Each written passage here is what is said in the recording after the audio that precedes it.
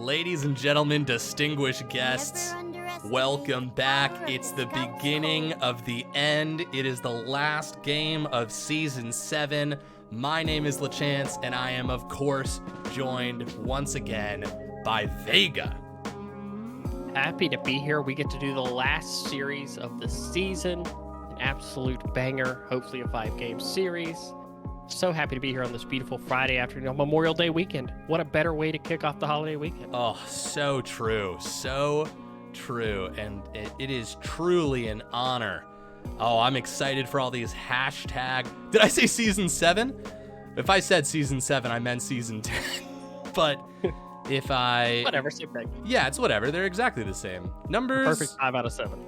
Perfect 5 out of 7. Numbers are just... It's imaginary. And as long as we all agree that the word means what we all want it to mean, and that's what it means. It's how language works. Very excited to see all these hashtag hork-ups. Hork-up. Can you explain this to me? Yeah. Explain So, hork-up. my dear friend, Buggleberry Finn, he's just his silly little minx. Well, this really all started with hashtag RevUp. This started with Revolution. Okay. Reverie Sparked. Reverie Sparked, yes. Oh, Marshmallow, what's up? Oh, been a minute, Marshmallow. Thank you so much. Yeah, this all started with Reverie Sparked, with everyone being like hashtag RevUp, and then all of a sudden everyone needed hashtags. So that's how Buggle was just like hashtag HorkUp. Like, what's gonna so be good. It's actually so good. It's so fucking weird. I just think of like goose or geese for some reason, but I don't think Panther Corp have one. Yes, less force, sorry, was it? Yeah, less force. Were you casting that? Was that Full Metal? Let me know. Okay, I think these fools are ready. Is this the real draft league? Because the name of the team is funny to me.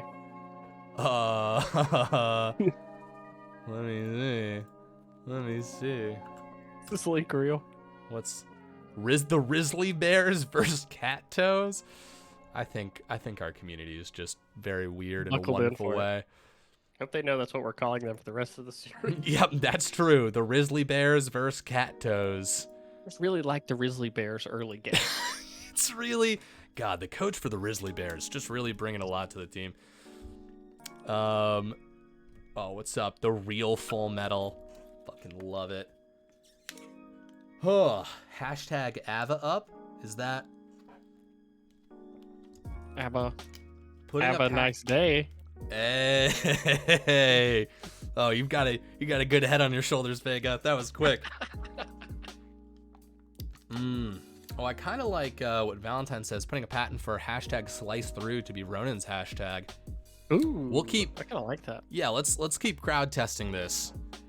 In my announcement post, because it's Panther Corp, so I did hashtag the Corp wants more, because these folks That's have. good. I like that. Yeah, right. You get a little bit of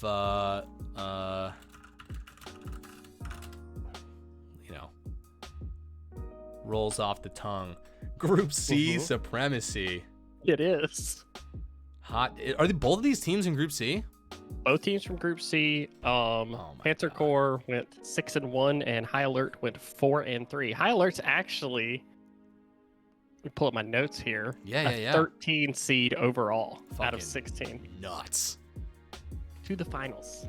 Pretty hypey. So they're kind of carrying the torch for Reverie Sparked, who they beat, of the upsets through playoffs. Yes. Yeah, this is the spirit of the underdog that High Alert has been fully imbued with.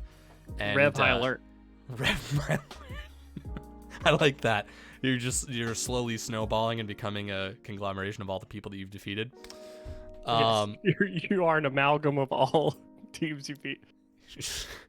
Now, this of course means that Panther Corp. I feel bad. Everybody is so nice in this league.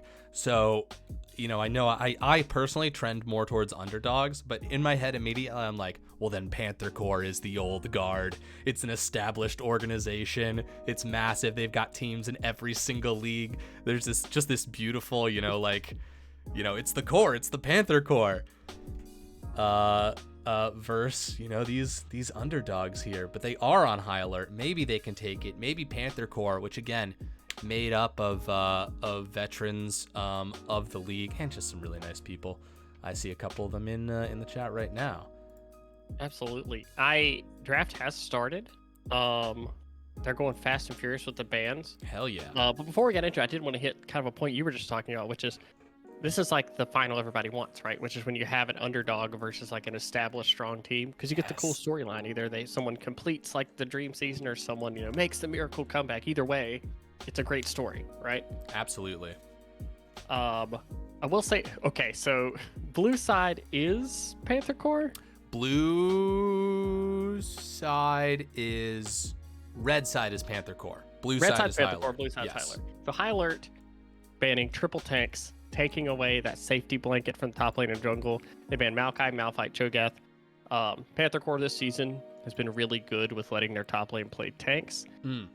Vice versa, on the other side, High Alert has done some really wonky stuff with Senna in the bot lane. All those fun comps like Cho'Gath Senna and like things like that.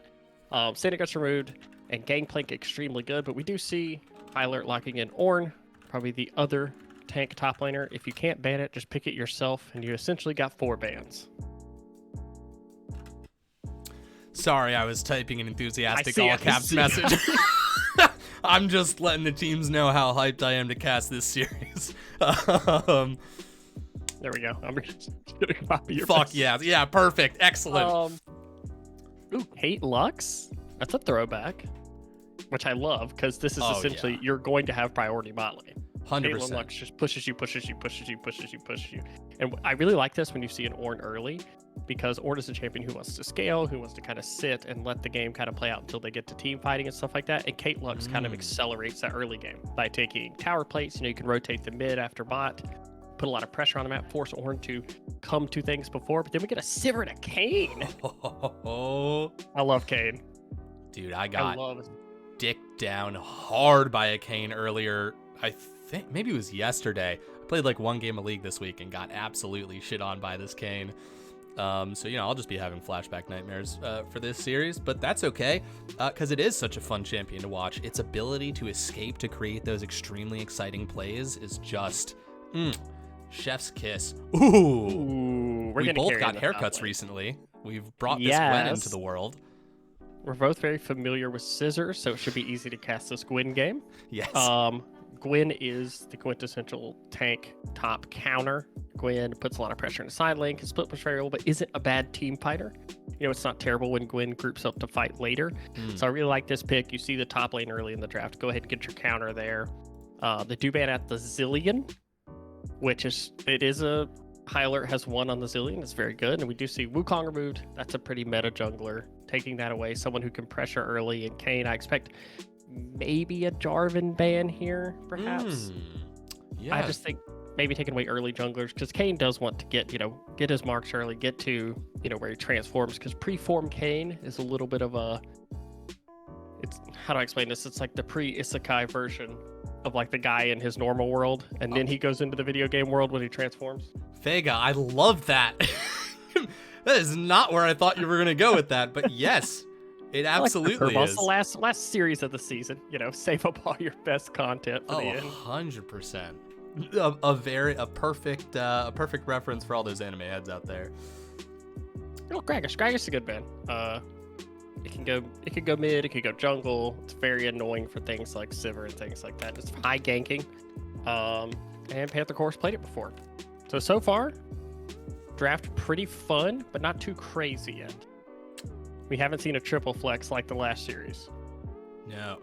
And, interesting. Hover in the lock-in. We got a little sad boy. I like that. There's going to be a lot of abilities flying at Sivir in these fights. So Spell Shield can be tough. It gives Amumu a lot of angles if he can go in and pop the Spell Shield with an E before ulting or something like that. Amumu's great. Also, if Kayn, wants to go into a team fight, get some damage, and then ult into safety. And Moo has a lot of stacked CC, the ult, the 2 stacks of Q that can keep him down. But Vigar is very good against a lot of these champions. Yeah, that's gonna be real nice. Ooh, and the brand. Now I'm just gonna throw this out here. The luck number. Oh, wow. He got AZ'd. Oh my God. I love Zed.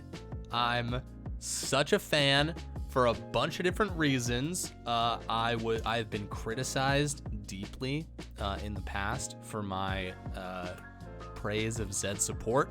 Its E has a slow that counts as crowd control. All right, so don't fucking knock it. But it's such an exciting pick to watch. And what do you think about that as an answer to Veigar? I love it. I just loved the attitude of game 1 of a best of 5. It's finals. We're locking Zed with our 5th pick on red side. It's definitely probably something they prepped. I think when you save your last counter pick for something like that, and they went with the Zed immediately. It didn't look like there was a lot of deliberation over what was going to come out. Right. And that's what Gwen and Amumu afford you, right? You have AP damage in the jungle top lane. You can take a Zed here. And I'm trusting that they know the matchup. There's a ton of scaling on high alert side. But now you get the pressure from the Caitlyn, the Lux, and the Zed lane that are all incredibly strong early. They're going to pressure incredibly hard. Yeah, high alert's going to have to weather the storm early in this game. But Zed, is not without his weaknesses.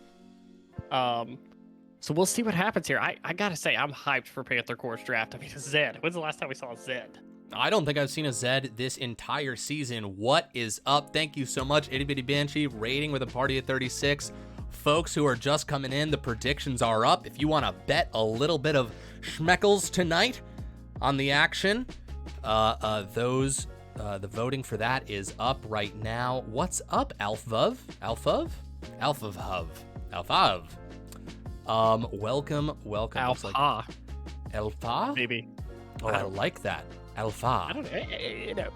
Phonetically, regardless of whether or not you stick around, Alphav, we'd love a phonetic spelling of your name, however you'd like that to be pronounced. You tell us. Rose, who's that? Under Orn, is that the old school? It's the new one. Ooh. Oh, is that not the I think that's, hold on, they're gonna lock it in client in a second. Yeah. Let's switch over to that client. I think it's updated because the Hecarim one is updated in draft law. Interesting. Now, by updated, you mean it's the sort of like new weird art? Is that Yeah, it's the new, it's the one we talked about it once where I was like, I like the new picture overall, like the splash, but when they reduce it down to just the icon, right, I don't like it as much. Yeah, it's like, yeah. I don't. It's Not like as high Hecarim. He just looks like Thresh Lantern. Yes, he does. Which would be a great little bit of lore if that meant something. But his head was Thresh's Lantern. It is not. He's like a dark horseman that just like rides around that like ghost country as a reaper. Yeah. Very Ichabod Crane-esque. Oh my character. God! Wait, is Ichabod Crane the headless horseman? No, wait, he's the guy, right? He's the guy who gets his head chopped off. Who gets his head by chopped the off? sword. Wow, you said that name and like my mind was just like zzz, like, wait a second, reach deep into your mind palace. Where is that from? There's some, I don't know what rap song it is, where someone says Ichabod Crane with the top off. And I was like, that's such a great reference. Like, most people are not going to know what that means, but that's a great line. That's awesome. Dude, probably like 5 months ago, I went to, Sleepy Hollow's the town, right? Yes. Yeah. Yeah. I went to Sleepy Hollow. I didn't realize that it was a real fucking town this whole time. Me either. I was I'm finding out right now. Dude, yes. It's like halfway up the state of New York. And I was just meeting a friend. I'm in New York. Dude, you could definitely make it there. It's an okay town. There's nothing like crazy there. They're like building a bunch of apartments on the river that's right there. So maybe more businesses will be coming in. There's a nice little main street there. Some good restaurants, but yeah, Sleepy Hollow's real, guys. It's not just in the stories. Okay, moment of truth. No, see. Okay, wait. It's Whoa. reversed in the other client that is. Wait, what is going? Yeah. It's reversed. It's like mirrored. I also. Oh, by the way, Yes, please. I have been informed that that Yes. is Colin, not Coffin. Okay, because I was gonna say coffin. I literally I just had a read that. I was like, feeling- coffin for sure. If they had not told me, I would have been like, that is Coffin. Okay, this is good to know. Real Full Metal. Oh, first of all, of course, you've got some people shouting you out in the chat right there. Dos Oh, Pesos. thanks, guys. I have pushed for everyone I know to watch this because this has been such a fun league to cast in. Fuck yes. Oh So my many God. people like, you got to sign up next season. If you guys all want to like play anything like this, it's such a fun league. So many fun people. Dude, yes. And It's you got to great. come back and cast. If you're interested, I'm, you're I'm, more than I'm on welcome. board. I'm on board. Hell yes. Fantastic. Coffin with 2 7s is kind of baller, though. That is true. That is true. Either way, great name. Oh, shout out to both of these teams. Regular season, obviously, it's a little bit easier to weave in subs, find scheduling times that work for people.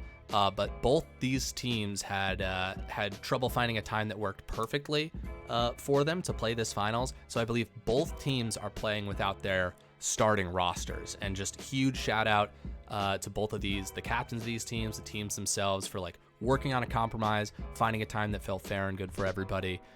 So just want to acknowledge the sportsmanship aspect of this. Real big ups to everybody involved. Yeah. Thanks, guys. Do we know who the subs are? Well, I know that Andy Gwen is normally playing in the top lane and is not playing. That's Right. on Panther Core. And of course, my client has just switched to the side where now I can't see Panther Core's names. Now we only see the other. I kind of think that Colin is a. Yeah, I think so. Yeah, Because Less Forces it is was helping Ghost. us out. Yeah, Colin was- for yeah. High Alert. Oh, so Ghost is jungling and Colin is the AD carry. Okay, yeah, okay. I was ahead of my notes. Ghost versus Versija was like a hype matchup, and I'm like, okay, scratch that. Colin versus Versija. Right, we're gonna move some things around. Yeah, is it? Hey guys, who knows how to say? Is it Versa's name? Versia? Verja? There's Versa? like a Z and an S next to each Versa? other, and I love them. They're a wonderful community member. We were talking about MMOs before, and I mentioned that I played a lot of New World with Versia when it came out. Verzija? Versija? Jackie boy, are we now messing up the phonetic? I kind of need a phonetic spelling of the Verja. Versia. Persia with a V. V. That Is it Persia with a V? Persia. Verja? Perversia? Well, that sounds like a different thing. Okay, they're saying it's pretty accurate. Persia with a V. So I'm gonna say Verja. Versia. Oh, with the V's in the front of the name. Yeah. Yes. Perversia is nothing. Perversia is not. That's no one. That's No, not her. no. No one is named that. Okay. It's Jesus. pronounced Verizon. It's pronounced. Thank you, Jackie boy. Thank you. Thank you very much. Wait, so Andy is now playing what role? Andy Gwen, I think, is on an island somewhere, sipping pina coladas, looking out at a beautiful baby blue ocean. Okay, I get to throw out my notes. Yeah, burn those notes that you Literally worked so two of hard the on. big points I made were about the 80 carry matchup in top lane with Andy, and so we can just forget that, guys. We're just gonna wing it and just dip into our knowledge here, our well-researched knowledge. I bear some responsibility. I'm realizing right now that I probably could have asked them for lineups and then sent those lineups to you. Well, it's fine because I did it this morning. Perfect. Perfect. This is encapsulating what is if you had told me that would be high budget. That would be a well-functioning Right. machine. This is low budget. Is me showing up to the cast and being like, "Hey, I don't know who the rosters are. Nothing I have is ready." No, this is perfect. This is perfect. We very I intentionally prefer this. built in, this little this excuse button into our name. Yeah, so that way if I say anything wrong on this cast, I can say, well, it's not my fault. I didn't even know who's playing. Oh, yeah, man. Hey, listen, we say low-budget LCS. It's not a bit. It's a promise. We're being upfront and real with you guys. Can you share screen? Oh, my God, yes. Of course. Thank you, thank you, thank you. Absolutely. We sharing. Perfect. Beautiful. Hell yeah. Real metal. Hold on, full metal. Yasuo support? Okay, don't say things you can't take back. You gotta play Yasuo Yone bot lane. Oh, Me and Itty Bitty Banshee brothers? did that. That's great. I love that. If you can survive to 6, it's pretty fun. Oh, I bet. I love the unconventional lanes are the spice of life, you know? We did a stream where people could donate $5, and if they did, or subbed, they could pick any champions they wanted for us to play. Beautiful. Oh my God, Billa. Oh. Wait, look at this cute little Moo. Oh, I love that. He's so adorable. What skin is that? It's Inferno Moo, but I think it's with a chroma. Yeah. Oh, that's great. Oh, poor little baby's getting hunted right now. Oh, the whole team. You think someone's going to flash for this? What's their engage tool? They don't really have it. They don't have a hook or a stun. They've got Ornn, but he's got a hit to rain too. I guess you could take Cage. It feels really bad to like flash so Cage. bad. Yeah, okay, yeah, he already took you. Oh, good. So tempting. Listen, if I was shot calling, we would lose the game because I would have us blow everything to get that Amumu. But they kept their head on their shoulders. They pulled back. They weren't tempted by that sweet, what I want to say, I don't know what flavor of Amumu that would be. That looks sort of like a fruit punch flavored. If that Amumu was a gusher. God, you remember gushers? Oh my gosh, I love gushers. Holy shit. Wow, gushers were a real gushers. And then what was that kangaroo snack? You know what I'm talking about? Yeah. What's it called? I was a big fruit by the foot guy. Dude, fruit by the foot. Oh, nothing better than taking a fruit by the foot, something that is lovingly sort of made into this like long wrap that you can eat in a super fun way, and just ball that shit up and make a fist-sized ball of fruit by the foot and shove it into your mouth. Don't say that. Don't say that. Stop saying hurtful things. That is exactly how I ate that snack. There's no better way in my head. I'm like a person who bites the middle of a Twix. Yes, exactly. Exactly. Ooh, a little duel up here in the top lane. Also, Brand Sivir with a nice little push down here in bot lane. Yes, you talked about the strength of the Lux Caitlyn and how many projectiles, how much damage they can put out, and who would have thought that the other lane would draft a very similar kind of lane. Brand, if you land skill shots on Brand, he can be one of the most annoying supports to play against in the game. Just because of the sheer damage. Ooh, Slothman going right in. Are they going to commit to the bit? Not just yet. CC doesn't land from Verja. Verja with a V. Gonna take a little bit of damage from this Brand. Getting some auto attacks in. There it is. Colin with the patient auto attacks and good trading from Chanter here.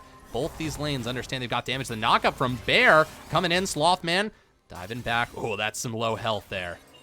Oh, beautiful picture perfect on the ward, but trading in that damage. That's the stun coming through onto Verja. Verja having to back off the spell shield coming onto Colin. Auto attacks raining down, getting rooted right there. The exhaust, the flash away, but the first blood goes to Colin as Colin puts him in the coffin. High alert, putting this bot lane on high alert.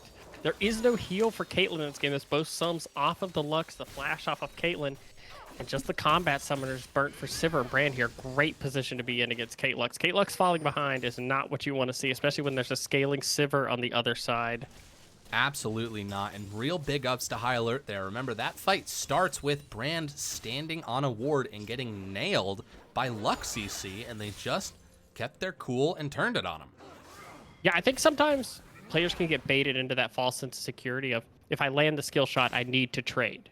Right. Oh, Brand maybe sticking around a little bit too long. That's going to be Lux CC landing a really well-placed E from the Lux. Remember, it's a slow field as well. That's going to be the trap. The headshot comes through from Chanter. One more auto. Oh, scared me a little bit. And that, actually, we missed a dive on the top side. Yeah, looks like Ornn does get the flashbulb, but does survive. Mumu paying a trip up there. It's a good time to do ganks because Kayn is relatively inactive in the early game. Needs to farm up, get a couple levels in. So Mumu has a couple windows here to make plays. Oh, something happening here in the mid lane. Frog guy finding his way back. That's the Ignite coming out from Blue Moon Jelly. What a sick summoner name. I love that. Sounds That's like a great name. The beer has now made a jelly that you are meant to eat while you drink. Can we point out that in this game we have Frog Guy against Sloth Man? Wow. Wait, that's amazing. I did not notice that. Actually, two animal-themed man names. Love that. Which is pretty great. Love that. Little Robot Man swinging in with little Chancellor Stones. Robot Man, what's up? Welcome to the stream. I'm sorry that you missed predictions because I know just how incomprehensibly wealthy you are when it comes to Schmeckles. You are certainly a Schmeckle lord. Totally agree with you, Rescued. Both bot lanes do look annoying. Absolutely. Cage goes down here. Blue Moon Jelly taking a little bit of poke cut up to the top lane. Just a little bit of back and forth, some trading, and a nice little dragon sneak happening here. Panther Corp picking up Dragon 1. Being a Cloud Drake means we're going to get an exciting one, which is nice. Level 6 is starting to tick across for most places, so you can see a little bit more playmaking. Caitlyn Lux starting to get that poke down onto Sivir. Sivir did get a plate here, which is really nice. Any early gold you can get a Sivir to kind of race yourself to the point where this lane isn't as bad. Yes. The other problem is you only have one spell shield, so you have to be really disciplined with it. If Lux Q hits, do you spell shield the trap, or, don't blow your spell shield on the Lux E where she's trying to pop it. Lots of playmaking in there. Meanwhile, top lane, going about as expected. Gwen is a counter pick. It is going to pressure Ornn. Ornn wants to just hold on to the rails until late game and give all of his friends really nice presents. Ooh, Ghost coming through the walls here. That's Ornhorn being called right there, but Ornn does go down. Slothman still low, but this is kind of dangerous. Slothman kind of gave himself up for dead for a second there, I think. I feel like an auto or two was missed, and I think there was still a lot of damage in that Gwen.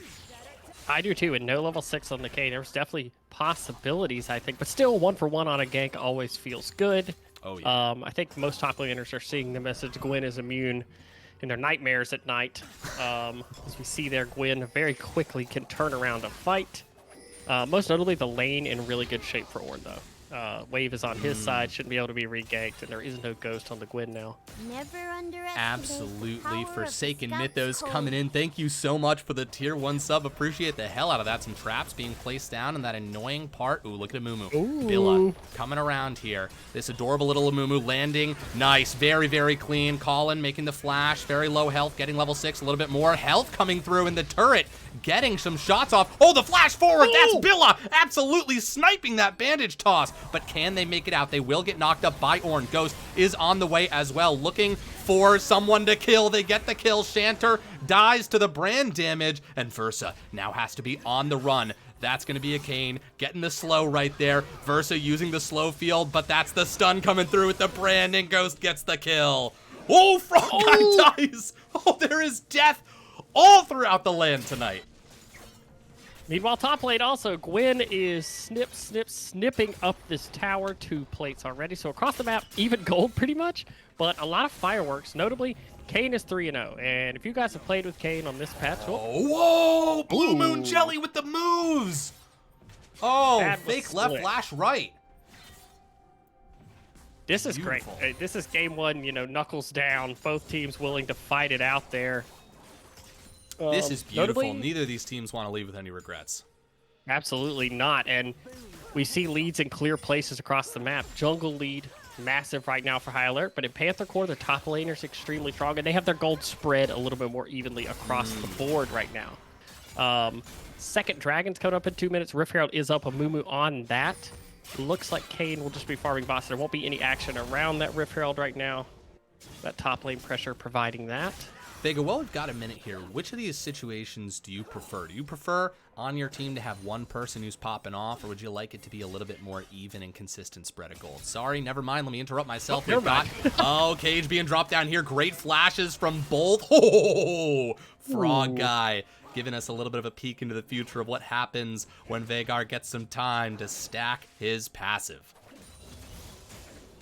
Great move by them. They know they can't contest on the top side. The Rift Herald's more than likely to be done, so Veigar takes that opportunity to roam bot, gets the flash off of both people down there. So now if Brand lands a combo on somebody, level 6 on the Brand, very easily could turn to a kill. Action happening right here. Ghost actually taking a bit of damage. Holy shit, I considered him to be the one who was popping off, but now his health bar is dropping quite fast. Billa buying their time, looking for another moment to grab the bandage toss, but they don't need it, and now they turn on to the Ornn right here. Ult being used by Gwen, and a forced flash over the wall. Some skirmishing down here in the bot side as well.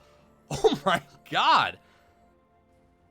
So, to your question earlier, I like to have it spread out more Sure. for such as that. There's a clear place to attack, and also, even though Kayn was 3-0, he's still pre-Isekai Kayn. Right. So he's not quite gotten that buff yet, right? He's still in his regular world with his regular people. Right. He hasn't found his way into the video game world. Ooh, look at this. Colin. It is so hard not to say coffin. Whoa! The timing on those abilities, popping the spell shield. Great use of the shield from Verja as well. Onto, onto the Caitlyn. Oh, wait, we got Cage being dropped right here. Blue Moon Jelly looking, popping that Ghost Blade.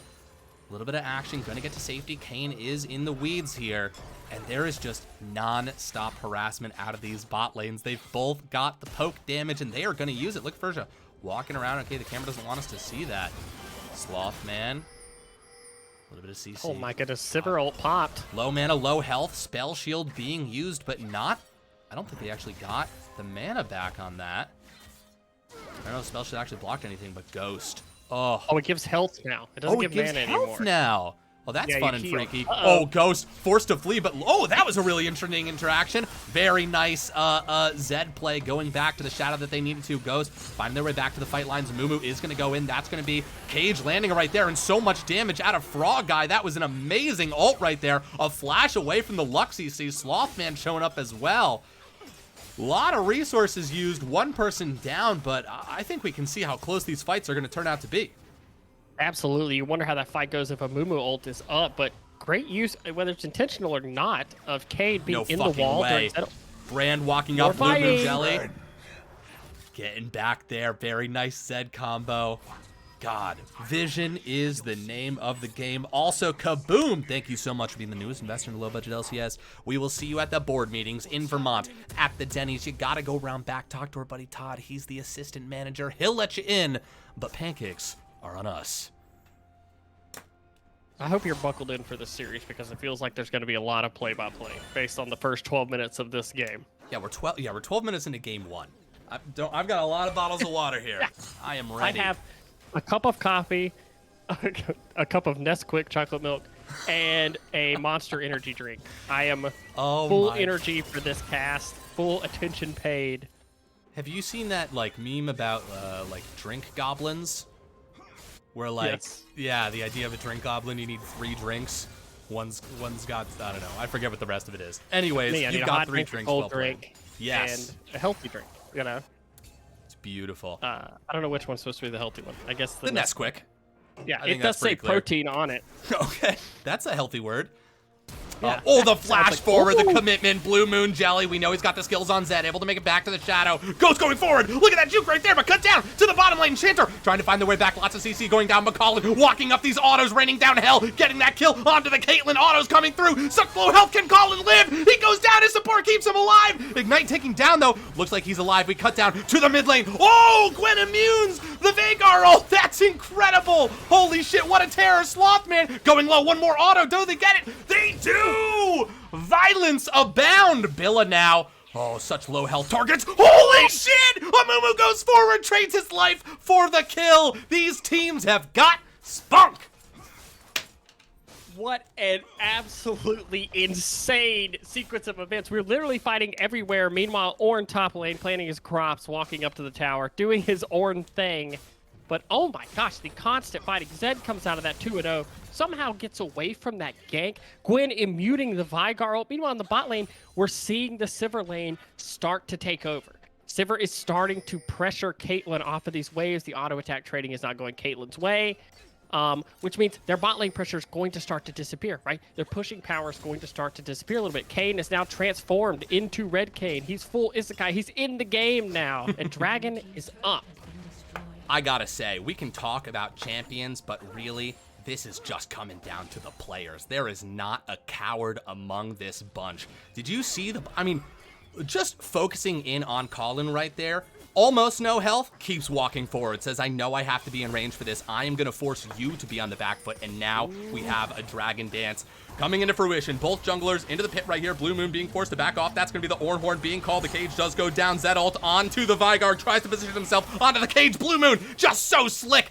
Very much like the shadows themselves. Dragon is going to start respawning, getting some health back right here. A little bit of poke from that Lux, but in the end, ultimately, looks like Panther Corp is backing off for the time being. But Billa on a solo mission. Is this a suicide mission?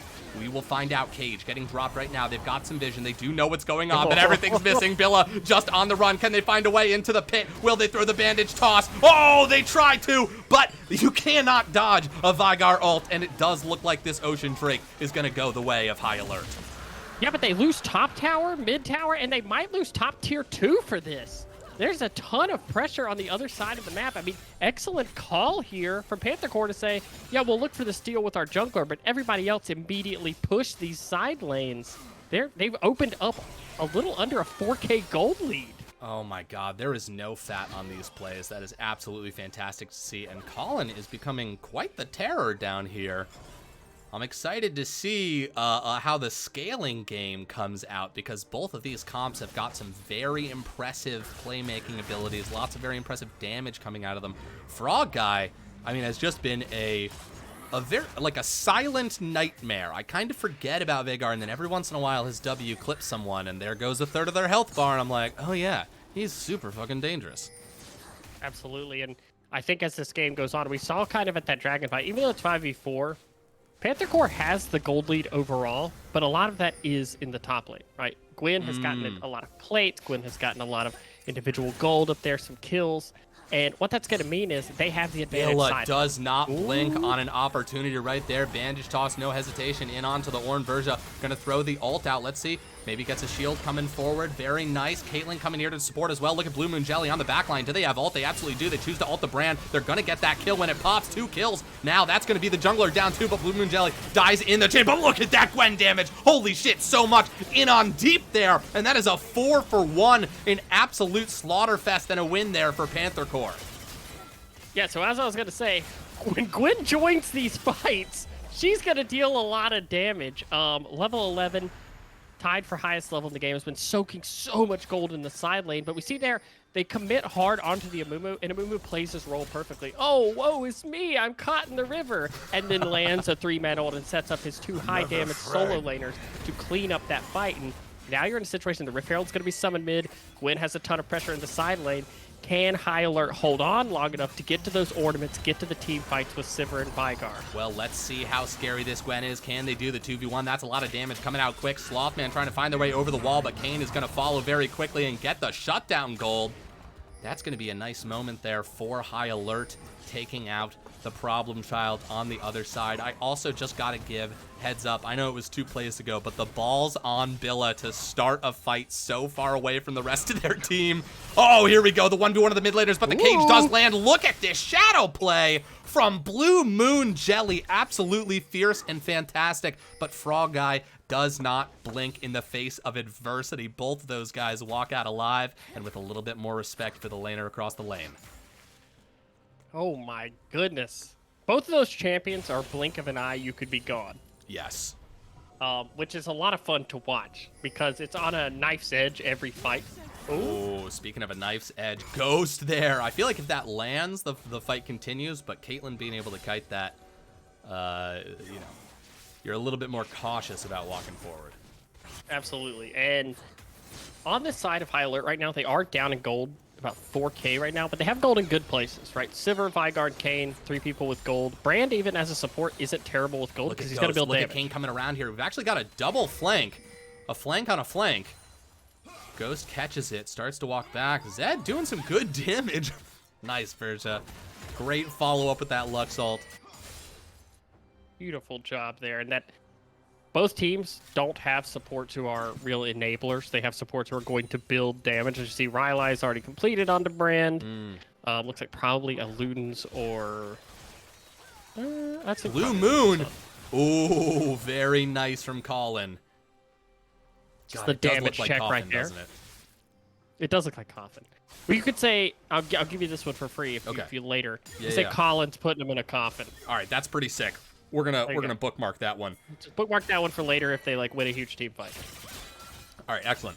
Everybody in the chat just pretend that like we made that up on the fly though. Yep. Also, Momentums. Thank you so much for being the newest investor in a low budget LCS. Thank you so much for the follow. We appreciate the fuck out of that, and I mean that. Bear walking up. I called him. We are at a point. Oh, go ahead. No, my thing was dumb. I was just gonna say, No, oh, I wanna Blue hear Moon it Jelly. now. Okay, I will say it. I swear to God. But here we go. The assassins fighting each other. An absolutely great ult here from the Zed. Kane countering with an ult of their own. Will the fight continue? No. Simply testing each other's abilities. Master and the Apprentice shaking hands in the river. Oh my God, Blue Moon now in a really tricky spot right here. A good flash over the wall, but they are out of movement abilities. They've got to wait for the cooldowns to come back, but there is just nothing. That is going to be the shutdown onto the Kane, and the Dragon is now up for grabs for High Alert. Yeah, but they've started Baron on the other side of the Oh, Panther Core! The Core wants more! Never settle for what is going on. Take fate into your own hands, and they are already 90% of the way. That is a Baron. Oh my God. Baron and a mid, or Dragon and a mid later traded for Baron. Who do you think comes out in the lead in that trade, Vega?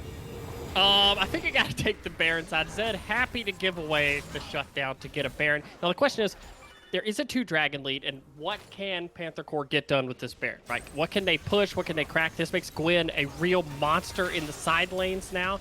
They are gonna get the shutdown gold off the Dragon and this tower, which is really nice. Yes. But High Alert has to hold on for the next couple of minutes here during Baron. This is going to be a point where Panther Core can push this game to the breaking point. 2 towers, actually. That's nice. 100%. And I'll say this, though. Look, it's 21 and a half minutes right now. This is pretty early.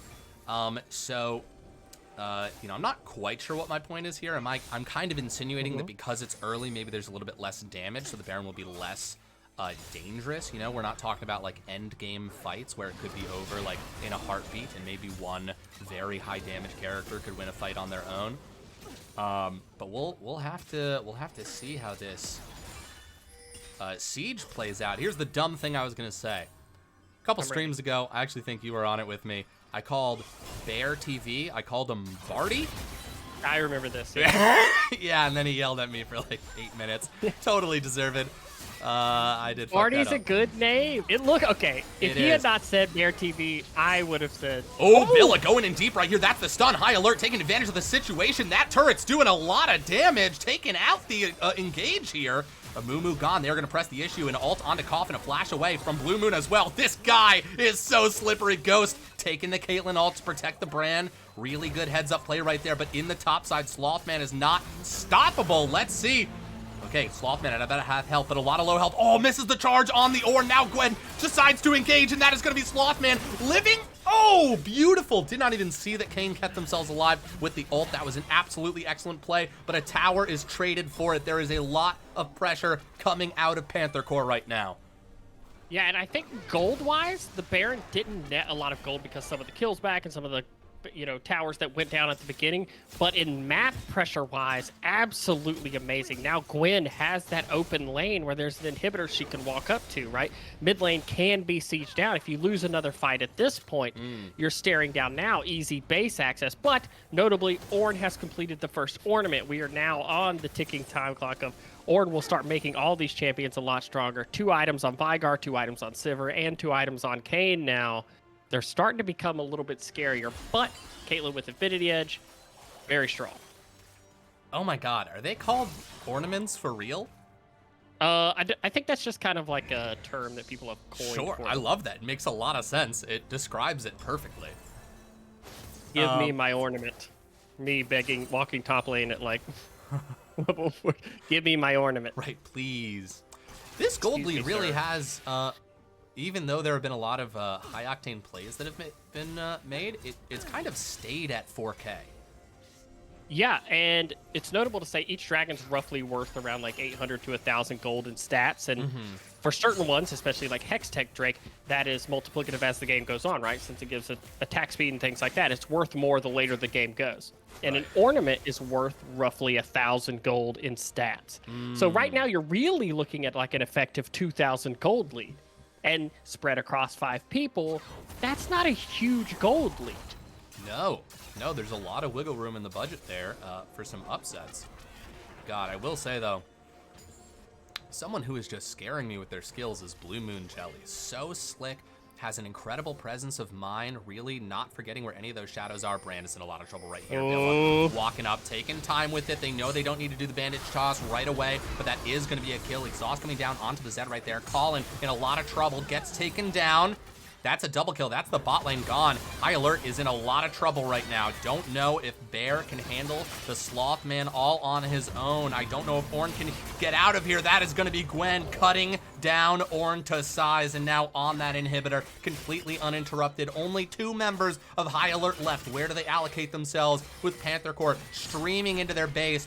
2 open inhibs right here, 1 about to fall. 1 goes down. They've got a little bit of a wave. 2 waves coming in right now. Second inhib sure to fall as well, and I think High Alert is just looking to hold. That's the cage down. Massive CC move down on a flash forward from Ghost. That 3 members knocked up. Brand walking forward, getting a lot of damage down right here. That's going to be Billa getting taken out of the fight. And look at this, Shanter, Verja, low health right here. Ghost wants to continue, wants to press the issue. No Lux CC lands right there. Traps being placed as a rear guard. They've got a lot of Lux CC that they can throw back, and Zed harassing brilliantly as well. Yes, Panther Corp is, oh my god, goes back to Frog Guy, says I can get the assassination, but the CC lands. Can he get that kill? Frog Guy goes golden, but we know he knows where the shadows are, and the Zed does it. Blue Moon Jelly is on fire tonight. But Colin walking up, getting these autos off. They're a little bit stuck between a rock and a hard place right here. They're gonna get that damage down onto Slothman. Colin getting these autos off, backing up so that Lux doesn't deal as much damage as they could. Kale does end up living right there. Colin's gotta get these autos, weaving them in. Ornn walking forward, but there is no Ornn horn. Fuck me, I hate the fact that the spectator client does this. Fix your goddamn fucking game, Riot. You have millions of billions of dollars. I've given you a lot myself. Ornn going down. Quite low right here. Slothman is going to chase them down, but holy shit! Bear turns it, flips the script, and gets the kill on Gwen. This game is absolutely delivering for a game 1. We see the back and forth. What looked like this is going to be a great pick on a Mumu. Dragon spawning. They have no jungler, but the sheer fingers from Blue Moon Jelly, just the ability. Watching someone that good at Zed is such a treat. Just absolutely amazing shadow placement, constantly getting cooldowns burnt by zipping back and forth. The second they break formation, he's back in, and they just out-team fight him out. There's 2 inhibitors down. That team can't stay out on the map fighting. High Alert needs to heal their base. They need to go back, and great job by Panther Corp, just keeping them on the map, constantly hands checking them. And this game won 18-17 at 27 minutes in. But Panther Corp's map play has been an absolute treat to watch. Dude, absolutely. I feel like we're watching key fundamentals be played so well, and High Alert has been rising to the challenge. I genuinely think we're going to see a series where both of these teams improve just by playing each other. They're clearly a very, very even match here. Ornn walking in, Ghost going up as well. That's going to be a nice shadow dash away there from Blue Moon Jelly. I don't really know what the name of the ability is. I kind of want to now if he's going to keep playing Zed, because this dude fucking slaps at Zed. I gotta say, that last fight, Blue Moon Jelly was just waging guerrilla war on the back line. He wasn't always there, but the shadows were. Here we go, CC landing in. Billa is going to go in. Ghost taking quite a lot of damage right there. Gonna Kane ult to buy themselves a little bit of time, but they need the rest of their team to save them. Colin has shown up, getting these autos in. This is going to be the Ornn horn getting called, but where he is, okay, 2 getting knocked up right there. Doesn't get the knock up on Sloth Guy because he goes golden and Amumu on the backline, acting as an assassin onto Ghost right here. Kale walking forward, this brand damage coming through onto the Amumu. Ornn trying to hold the line, another bandage toss. Billa gets the kill. Ornn falling as well. The defenses begin to crumble as Panther Corp cleans up. Absolutely insane fight right there. The Amumu sniping Kane out of the backline, and you see how much space Gwen creates in the fight. The second Gwen is in the fight, every champion has to turn what they're doing and deal with the Gwen, and what that means is the other 4 members of Panther Corp get free reign to just deal damage. Caitlyn goes untouched in the fight. Ooh, Sivir spell shield down. Ghost has to be the engage. They've got a lot of minions. Look at Blue Moon going around trying to get Colin as well. They are now onto the turret. That's going to be a Zed ult onto the Sivir. Now the Nexus is open. Caitlyn just free hitting onto this Nexus. They want this. Can they stop it? It does look like yes! Panther Corp takes game 1.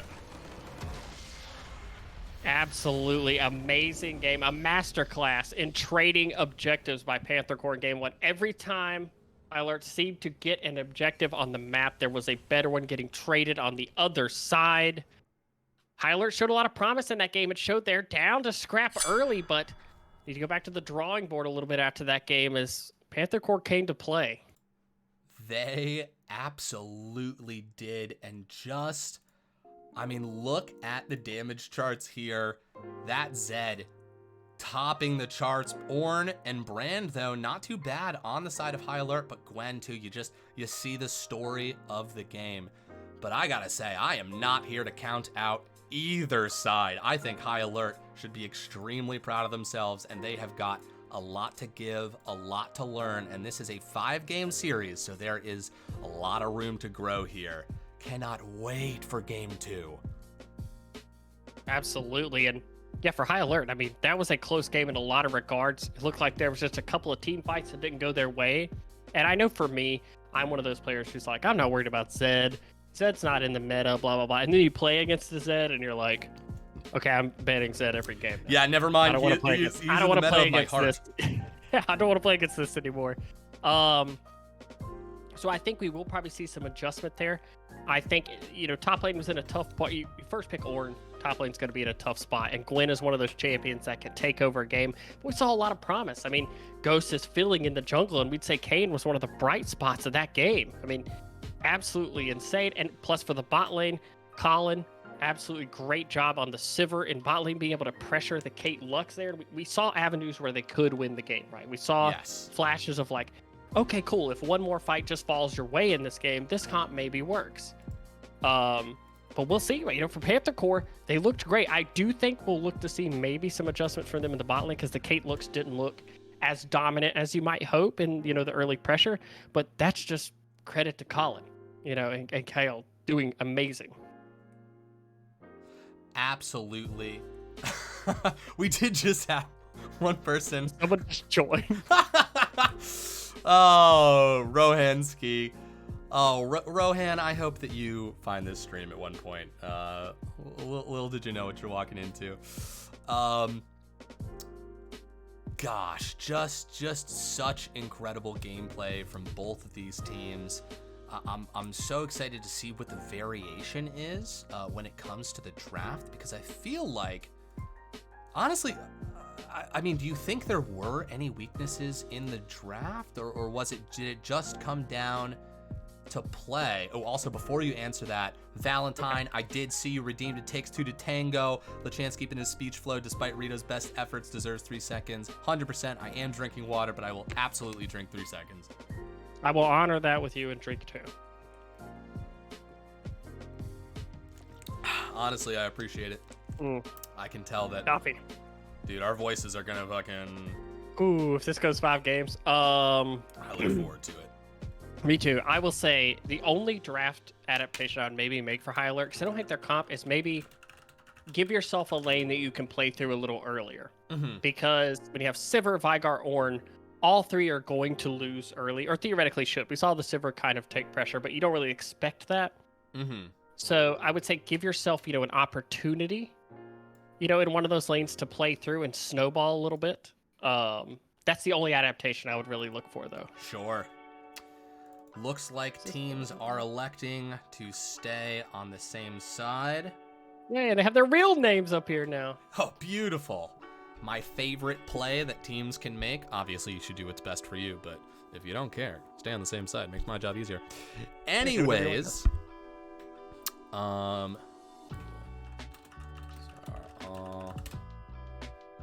perfect. All right, well, let's see what comes through here in game 2 of the commercial finals of the low budget LCS. Once again, the last game of season 10. Not at all season 7. Not season 7. I mean, It's the 7th season since season 3. That's true. That's very true. Never forget that. It's true. I mean, well, is there going to be an adaptation? So they banned the Maokai and Malphite. Last time they banned Cho'Gath here. This was Cho'Gath ban last time. We'll see if they decide they would rather deal. Well, the problem is Cho'Gath counters Ornn also. So if your game plan is around playing Ornn, you really probably don't want to see either of those champions. Right. But maybe they have another thing in mind. Maybe we see the debate over the last pick here. Maybe listening to stream. And it's a Victor ban. Okay. That does mean Zed's on the table. But also, now that you're aware of Zed, your mid lane picks that you blind can be different. Right. You can, be like, oh, okay, we didn't really know that maybe Zed was the thing. I have stuff I can play into Zed. I just didn't know Zed was a possibility. But I'm interested in first pick because they chose to stay on blue side, which usually means you have something in mind that you want to pick away, right? There's something you want to first pick. Right. So that's usually the trade-off. Ooh, and it is the Annie, which was banned in the second rotation last game. Annie, a very good champion, whether it's played support or mid. I expect this probably to be mid. And much better into Zed also. A lot of stun. You can trade early with your range. She gives herself a shield. She doesn't quite get popped as easy as some of the other champions. And it gives you a little bit more instant engage, right? As opposed to the Vygar, whose cage has to set up and a Seraphine over. And now, I mean, some of the comments we're making about this Annie, I start to wonder, can the Annie get close enough? You kind of got to flash stun if you've got something like, you can't really walk up to that Seraphine. And the Jinx. Ooh, Jinx. The mainstay in pretty much every meta, every tournament, every competitive league. Jinx is good. She's just a good AD carry. Her laning is fine. She pushes well. She scales extremely well. She's finally getting nerfed next patch. Oh, please. Yes, we get a Nyla. Nyla is so fun. Can you explain Nyla to me at a certain point when there's a break in all this? Yes, we'll do it in our 3-minute interlude. Perfect. So fun, such a fun champion. I really want to know what they pair with this. There's a lot of good pairings, a lot of healing. Some people like to play Melio with it. Some people really like the Nami or Soraka. Ooh, Vi. Vi is the quintessential counter that you want to pick against Jinx. Jinx, wants to sit in the back thing. You have to have the timeout button, as we've talked before. It's time to come in from recess.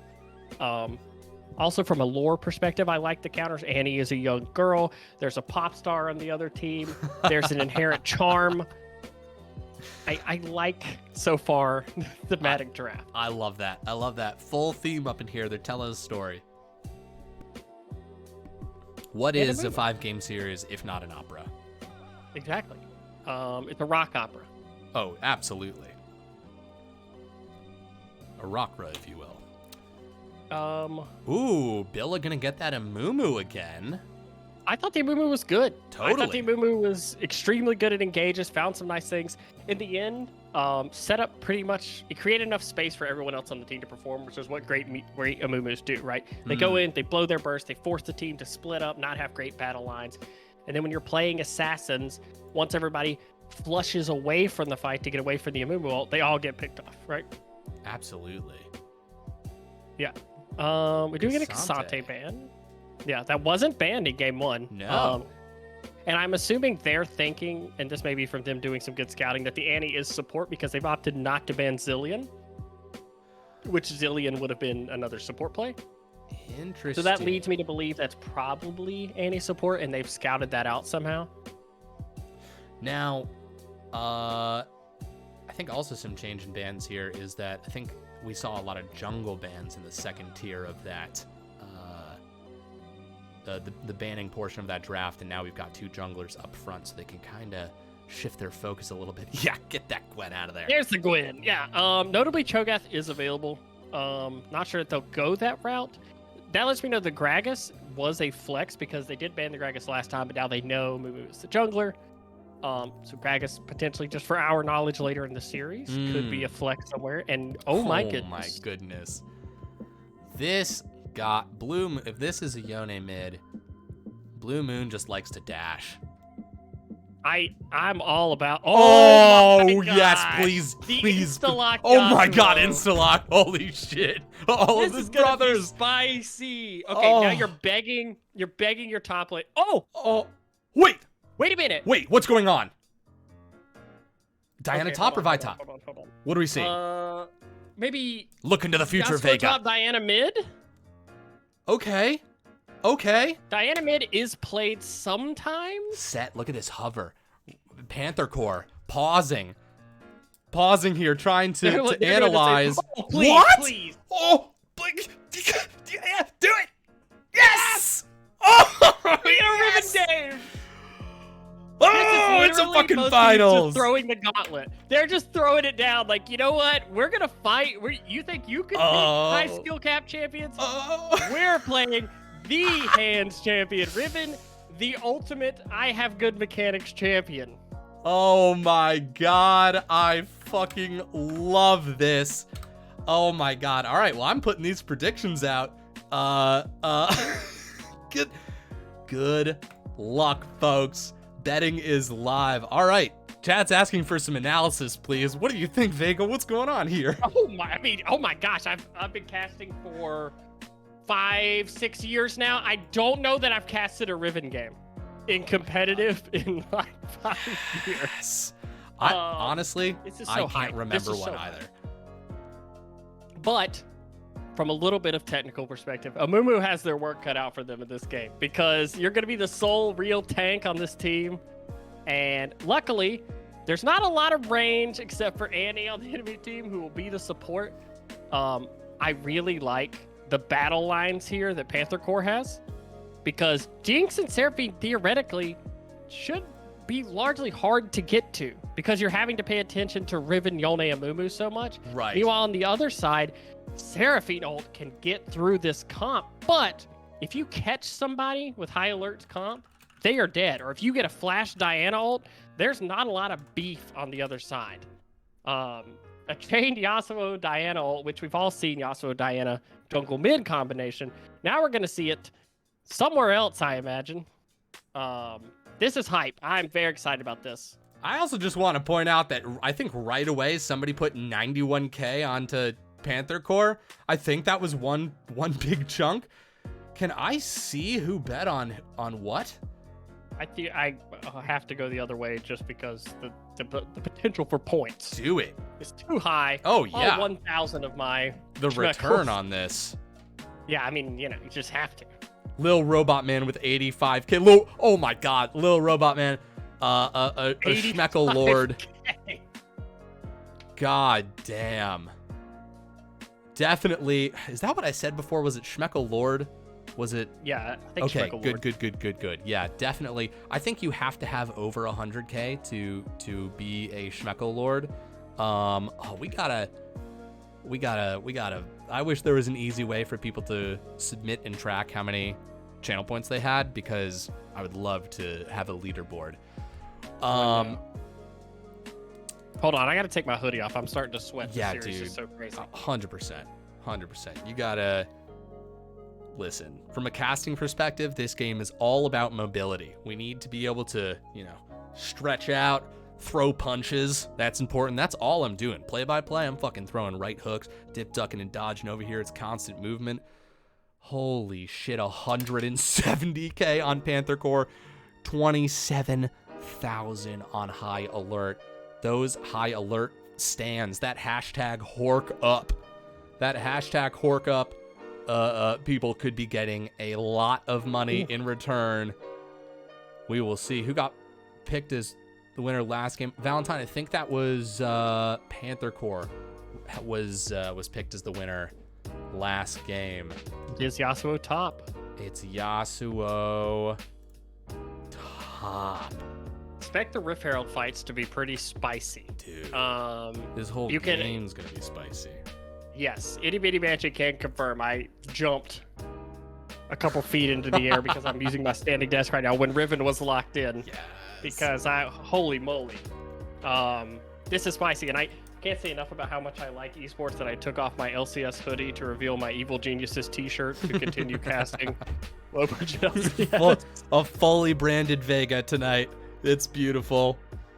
Yeah, this is exactly what you want out of finals, right? Oh, yeah. High energy game one. No one seems nervous, playing safe. They're all just knuckles down, fighting each other. Game two, they say, you know what? You know what we think we did wrong in game one? We didn't fight enough. So let's just pick more stuff to fight, and let's see if we could just outfight them. It's honestly beautiful, and when it comes to fighting, both of these teams showed their prowess last game. Game one, they were up in each other's shit nonstop. And I kind of think if you stop playing like that, the other team is just going to bowl you over. Like, I don't know with teams that have such, God, you know, sometimes in animes and manga, you'll like get a character and then they'll show you their like power sheet. I don't even know what sort of data spread that is, but you know, it's like, yeah, consistency, spiritual power, yes, physical prowess. Yes. Yeah, We've all seen Yu Yu Hakusho. Yeah. Yes. Absolutely. Or Naruto does them nonstop. Like, okay, Beautiful. Rock Lee only does taijutsu and nothing else. Yes. Both these teams' offensive capabilities are stretched to the furthest point at this point, and I'm so here for it. Okay, now's our chance to talk about Nile. Yes. Oh, wait, hold on. Or Give me Neela. 2 seconds. I'm just Go going ahead. to shut this door because I've been screaming. And I want to give my neighbors at least 2 more inches of barrier between my voice and the walls.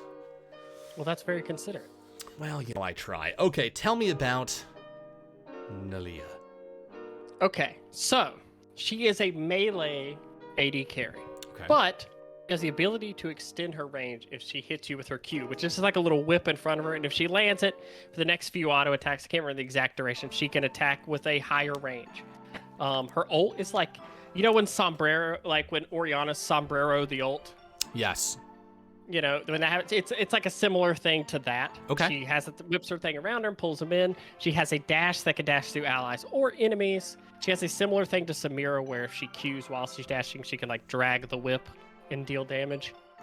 And her W is she can herself and anyone she touches, it blocks projectile like auto attacks hitting them. So, in my theory, what's probably going to happen, or their plan is in this bot lane, is the ults obviously have clear synergy. If you land one, you're going to land the other. Right. But also, Annie's shield speeds you up. Oh, So yeah. if you land the Q on Annihilate, you have a lot of run-down ability on this bot lane. You know, you have the ability to get on top of the Jinx, pop the Neela ult. Once the Neela ult's down, Annie can ult, you know, or, hey, Neela, you're going to dash in there. I'm going to speed you up so they can't get away from you.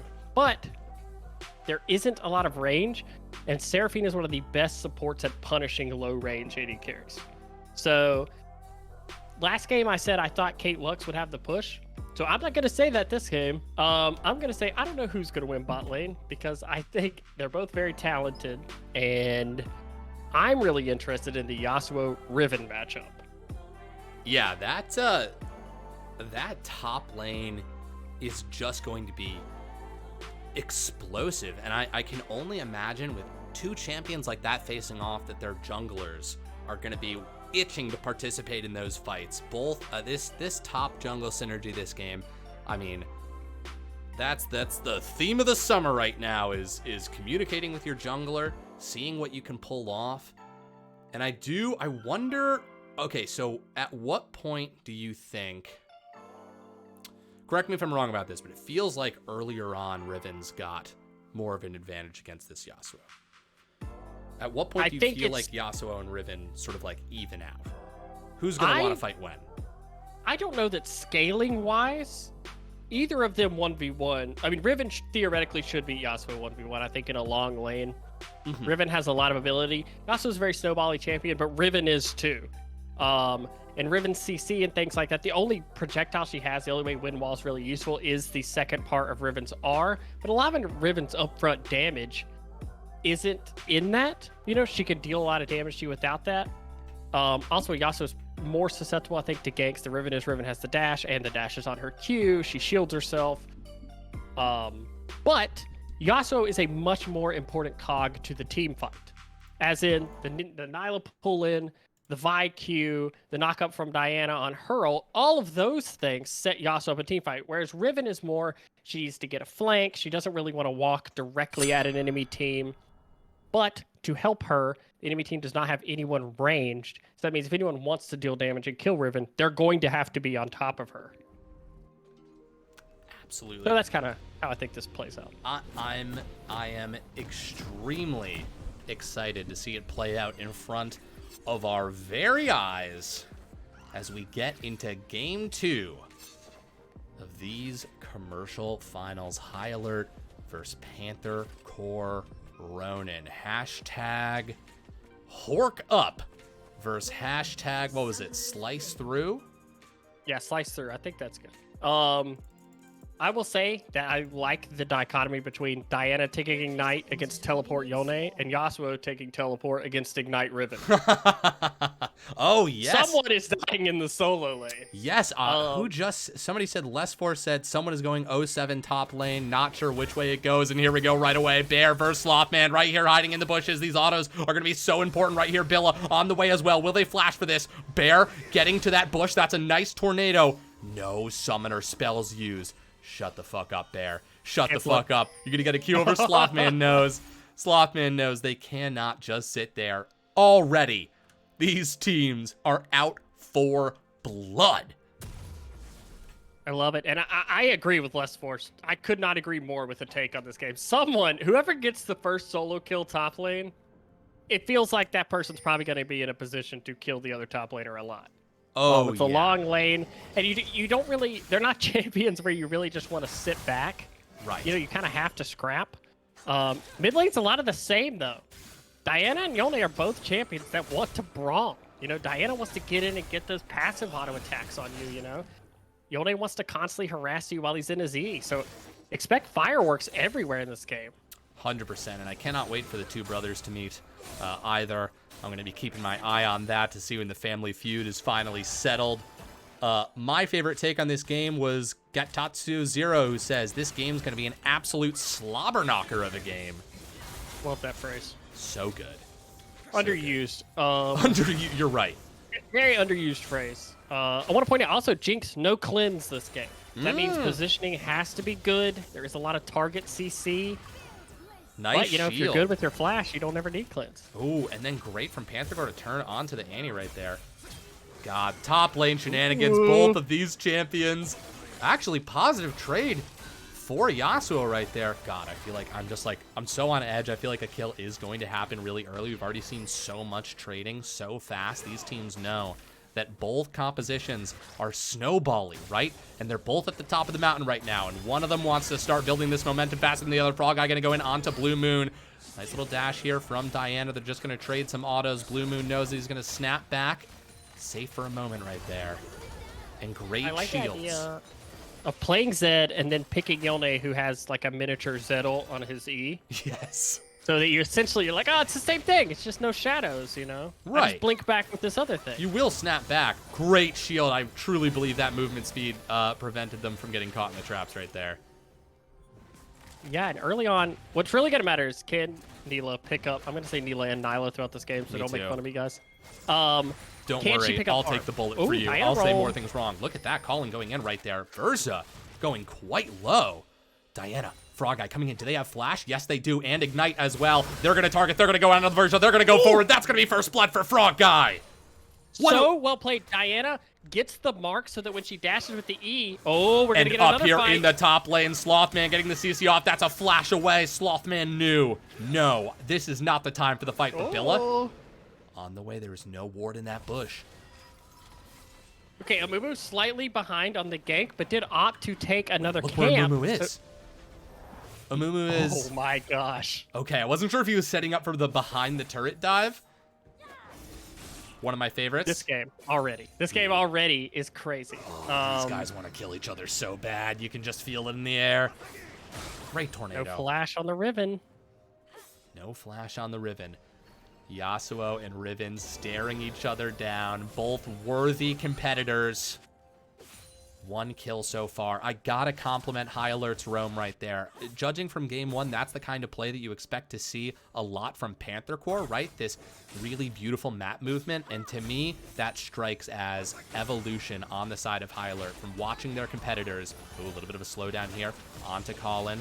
Very nice stun from Annie right there, stuffing that Jinx as she walks up to get those rockets off. A kill down in the bot lane could be catastrophic, especially when you've got range into less range. Okay, Blue Moon Jelly going forward. Frog Guy going to take a little bit of damage right here. 1 level down, but the trade so far relatively even. Ghost level 3. Billa down here. Uh-oh, catches the Amumu. Camera doesn't decide. Let's see, can Billa land it? Ooh, bandage toss. A little bit wide there. Good instincts to hold it, though. And notably, they've been denying the base of high ground all this time. Oh, High Alert not able to get back. And the longer this goes, the better it is for the side of Panther Corp. They've got the health and mana. Look at Vi coming back around. This could be the fight that they're looking for. The charge up. This CC has to connect. They go for the Jinx. That's the exhaust going down onto the Ghost. Ghost, he's slowed down, and Billa now coming down too. These are lots of low health bars on the side of High Alert. If they have flashes, they're going to need to do it. 2 dashes from Colin right there, and the Billa lands it. Billa lands the bandage toss. That's the heal. That's the flash. The second bandage toss. The exhaust. He's in tower range though. 2 turret shots. Oh my God! How did nobody die in that? I have no idea how everyone is alive from this, but High Alert living on the edge. And I want to point out, we saw the roam early from Diana. We saw a similar thing last game from Vigar, remember? Roamed bot lane and got the double flash. This time... Blue Moon going in right here. Okay, sorry, please, carry on. No, you're fine. I'm looking, I'm like, oh my gosh, every second. But this does afford them a dragon. The bot pressure does do that. And finally, it looks like Nyla will get a base off here in a second. Probably just going to clear that wave and go back. Yone has pressure mid. Now, I will say this. No kills from that bot lane fight, but that does net them the dragon. Yep, and notably also, there's windows from both teams here now, right? You have the heal off of Nyla, you have the exhaust down, but also you have no flash on the Seraphine or the Jinx. So Diana's level 6, has the flash ignite up. There's opportunities if she can get this shoved in to roll. Here's the charge up by going in, but the CC does not land onto him. Let's get the flash here. Feels like every time a flash is up, it's going. Is this a fight? Let's see, top lane right here.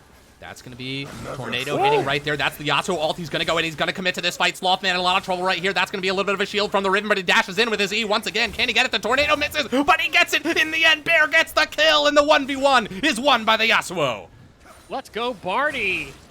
Absolutely amazing solo kill. He's gonna love that. He's gonna look back at this like, I did such a good job. Oh, fuck these guys. Fuck these casters. Hot damn. This game is absolutely fire. For a game with only 2 kills in 7.5 minutes, there has been non-stop fighting. It has not been for a lack of trying that these kills are so low. No, and notably, High Alert the one in the early game this time, getting the advantages, which we love. Last game, they had the scaling comp. I said, guys, please, let's, pick a lane to play through. They said, we'll do you one better, Vega. We'll pick 3 lanes to play through. Yone looking for the roam bot. Does not have the ult or the flash, though, so it will be tough to make something happen here. But Diana pinging it out. They know he's there. Absolutely. I want to see what happens when we get the Amumu and Vi level 6s. 2 more tools to force fights. God, just more... instances of massive CC real quick. Oh, never mind. Moon Jelly gonna go in a little bit right here. Just a little bit of a trade. Real quick, a thank you to our newest investors in the low budget LCS. I may have missed them from 18 minutes ago, but Madwood. And then 2 more. This is a good Twitch name. Afawafagawagara. Oh, here we go, a fight here. Oh my God, Slothman getting the double stun, but his health bar dropping so quickly. He's got the shield, but will it be enough? The rest of his team's on the way, but Yasuo cuts Riven down again to size. Oh my God, in the mid lane, the swordsmanship does not end, and neither does it in the bot lane. That's the ult from Nelia. Colin going in, saying, fuck it. I'm gonna let the Seraphine go because I know my support can get it. I will go onto Shanter. I will go on the Jinx, but the Jinx has popped Ghost. She is gonna get out of there. In the mid lane, oh, the flash forward, Billa, the bandage toss king, landing it once again, absolutely does not miss. And Barty up here in the top lane, just getting these plates, getting this gold. He's winning the 1v1 after 1v1, and he wants more money to do it. It didn't hit me for a second when you said the name. I was like, yeah, this is fun. Oh, Amumu. Ooh, Billa. Stuck in Europe without a passport. See if he can get out. He has no flash. Oh no, he needs the passport. He needs to find his way to a consulate. Really good block there from Ghost. Oh, there we go. Oh no. Oh, he's been not detained. Like Brutal. Buff transfer complete. Neela now has the red buff. Stuck in yeah, passport. fireworks in the Stuck in Europe without a passport. Your visa has expired. Oh shit, that's No beautiful. more work visa here. Mumu not able to get any income from the camp. We can keep this joke going. Oh fuck, that's good. That's all I'm gonna be thinking about for the rest of this 5-game series. Oh my goodness, a dash in from Frog Guy. God, this is just, you know, wet and wild action all over the place. Almost every champion able to start a fight in an instant here. Notably though, Jinx escaped in this series 10 times. Yes. Yeah, that will be It's gotta a be a lot. recurring theme. Ooh, huh? Oh, Yeah. what? Yeah, the ghost actually ends up paying off because she outruns Yes. Neela up the river. Oh, such a good Rift point. Herald is up. We are ticking toward. We are 2/10 to the, or 2/7 of the way to our top lane prediction. It's currently 2-0. Oh, yes, absolutely. Oh, my Whoa, goodness. Colin, right there. There's the close-range Jinx rocket, but with the shield, with the anti-shield, able to buy enough time. That was kind of everything dropped onto the Nyla there. They're going to probably get this plate. We'll see, but good poke. Good shift in strategy here from Panther Corp. They lean into that range, and they just dump everything onto the carry. Look at Billa. He wants this game. Oh, wants it so bad, but in the mid lane. God, gank on gank on gank. Look at this. Ghost charging up, waiting for the slap back. Slap back, the snap back. All right, well, we don't get to see what happened, but seems like everybody got out all right. And I could assume nothing happened there. Ooh, that's a lot of money. Barty is so rich up there in the top lane. Frog Guy Uh-oh. looking to collapse and teleport. Beautiful. Billa has to go forward. There is no other way to go. That is going to be a great amount of instance from CC from Bai right there, but the Amumu ult buying some time. No. Getting put in timeout by Ghost. You're not going to get away this time. And now Dragon up for grabs, but so too is the bot lane. Jinx in a little bit of trouble. That's beautiful. That's the wombo combo. That is what you want to see. And High Alert cleanup with a quick 2-0 and a double kill for Annie. And they are going to pick up the Dragon down here as well. That's why you picked Yasuo Diana. That's the combo, and Diana gets the 2-man ultimate there, immediately followed up by Yasuo. And Yasuo is a very strong champion right now. They're going to get this Dragon. They're going to even up. There is some time for Riven, similar to last game. There's some time for Riven to get some pressure on the top lane, but unlike last game, Snowball on the other side of the map is pretty strong, and Yasuo is able to go back up there and go toe-for-toe with her. This is High Alert really leaning into their composition. Hashtag Hork up indeed. Full Metal shouting out Bears Yasuo. I mean, this has been picture-perfect combos from High Alert, and they have not shied away. Sometimes teams get leads, and they're intimidated by them. They don't want to lose them, so they never take advantage of them, and that is not what we are seeing right now. We are seeing a High Alert that is fully cognizant of how strong they are and fully cognizant of how strong Panther Corp is. If you let Panther Corp start to scale, we've seen the skills, the fingers on Blue Moon Jelly. We have seen the cross-map plays resulting in massively powerful trades. Look at this, Colin. On the side right here. Going forward. Who do they turn on? Oh, Billa. Oh my god, there's the Seraphine ult. It will clip the Nyla. That's going to be the ult dropping through as well, but the dodge is coming out from the Nyla, but Billa does not give up. That's another bandage toss. Can Nyla get out of here? Holy shit, they're actually living for a really long time, dashing around. They get the kill, and the Rockets, not enough. They had a heal in their back pocket the whole time. Is the fight over? Vi does not have ult. Vi must have used ult in that fight, and I just didn't see it, but this is beautiful play from the bot lane here.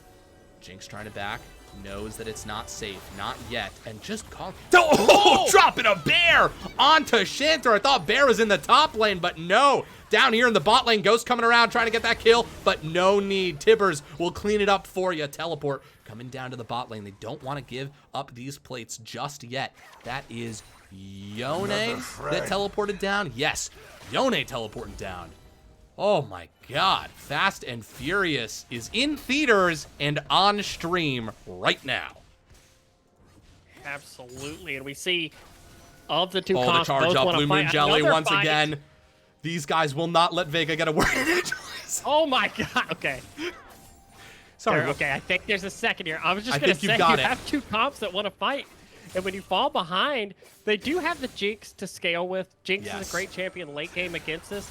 But the problem is, this is perfect for Ha. Oh, there we go. Was that ult interrupted? No, it must not have been. But that was a good snapback there from Blue Moon. Oh, maybe stepping up a little bit too far. Ghost charging up the Q. Is that going to land? The CC does not land just yet. Frog Guy using the ult. Now turning. Blue Moon Jelly sees the opportunity. A flash away from Diana now just in the 1v1. Ghost 2 levels down. And Nabila coming in with the bandage toss. And this is what I am saying. Panther Corp notices in an instant. Boom, ult used, I can turn. I don't care how much health I got. I know I've got the rest of my team at my back, and they take advantage, and they get a win. And another one, and another one. You cannot count these teams out. Get fucking ready. I fucking love you. I cannot get over the Diana window shopping. Yone is Blue Moon Jelly just. Oh my god, he's going in. This is going to be a 1v3. Can he also do it? That's going to be the exhaust, but the wind wall buying him a little bit of time. But the turret, you can't wind wall that. Tornado going back. Nice. Good knock up of Billa's here. Ooh, rocket landing. Billa does not miss. Billa land. I think, did Billa land that bandage toss? Who got that kill? Billa landed it. There it is. But, oh, Jinx walked up just a little bit too far, and there was a little girl walking in the woods. But this time, it's not the big bad wolf. It is Little Red Riding Hood getting him with that bear. Okay. Yeah, the Little Red Riding Hood said, I hate this chair, or I hate this tower. It's too hard. Exactly. They're going to be looking to push this down. Imagine someone coming in your house and just critiquing your furniture that they didn't even buy. I know. It's such a shitty thing to do. Billa maybe in a little bit of trouble here. Ghost going in. Both junglers level 9. That's the ult used. And Diana here as well. Very clean pickup. Once again, you have to use Overwhelming Force. Blue Moon Jelly. Very nice flash away by the Annie. You have to use Overwhelming Force on Panther Core. You cannot let them get back up. Yeah, and I think the dragon spawning is going to be a big crux in this game. You want to start stacking those dragons as fast as you can, because that's going to draw in these fights and take away some of the scaling that they want to get. Jinx has just finished her first item. She's not quite there to be incredibly strong yet. So you want to force them into team fights now. Force them into these odd fights where you have the Diana Yasuo who are spiking and are incredibly strong, and you're able to get the most out of Sandio. I like that they're controlling the map, getting the second Rift Herald, trying to accelerate the game, and we get the Yone Yasuo side lane. We absolutely do. I will say, of the two compositions, I think Panther Core has... I think if High Alert was this behind right now, I'd be looking at this game very differently. I do think the Jinx... I agree. Bringing some range, bringing some scaling, and there is still scaling on the side of Panther Core. Like, there's a lot of opportunity left for Panther Core in this game, and High Alert has to continue to press. And are they pressing hard enough? Only time will tell. 2 cheeky kills picked up by Blue Moon Jelly. This is good. I mean, I like them. They're going to use the Rift Herald. They're going to crack mid. They're going to use that pressure to go for the dragon. They have a good setup down here already. It's really hard to walk into this. Right. This is how you use your lead. For anybody who's, playing in competitive, this is what you do when you have a lead. You have to press objectives. You have to take the stuff on the map while you're strong. And yeah, as you said, if this were reversed... Look at that over the wall. Absolutely great combo. The Wombo. Speaking of using your advantage, that's what you do. If you see a weakness, Riven's top. She doesn't have teleport. Whatever fight you engage on right now is going to be at an advantage. And there's another pick. The gold lead grows. You're up to 2 dragons. Absolutely. But, notably, good for Panther Core. Gonna get that tower and top, but... Yeah, it looks like Riven's gonna get out. Okay. Yeah, I did wonder if Riven was gonna get picked there. Okay, we've got the fight breaking away. That must have been buy. Oh, it is a 2v1. Blue Moon, you can't dodge that. That will be everyone diving in. Can they get the kill right here? Jinx showing up, throwing those rockets down. They do get the kill onto Yone. Yone's first death. Look at this little trap right here walking in. They've got the Annie. They know that they can get this pick, and they are going to go for it. But Annie drops the ult anyways, trying to make their way into the bush as Colin... Oh, Colin's on a ward. Oh, Colin is in some trouble. Look at this, Seraphine and Jinx. If Nelia can get out of here, it is going to be an absolute miracle. The CC does land. I don't know that there's much that they can do. Will they drop the ult? Will they do what they can? Yes, that's some damage coming out from them, but they will go down. And 2 kills for free, picked up by Panther Core. Very important shutdowns also. Both teams, though, the masters of trading We see immediately if there's a fight on top, they see numbers. Yasuo is pushing the bot lane. Verity's going to get that second tower, some more gold onto the Yasuo, who really, right now, Yasuo probably the most important champion on the side of Ha, because the Diana-Yasuo combo is about setting up Yasuo to deal damage, has 3k in the pocket right now. This will be another item coming out, richest in the game.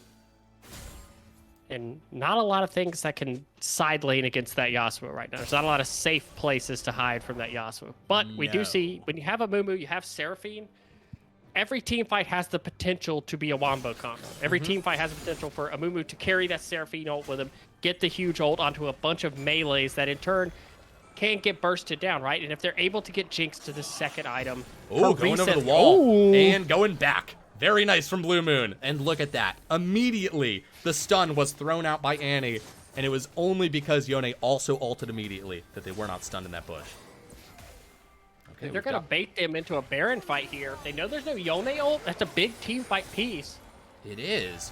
At the very least, you want to pull them in and maybe force a fight. You know you're stronger. You're probably not committing to doing this Baron. Right. Well, Scuttlecrab is going to make that a little bit hard because they're not exactly tanky. So if you do bait Baron, High Alert is a little bit split right here. Let's see, no hard CC landing. The traps will land onto the Diana, and they are just running away. Panther, in a lot of trouble. Good flash right there, but they're going to dive deep under the tower. Barty goes back. That's a really nice ult right there. That's going to be one target, but a good Seraphine ult too, and the rocket landing too. That's a lot of low health bars. Jinx going to get excited. Verza getting damage under the tower right there. Chanter trying to get excited, trying to get a kill right there, but only Diana falls in the very end. That was signs of life from Panther Corp, but is this fight done? Slothman not out of the picture yet. He says, I'm 0-2-3. I need to change that first number. Let me turn that 0 into a 1, maybe a 2 or a 3 if you guys are being generous. Let's see what happens. But they are able to get back to tower. Panther Corp is going to press on. They think they can get this mid tower. Yeah, they do have the health bar advantage right now by just trying to show the Q to maybe bait them into backing off. A great play here to get that. And now they also are going to have first shot at basing here, getting some of that vision out towards the dragon that's spawning. That's going to be the next place for a team fight. And we see the potential, right? If there's a misstep in a team fight, a Mumu and Seraphine can punish that extremely hard. And they're caught off the back foot, right? Yasuo flashes in, tries to get the play on the Jinx. The Diana ult doesn't catch but one person, so they're not able to wombo that fight. And when you're disjointed, a team fight comp with an AD carry is always a lot easier to pilot than one where you're all melee and you need to be, synced up. A combo comp is a lot harder to navigate in a fight. It can be better, but it's harder to navigate in a fight than a straightforward team fight comp. So we see signs of life from Panther Corp. They see their path to getting back in this game, and Jinx is only getting stronger right now. Absolutely. The last two fights, a pick into a fight, and neither a definitive loss for Panther Corp. In fact, dare I say, very affirmative wins. Ooh, Blue Moon starting to look a little bit scary here. Only 7 kills behind, only about 3.5k behind in the gold. Now, it was roughly a 4k gold lead that did in High Alert last game. Let's see. Oh, and here it is. A classic Panther Corp play. They are going to flip the Baron for the Dragon and put him onto Soul Point. They say, fuck it.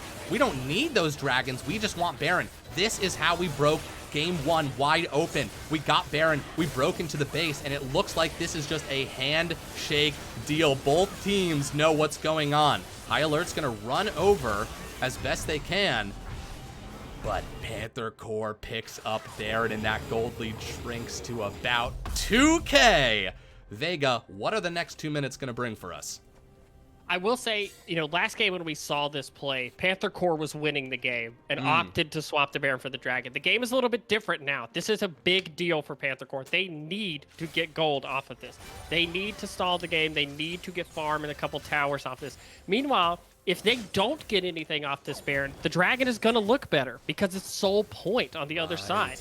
So it's a little bit different than last game where, you're trading for second Dragon. There's not really a loss. If you don't get it, you just fight at the third Dragon. This one, the Baron means a lot. It needs to be a play to get them back in the game. And should be. Jinx is now 2 items. This Baron could potentially get her the finished boots and onto a third item. Your side laning becomes harder now for the Yasuo because you can't really sit in the side lane and push because Baron recall is so fast, somebody could answer you without having to worry. I expect Ha to try to slow down, but that's not really what their comp wants to do. So it's going to be a really touch and go couple of minutes right here while we see Ha try not to give up too much to the Baron, while also Panther Corp tries to squeeze all the gold they can out of the map. Absolutely. The classic Baron defensive play. It is just sometimes good to take it off the map, and we are seeing the gold lead shrink before our very eyes, now below 2K. And when this next dragon fight happens, we are going to see probably two fairly even teams in terms of gold and power facing off against each other. Now, the problem with that for High Alert is whenever there is a shift in momentum and you have gone from being heavily in the lead to even, you might play differently. You might not realize that difference. Oh, Billa. Oh, Billa. My. Just waiting in the wings. Only a 1,000 gold lead now, too. That's effectively been a 3,000 gold swing from the Baron right now. And notably, the Baron and Dragon spawns will be disjointed now, right? Look at this Jelly going forward, trying to get a pick onto this Vi right here. That is going to be a rocket missing just barely, but now the counterplay, and they do get the Yone. They do get the kill, but that's a massive stun from Billa. But Vi will not let the fight end. They are going to keep on fighting, but will they trade their lives? Yes! Billa gets the kill on the jungler. Jungler for jungler, and a double kill for Nelia. And they're going to press the issue. High Alert, they still want this fight to go down. That was a very nice wind wall right there. They're able to pick it up. Holy shit, they dive in. That's the Yasuo ult, and Verja is eliminated. Slothman is the next target as Yasuo goes and kites out that Jinx right there, but Slothman's gonna try and get a kill in return. Can he do it? No, the exhaust is stopping him. Colin gets it. This is a clean sweep here for High Alert as they rip through the lines of Panther Corp. Yeah, like we said, unlike last game, Ha is still the stronger team on the map at this moment. 3 Dragon strong, still had a slight gold lead, and notably, Panther Corp hadn't based yet to spend that money that they've gotten off to pushing the Baron. Right. They're still on the map with all that golden pocket, so, you know, in effective stats, they're still down 4K. Ah, God, and the counterpunch there from High Alert. The shield immediately from the Annie, letting that Vi live a little bit longer, the flash away, and then the counterplay onto Blue Moon Jelly, a crucial player on the side of Panther Corp, takes Yone out of the fight immediately, and they just don't let the conversation end. Yasuo so good at chasing down these teams, a great wind wall to stop the zap, and as soon as that E connected onto the first character of Panther Corp, they knew that they could make something happen right there. Finally gonna remove this pink ward that sat there through that whole fight. Notably, that team fight ends, and it's a great counterpunch from High Alert. They're able to get some great kills and strengthen that gold lead back out again. But it's all going to happen again in 1 minute at this dragon. We're back to even going into this dragon. Anybody could win this team fight. Anybody could swing this. Soul Point could mean a lot of pressure on the map, a lot of easy sieging, a lot of dive ability for High Alert. But on the other side, Panther Corp getting that dragon, stalling the game out 5-4 minutes for Yone and Jinx. Getting more items. This is going to be huge. This is massive. The Dragon Dance has begun. Vision jockeying has been going on for the past couple of seconds. Pink ward's being used to clear out, but right now, it does look like... Oh, Blue Moon Jelly's been caught out. You never see this. Look at that Yone ult interrupted, but a flash over the wall, but then they turn. Colin is going to be the target. Charn, not dead just yet. Oh my God. The Nelia goes down. Frog Eye doing their best, but this is an exhaust. This is an excited Jinx. This is the fight that Panther Corp needs. Rockets coming out from Chanter. They've got to find more targets, and over the wall, that's a flash away from Barry. Barty, Bear, my bad. He's getting his shield back up. Can he get the tornado? But the rocket's coming out. Holy shit, the rockets, and Jinx gets the kill. And an unexpected cleanup from Panther Corp. They were down 4K gold, and they stop Soul Point. Wait a second. Ghost is still alive. Are they going to try and go for this steal? They are in full vision. They are not. They are going to back up, and that is going to be Dragon number 2 for Panther Corp, and this is going to be a game. I want to look back, but Diana gets a 3-man ult there, and for whatever reason, Yasuo's not able to get the ult off on it. And so what looked probably to them like it was going to be a team fight win, a perfect setup, ends up being disaster for them. They're not able to burst out the Yone. It ends up mattering a lot because they spend a lot of ults. They spend the Vial and the Annie ult trying to catch the Yone and the Silent, which was a great call. He was isolated. Just great play by Blue Moon Jelly to get to the wall and flash over. Meanwhile, they don't have a lot of range in this comp, so they don't have somebody in the background dealing consistent damage from range. Once you're in with this comp, you're all in. So if the fight doesn't go well, you're staying in it till the end. And as we saw there, what ends up happening, the Diana Yasuo combo does not go off. Now we're looking at an almost even game. Absolutely. And I mean, that, God, I can't laud that almost pick on Yone enough. I feel like teams never really fully scout out their flanks before big fights like that, and they do. And they do catch Yone, which, let's say that fight does go off. Yone flanking there unexpectedly, I think, wins Panther Corp that fight. So they stuff a potential win condition of Panther Corp, but just aren't able to capitalize on their own. Frog Guy looking over the wall potentially. No wards over there. Okay, they are going to get caught out on a ward themselves. Billa, the ever-cautious Billa. A worried Amumu. Gonna scout out a little bit. No wards to be seen. And notably, this fight, Jinx has flash and has reached 3 items. And when you reach 30 minutes, if your Jinx is even with the other AD carry and items, you're feeling really good.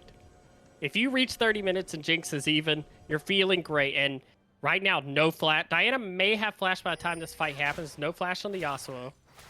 It's going to be really important. No flash on Annie for Tibbers either. A lot of important cooldowns. God, looking at the gold right now. Yeah, Jinx has eclipsed Nyla. Almost a 50 farm lead here. Sorry, 60 farm lead. 64. Let's be precise. Come on. But wait, am I wrong about the gold? Sorry. Your boy just can't do math. Ignore me.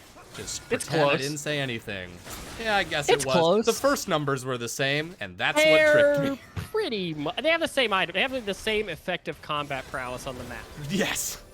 All right. There, I like that. That's a good recovery. In effective gold, they have the same. You know, the issue is Nyla is a lot lower range than Jinx. Oh, Blue Moon Jelly using that teleport advantage right now. Yasuo does have it, but he's with the team, so they need to either choose to call the bluff here, try to get that teleport out, or someone has to base it. They're going to do it. They're going to call the bluff. Absolutely, but I don't think Yone is going to say, hey, I'm going to put pressure from all points here, and there's a lot better AoE ults, I think, on the side. Wait, that's going to be teleport coming in. Yone is coming. Baron down to about 4,000, down to about 5,000. They're pulling back. They need to find a target. That's only going to be one target that they find. Versus going down quite low. Gets the Seraphine ult off, and the rest of the damage is coming out here. Oh my god, Blue Moon Jelly losing a 1v1 on the backside. Oh, they die at the same time. Cut back to this Shanter. This Jinx, she's alive, but she's exhausted. The flashing forward. Colin goes down. This is an exciting Jinx. Oh my god, does Shanter clean up? Does he clean up? Frog Guy in the weeds, in the wings, waiting here in the bushes. Holy shit. I mean, I'm tempted to call that a dead tie. I mean, they're dead even in gold until these minions die. I will say Mr. President Tibbers stopping Jinx from running rampant through the last two. And MVP of that fight, I'm just going to say it's Baron. Baron ends up pretty much killing Yone in the 1v1 against Vi. But yet again, we see what happens with Jinx in the late game. The second she gets a reset in the fights, if she's untouched, she can cause so much mayhem. But notably, no flash, no ghost. Diana has the flash now. There is going to be a flash on Annie. There are now threats to this, and we have soul point spawning again. And it's just so dangerous. We saw the Diana Yasuo combo only catches one person, and that's the Seraphine, who does end up getting their ult off, but I think only clips one person, so it's not as powerful.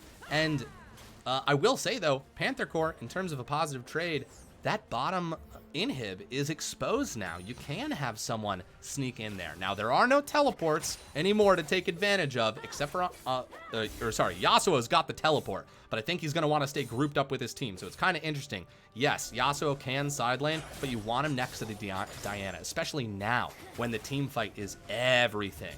Speaking of, we've got both sides grouping together for this dragon. Nelia, not super close. So touch and go. Colin is a little bit separated. Nelia flank.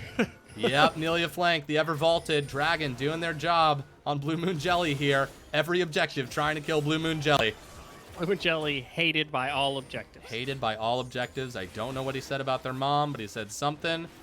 Damage being put onto this dragon, down to about half health. It will reset a little bit. Both teams just looking for something. The tension building, waiting for this team fight to burst out. Dragon is low. We got the flash on the Diana. It's very low. That's going to be a Mumu going in. A Mumu ult is being used. That dive into the back. That's going to be the Yasuo ult. Does the Yasuo go in? That's so many health bars going so low. Slothman gets taken out as well. That Diana gets taken out as well. Dragon gets taken down as well. And now the Yone got down in the end too. That is going to be a clean sweep for High Alert. Not a man is lost. And they rush to Baron.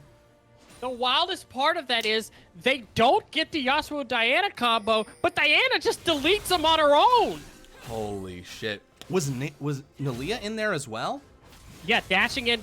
Nalia's ult comes. I'm saying Nalia now. You've done this to me. Yeah, I take full responsibility. Nyla, or Nilia? I don't know. Anyways, that's not the point. Gets her ult onto 3 more members. That's going to be the Baron pressure onto the base. Oh, so good. Wait, could you teleport? Where's Yasuo?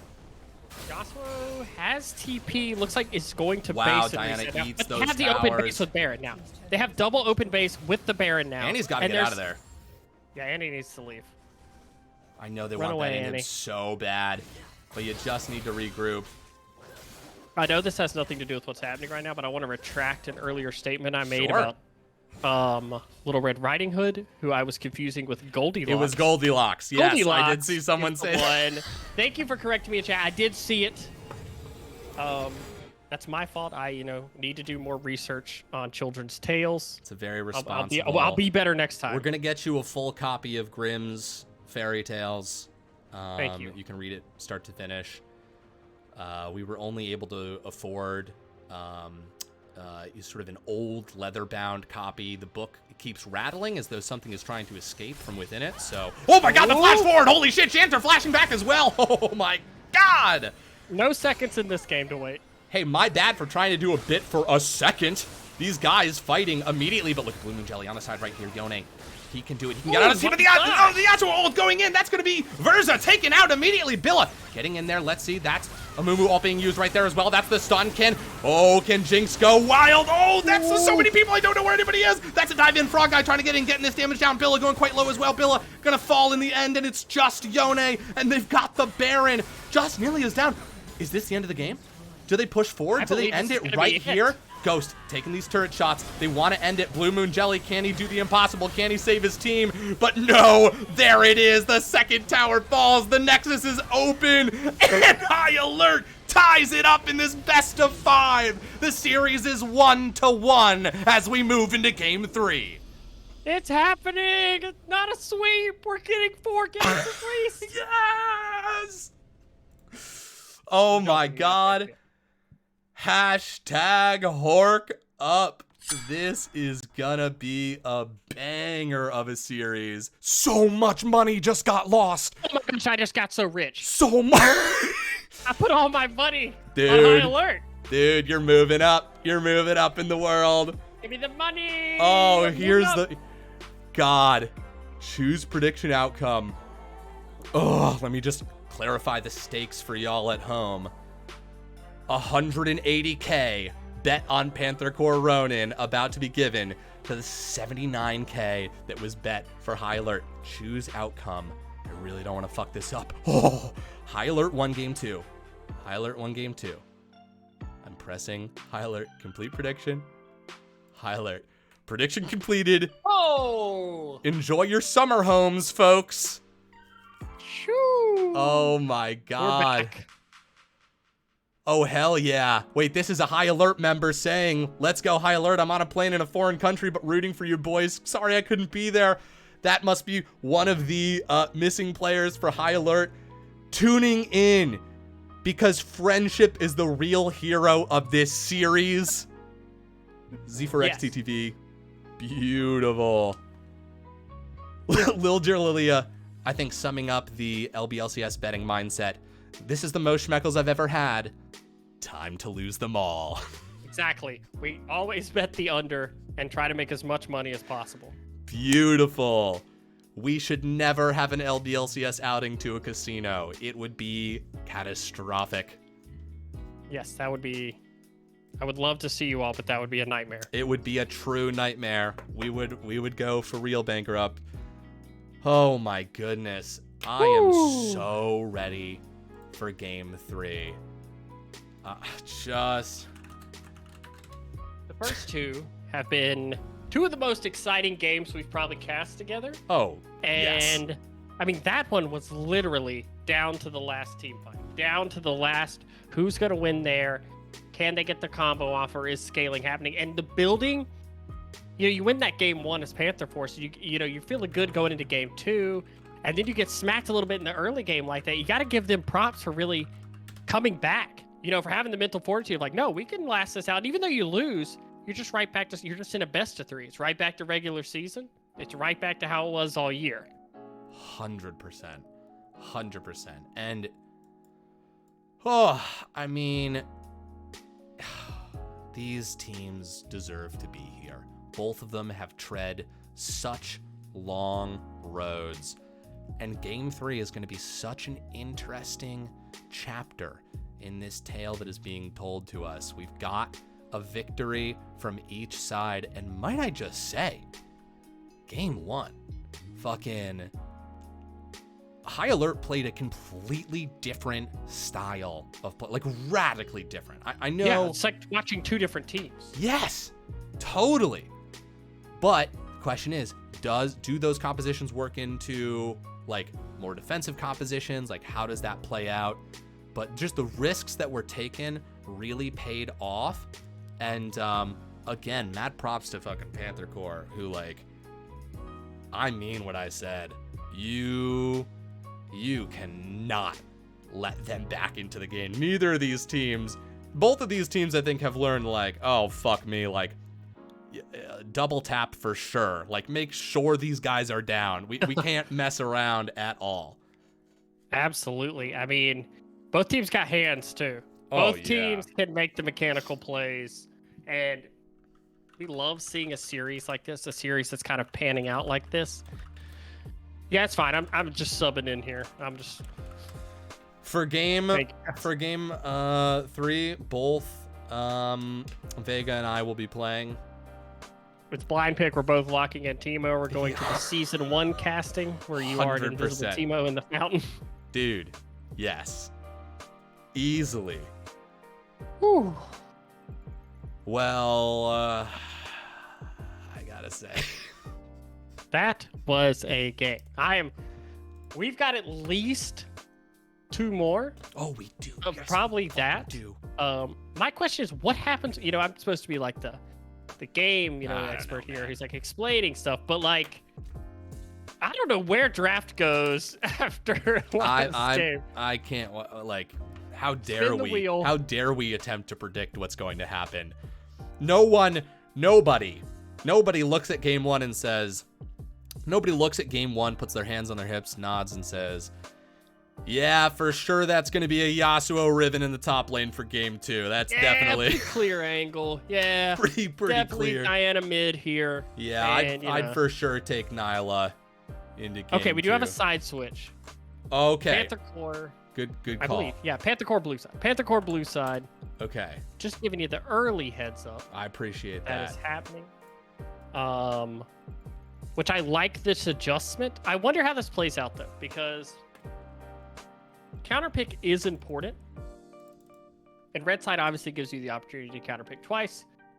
But does Panther Core have something in mind that they're like, okay, we want to first pick this? And I'm kind of looking through the bans from the other games now and saying, what is that, right? Because maybe it's a top lane pick. Maybe there's something like that you really want to get that's high priority because as we saw, game 1, the Gwen takes over the game. Game 2, the Riven, struggles a little bit against the Yasuo. So maybe now they're opting into, okay, let's get something in the hands that we know is good. Look to see an earlier pick for one of those champions, that's higher priority. Because if you opt into blue side, you're assuming they have a plan for picking something early that they really want. Yeah, I mean, I don't know. Both of these teams are smart, and they've got identities. Like, it doesn't feel like they're just sort of wandering around in the dark, their hands outstretched, just hoping that they'll grab onto something useful. This is intentional. There are responses to each other. I wonder also, whenever you win on a comp like Diana Yasuo, how much are you, ready to run that back? Because it's a really good combo, and teams that can play that can be something that is really hard to play against. Because Diana and Yasuo are very snowbally. If you're playing it well, as we saw that game, sometimes you don't even need the combo to get off in fights if Diana and Yasuo are strong. Right. I wonder what the adjustment is, because we've seen two wildly different drafts, game to game. So game 3 could also be completely different. We may see two completely different comps from everybody. Yeah, I mean, I certainly expect to see the bans affected by, when teams don't change course, I feel like the bans don't either. I mean, of course, that's like pretty obvious, but I think there's a really wide level of gameplay going on here. Like you've got to ban out some specific strategies. Well, we are going to see what gets banned out, the Gangplank and the Malphite, as these guys leap into draft. Yeah, we do see so far the same bans. See if there is any adjustment, since the teams have switched sides for the first time in this series. Also, question like, is something a higher priority? Looks like at the very least Panther Core seemingly not changing. If the Cinnamon goes through, yep, same bans as the other games. The Amumu is off the table though. That'll be the first adjustment. They are not giving Amumu over, which was played in the first 2 games to great effect. Billa loves their bandage toss. Ooh. Whoa. Oh, wow. Indra. Oh! Oh my god. Immediately? No way! High alert locks the Zed in. Wait. The gauntlet is thrown. Oh, okay. I don't know. This is a weird deep cut. Karthus jungle is probably where he's played a lot, but Karthus AD carry right now is really good. Oh. This may be just like a personal hot take because I lost to it in solo queue. Nice. But I think it's really good. But Jinx Lulu, this is a pretty already great lane. Lulu provides a lot of protection for Jinx in the late game, giving her attack speed, shields, all those different things. Same thing for Syndra. And also, you normally like Lulu into Zed a lot, right? Because you have the ult to peel whoever's getting Zed ulted. The one nice thing I like about Karthus is you don't have to dive Jinx to kill her in a lot of fights. If Zed can get her... Oh, a Shaco! What the fuck is going on? I love High Alert. This already is so crazy. Dude, tradition is being shattered. They're literally like, okay, keep banning Ezreal, Sin, and Gangplank. We're going to roll the wheel. Dude. Every game. And I mean, you're coming off a win. Oh my god. So, I mean, you feel confident in this. I'm pretty sure this is Karthus AD carry. Dude, High Alert gets style points. Carry, the immediate Frog Guy Zed lock-in, I mean, no hesitation. Okay, what are the odds that this Shaco is not in the jungle? I don't know. Because junglers are still getting banned. I don't know. 100%? I don't know. I would not want to play against a Karthus Shaco lane.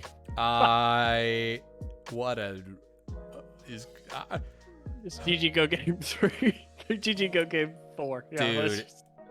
Fucking LBLCS. This is a finals game for sure. This is amazing. Panther Core, I will say there is, whenever you have a team you're playing against that's doing stuff like this, that's trying to throw curveballs, sometimes the best thing to do is to lean into comfort. Is to say like, okay, they're going to do that crazy comp, but there's a reason comps like that aren't meta, right? Right. And even though it might be weird, you have Syndra, Jinx, Lulu, which is the base of a very standard teamfight comp, right? You could round this comp out with a standard jungle and top pick and just look to play, hey, let's scale. Let's, we know we're good. There's a Poppy. Whoa. This is Shaco supported. All right, it could be Poppy top lane, I guess. Yeah. It could be Poppy top lane. Could be Poppy top lane. But this could just be the most annoying, toxic sludge level bot lane. Just okay. Scion. Okay. As I was saying, I think they're just gonna opt into just saying let's pick a standard comp. And that is good. And I like that too. Kindred would be really good here. It's obviously really good against Zed and Karthus. Poppy can be really annoying for Kindred at times. That's a good point. But, for the ults and things like that, Kindred can really, add a lot of vulnerability, adds an extra level of damage to your comp. But this is going to be the Wild Boys versus, corporate America. Oh, Sejuani. I actually think that's fine. Oh my god, and what I the believe this is Poppy jungle and Karthus Shaco bot lane. Holy shit. Holy shit. Game 3 is gonna be fucking crazy. Alright, I guess I'll open up the betting.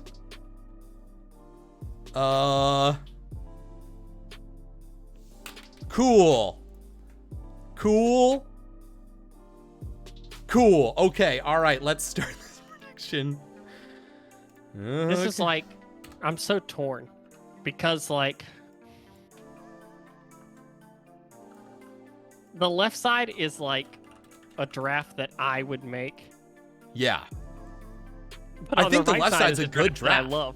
I think it's a great draft. Yeah. I mean, I think you have clear battle lines. You have 2 backline damage dealers. You have a great front line. You have Lulu to protect your carries. But on the right side, you're just like, I hate all these champions.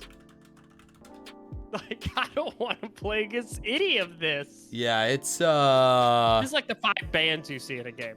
Yeah, Alpha says, ooh, interesting. Alpha says it's gonna be Poppy, Shaco, Zed, Karthus, Set support. Could be. Set support is from cool. Alpha, who has stuck around. Welcome. I remember you from the beginning of this stream. Hot. Oh yeah. Diggity damn.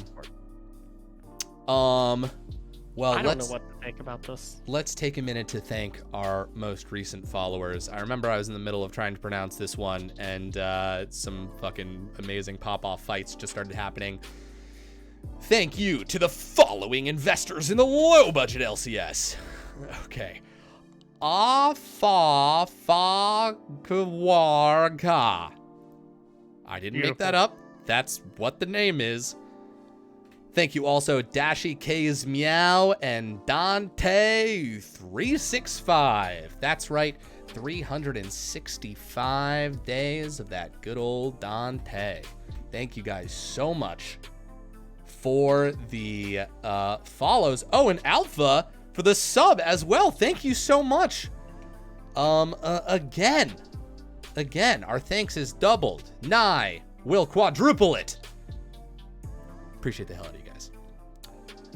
Beautiful job, everybody. Thank you so much for the support. It is set top, which means we are inching ever closer to Shaco's support being confirmed. Which I will say this. Karthus is really susceptible to being ganked, and he is weak early. Karthus is weak early. Yes. But man, I've played against Karthus a couple times now in solo queue, and it's the worst. I hate it. He does so much damage, and even if you kill him, he just keeps dealing damage. He's still alive. Yeah, it's a fucking nightmare. He's a big old ghost boy. He's a big old ghost boy, and he haunts you. He literally haunts you after you kill him. He does. He is pissed the hell off when you do kill him, and he won't let you forget it. God damn. Him, the guy. Don't worry. The predictions are up. Oh, him, the guy. How are the games going? My guy, how are the fucking games going? Well, we're on game 3 of a best of 5 series, and my brain has been blown out of the back of my fucking head 2 times in a row now, and now a 3rd time. Just both these teams are so well matched. Right now, it's 1-1. Panther Corp won the first game in spectacular fashion, slowly able to eke out this 4K gold lead, which they just used to grind their way to the finish. Second game, game 2. Both teams draft these insanely aggressive combinations. We got Yasuo versus Riven in the top lane. We got a Yone in the mid lane. We've got a Nalia in the fucking bot lane. Everybody is looking to dip, duck, dash, dive, and dunk on each other. and High Alert comes out fucking singing. 13th seed versus the first seed, and they win it. Absolutely terrifying game. Panther Corp keeps coming back. They will not stay down, but in the end, High Alert is able to win it. They take game 2, and here we are in game 3. How are the games going? Look at these fucking drafts. We've got a Karthus Shaco in the bot lane. We've got the non-traditional versus the traditional. The underdogs coming with fucking incredible plans, mind-blowing plans against this number 1 seed who's gonna run a standard comp, and they've got the fundamentals to do it. These games are fucking fire. Okay, I'm sorry. Thank you. No worries. No worries. Absolutely. I'm scared. I'm My bad. My apologies. No, it's beautiful. No, it's amazing. Better remember that for years to come. Can someone please clip that for us? Clutch. Don't ask me what it's like to cast with legit. Yeah, right. Just show them that. I need this clip. Just goes on angry. I like this series also because there's so much action. I've not had to talk very much. My voice is still in good shape. I will be a mime for the next 3 days. God damn. Clutch FG says, I'm going to eat a potato wrangler. Make sure these guys follow the script I wrote about the whole objective stealing thing. Thanks. No worries, Clutch. I'll make sure. Clutch is Buggleberry Finn, one of the founders of these low budget LCSs. I'm putting all my money on the under. You know what? I just made this money. But I already want to double it. Fucking sling it, dude. Yeah, I feel like the betting, we got 90K total this time. A lot of money was lost in this last game. Oh, Trad Boom, you wrote the LBLCS script this season. You did a great job. I'm loving these twists and turns. It's been great. It's been, especially like, I mean, not just like this series being great, but executive having a reverse sweep in finals. Oh. I mean, that's a great script. Yeah, absolutely. That was beautiful. Those VODs have been sent to us, and we are going to put them on YouTube, by the way. So you too will be able to watch that. Oh my god, it's going to be so fucking cool. The fucking dinosaur, thank you for adding me to the script. No problem, man. Absolutely. Yeah, we've got a pretty open writing room. Paul Bunyan says, I snuck into your office and rewrote the script before you submitted it. Oh shit, Paul. Paul has the keys. Paul has the keys. Oh my god, and we don't have enough money to hire a night security guard. Paul easily could have edited the script. I've got no idea what's going to happen now. That's why I keep 3 dummy copies in my own personal Google Drive. Oh shit. Each one is named the real script, but at this point I don't know which one is. That is the problem. It was a problem at the first staff meeting when Vega said, all right guys, let's have, just for safety, security reasons, let's have 20 dummy scripts. And we, to his credit, we all agreed immediately. So everyone's got at least 6 or 7 dummy scripts on them at any one time. Yeah, but I don't think anyone knows what the original is. No, I thought that mine was the original, but everyone else seems to think that theirs was the original as well. So. No, wait, yeah, I thought mine was 100% the original. Yeah. Yeah. It was awkward.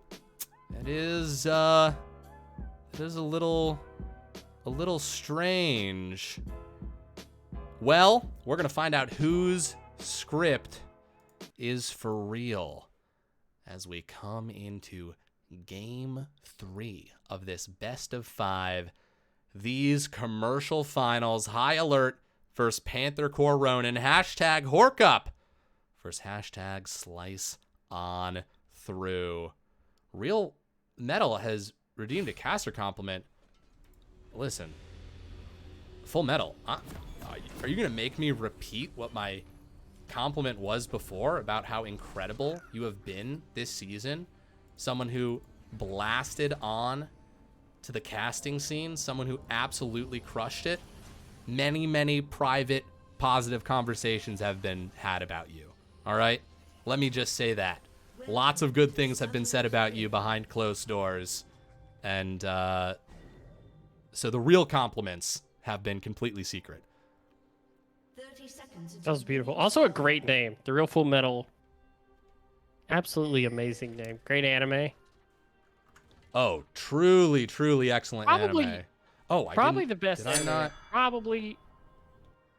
I'm going to go on Okay, a limb here and say it's the best anime ever. Not my personal favorite, Hot takes. but I think it is. I think it's probably the best anime ever. Look at this. Look at this sportsmanship.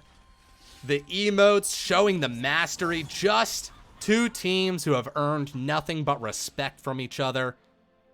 Saying, fuck these silly level 1 plays. We're just gonna play this game out.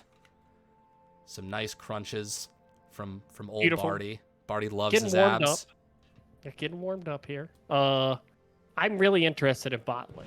I am so interested in how his bot lane. Also, Frog Guy on Zed. What the fuck is going on? This is the immediate gank. Oh my god! Holy shit! Oh my! This is what you want from your Shaco player. This my is God. when you pick Shaco. You don't pick it to just go to lane and hang out in 2v2. You pick it to be a menace on the map.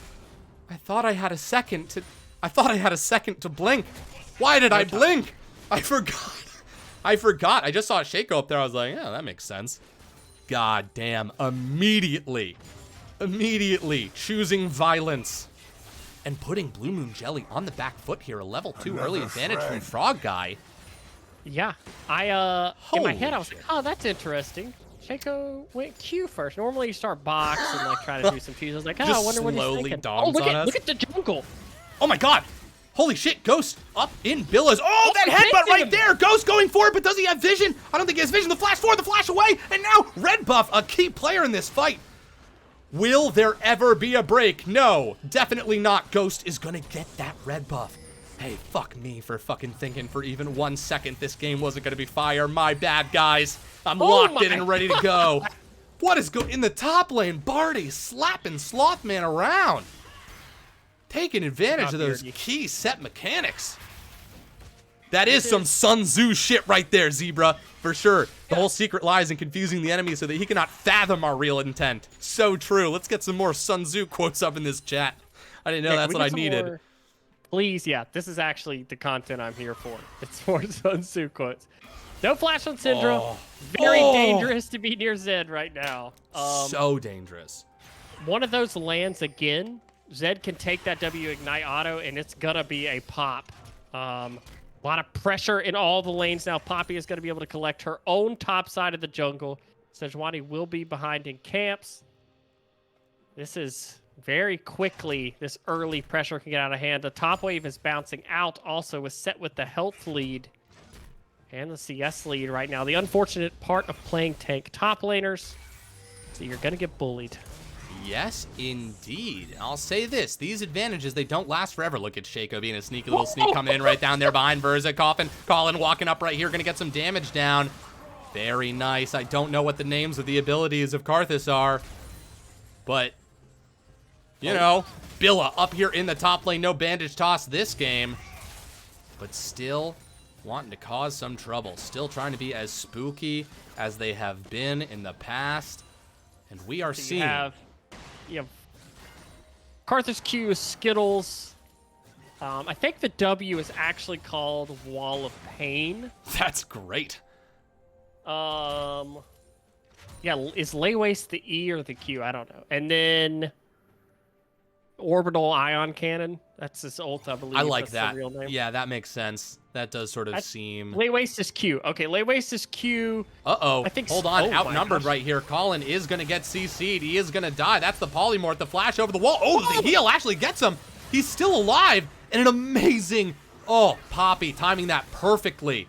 And look at the coordination. The flow from High Alert and Panther Corp, both in tandem. Wait a second. Who gets that?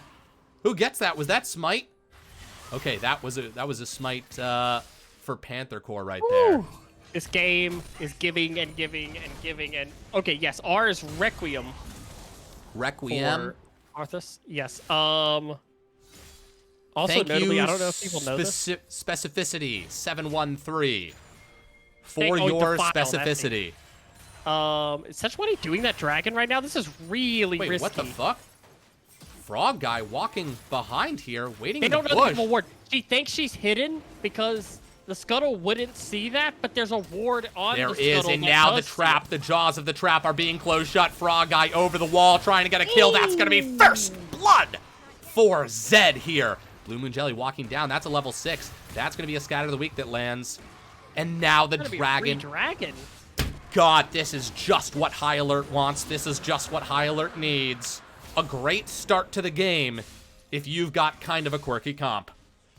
Yeah, I mean, this is what you want to do. You want to get the other team on the back foot, especially when you've got stuff like the Shaco and the Zed that need early pressure. They need to get you into uncomfortable areas. And those champions excel when their team is the one pushing vision, right? Yes. When the enemy team can't ward up and predict where they're going, where they're roaming, where attacks are going to come from, that is where they excel. Zed set up for success at the level 1. And now we see the Karthus getting breathing room. But notably, much like last game, Jinx has not been deterred. Has the Cole, has a CS lead, is scaling up down here. And that will be a huge threat against a team that doesn't have a primary super tank. Poppy will get tanky in this comp. Right. But it is a jungler's income. It's, 2023. In this economy? In this economy? My God. Now, I completely agree. I think this Jinx, I think that Panther Core, even though these early steps are favorable for High Alert, they've still got so many tools that just haven't even come online yet. And when they do, oh my God. Ghost is just giving Billa the business right now, pushing him back into their jungle saying, hey, maybe reconsider fighting me.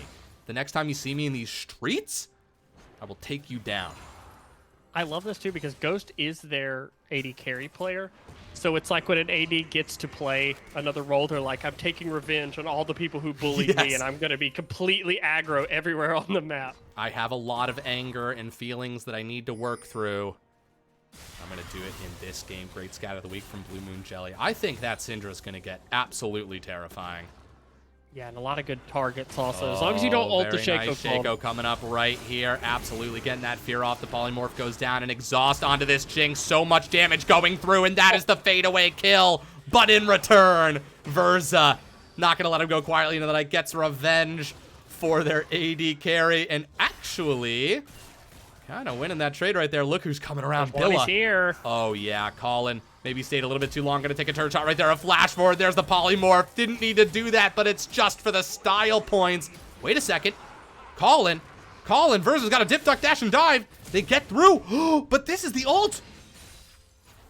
No kill from that ion orbital bombardment, also known as Requiem. Lulu had the Very shields. close. Very close. Karthus ult early in the game does not deal as much as, a lot of people are used to seeing the Karthus ult go off and one-shot all the squishies on the map and things like that. Right. But had not based yet, did not have items. It is close. They do get some summoners off the bot lane. Karthus does get an assist down there, which is important. But the main attraction right now is Poppy knowing that Sejuani's bot lane. Oh, snatches him out of his queue right there. Barty didn't even need to do that, but he did. That was just because. That was sick as hell. I don't know if Bear thought that they could kill Slothman right there, but that was sick as hell. Look at this Ghost coming around. This is going to be, a great flash from Slothman. Making no bones about it. That was a necessary play.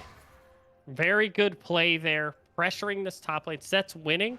We'll probably see the Rift Herald summon up there. Looks like Poppy is going to hang around. Meanwhile, the scaling in bot lane continues. Jinx versus Karthus. They both know junglers are more than likely topside. They're safe right now. Sejuani has to come top to help cover this. Otherwise, this more than likely will be a dive. It is always dangerous to dive Scion with ult. This is a level 6 Very Sejuani. true. Ghost starting to retreat right here. Absolutely excellent interruption. They will take a little bit of damage from the charge, but Rift Herald gets the charge off. They get that money. And only one turret shot for that Poppy as they make their way back to town. Yep, well played from both sides. Sejuani does the right thing of covering her Scion to avoid the dive. And the enemy team does get plates onto their Set, who is winning and can now pressure that side lane a lot. And Set's one of those champions who can win a 2v1, right? If you take the wrong fight against the Set, he gets a nice pop. A lot of trading up here. Wow. But this is the life of Scion. I gotta say, I'm probably gonna keep on saying this, but just Oh my god, the ult coming through right here on the Blue Moon Jelly. Can this be the revenge of Frog Guy? No, misses those Qs. Otherwise, that would have been a Q or kill. Jesus. I am so impressed. Remember game 1, how vicious Slothman was. There it is. Frog Guy, he's not going to let that go. But the ult in return, Frog Guy lives. Blue Moon is the only one who can play Zed, and now cut down to the bot lane. That's traps landing onto, but a flash away from Karthus. Rocket connects anyways. They do look like they're gonna die. Chanter though runs forward, runs into them. Karthus gonna get some Qs off, but I don't think any of them will land. Shaco looking for a kill. They'll get it. Wow. Notably, gold onto Jinx, and Karthus does not get that kill. Shaco will be annoying later in the game, but is going AD as opposed to AP. Will be more of the trying to one-shot the Jinx in the back line, as opposed to the Teemo-esque style of, you step on a box, you take a lot of burn damage. But notably, Jinx getting that kill is important. That's a finished item for her. She does have that Storm Razor a lot earlier this game than last, but the gold lead is growing thanks to the solo lane pressure that we are seeing out of Ha here. Yeah, absolutely. Bear really pushing the advantage in the top lane. Massive CS lead, and it is all through shoving Sion off. And remember, this set was a last pick. Oh my god. Bear's gonna cut the wave. Bear is gonna walk right into enemy territory. He is gonna fly right into Europe. Park himself right there in the center. Maybe France, maybe Does Germany. have a visa. He does have a visa. He's gonna go for a little trip. the Look at this flash Frog Guy of going forward, and a massive Shaco gank. Absolutely brilliant, clean cut as hell right there. That's how you play a Shaco. Wonderful timing, too. Great roam, dragon spawning. Get yourself a man advantage for the dragon. Secure that second dragon over for yourself. They have no mid laner. Got to be careful here as Colin does not know where Sejuani is. There's the speed boost. Colin in a little bit of trouble right here. That is Billa that cannot be slowed. That's going to be a lot of CC. That's going to be a polymorph. Colin getting really far. Can Colin get away? Oh my god, the great escape. Colin lives through it all. And here we go. The counter punch. Just going to be the ult, but look at Frog Guy. Look at Frog Guy flanking right here. Ghost coming down too. That's going to be a charge up of the Poppy ult. It's not going to connect with anyone. This teleport will come through. It is Slothman. Are they going to go? Are they going to ult? Let's see. Trying to play around these Shaco's traps. That's a nice fear right there. The flash forward, but Blue Moon Jelly, the scat of the week, does not connect. So close.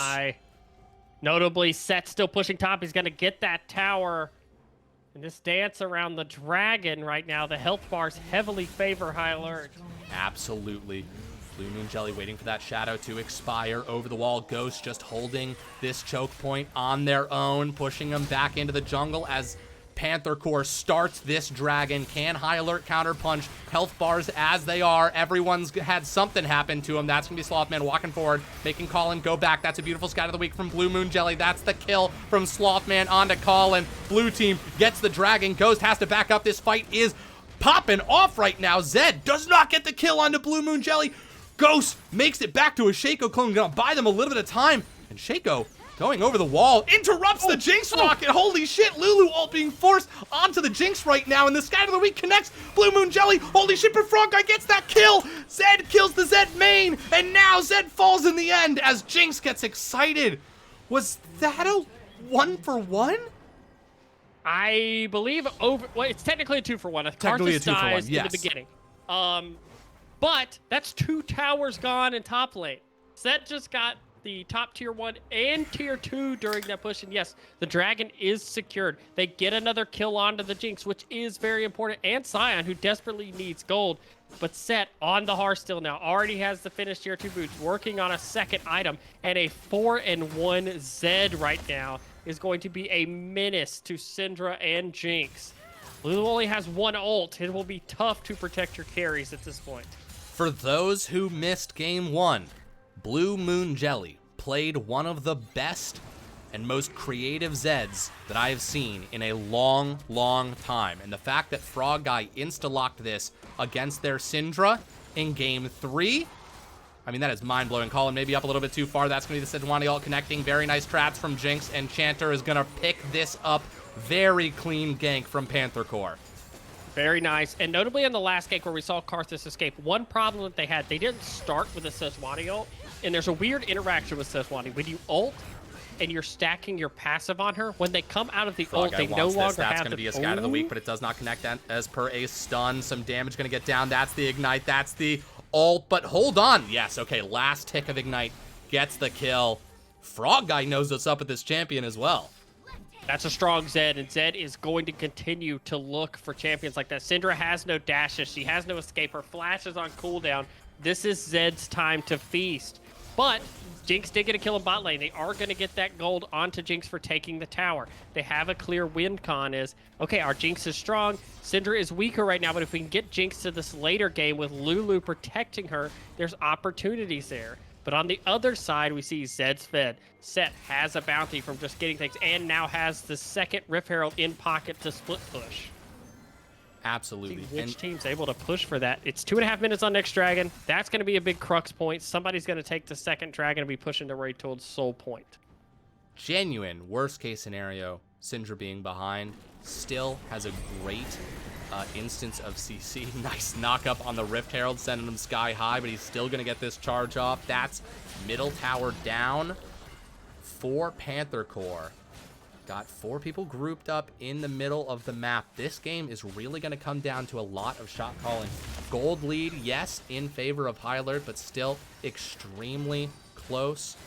Only 1 kill down and got champions that are going to look to scale. Barty walking forward, trying to grab that Jinx.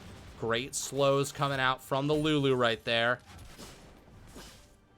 Yeah, really great job there. And that could be a precursor of what team fights could look like later. If you can't get to that Jinx, there's a lot of slows and annoying tools they could use to keep that Jinx clean. The Ghost again this game, and the exhaust on the Lulu. So whoever's diving onto that Jinx is going to have their damage reduced. They're going to have to deal with polymorphs and slows.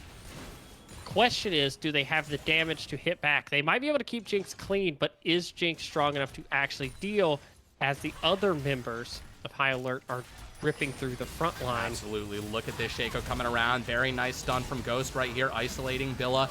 Everybody duck, dash, diving in. That's going to be a Jinx rocket that hits 3 people. One of them is, of course, a Shaco clone, but they still count.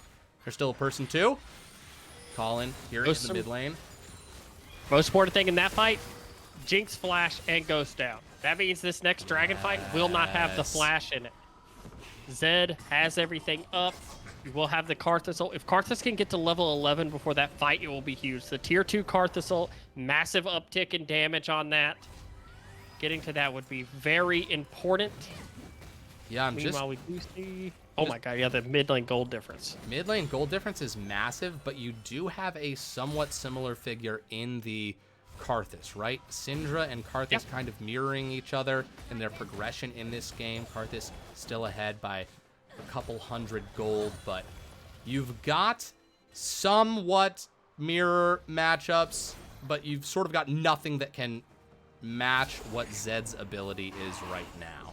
And that is a problem because you're just hoping they don't deal more damage than what Lulu can do to deflect it from Jinx. Right, and luckily for Panther Corp here, it looks like it is the Cloud Soul. So there's not a ton of great users of the Cloud Soul. Obviously, dragons are always good for you, regardless of what they are. They do get free stats. Bear might be in a little bit of trouble right here. He does get that dragon, but I don't know if that's going to make this situation even better. That's a shield. Look at Frog Guy immediately going for Syndra, going for it. Set's going to be the one that gets the kill. Ghost gets a headbutt into the wall, going to back up, get some space. High Alert playing around this tower very well. They know they don't want to dive, not with health bars looking like that. Slothman is still very much a tank right here as the rest of High Alert peels off, and as does Panther Corp as team members rush to other lanes, trying to jockey out some advantages somewhere else on the map. Buy some time, get some gold, do what you can, clear the camps. There's a little bit of peace for once on this rift. Yeah, I can't believe it. We're actually having a second, but the Baron is spawning, and if I know anything about this series, it's the 20-minute Barons. They're absolutely on the table. Lulu, okay, she's not going to get spotted.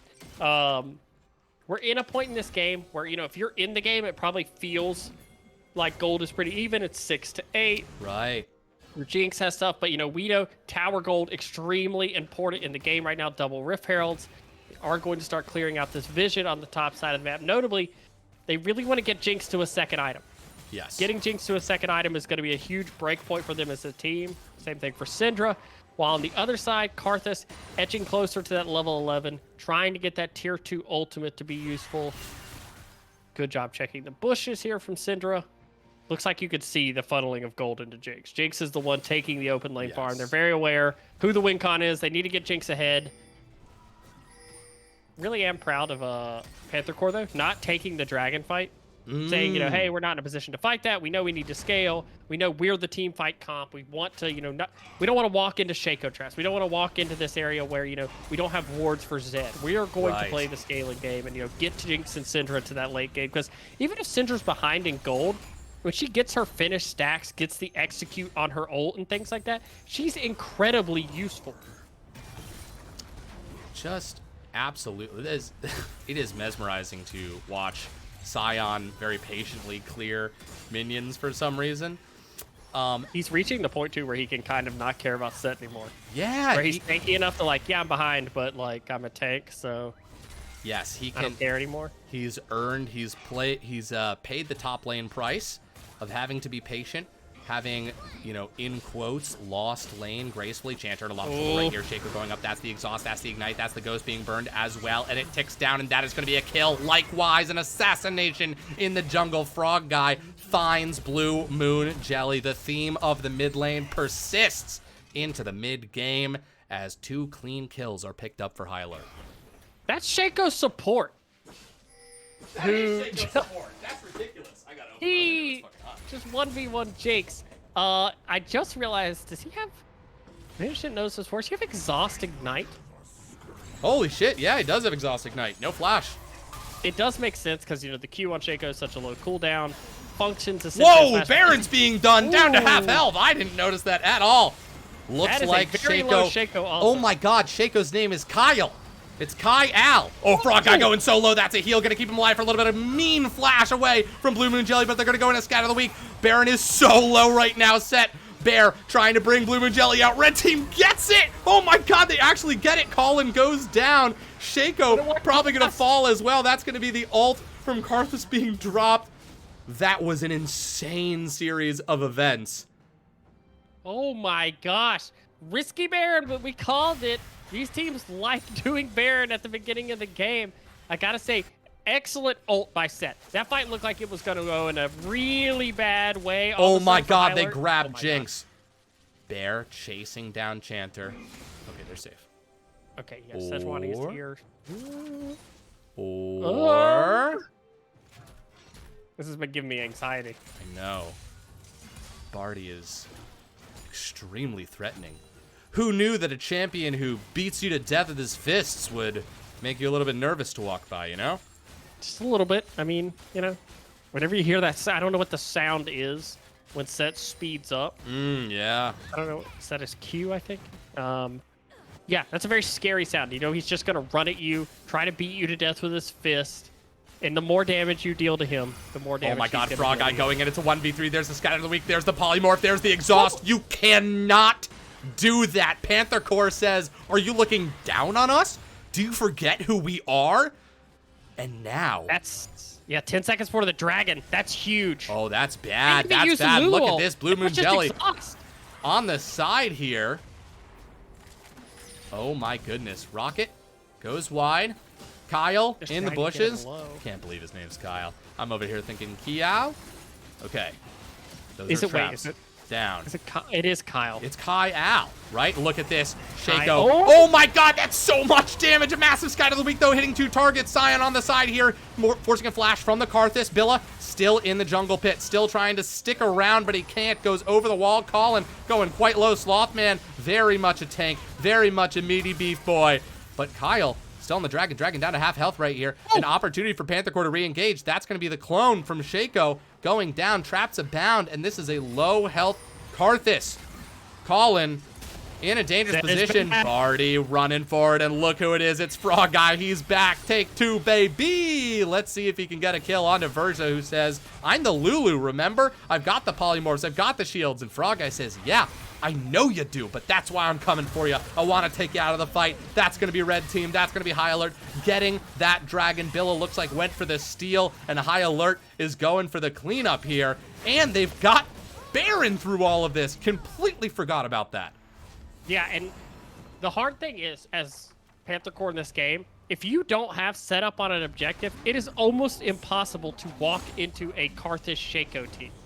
Because whenever you're going to hit boxes, you're going to take free poke, you're going to burn down. Poppy is going to deny any dash engage that you have, and you're going to have people constantly lurking around the fights. Shaco, Zed, different people to pick off your Jinx, your Syndra. There's nowhere safe when you're walking in unless you have vision control and make them walk into it. It's just been a really good job by High Alert of getting the tempo, but then maintaining that tempo at every objective, constantly making Panther Corp face check in, making them walk into uncomfortable situations against them.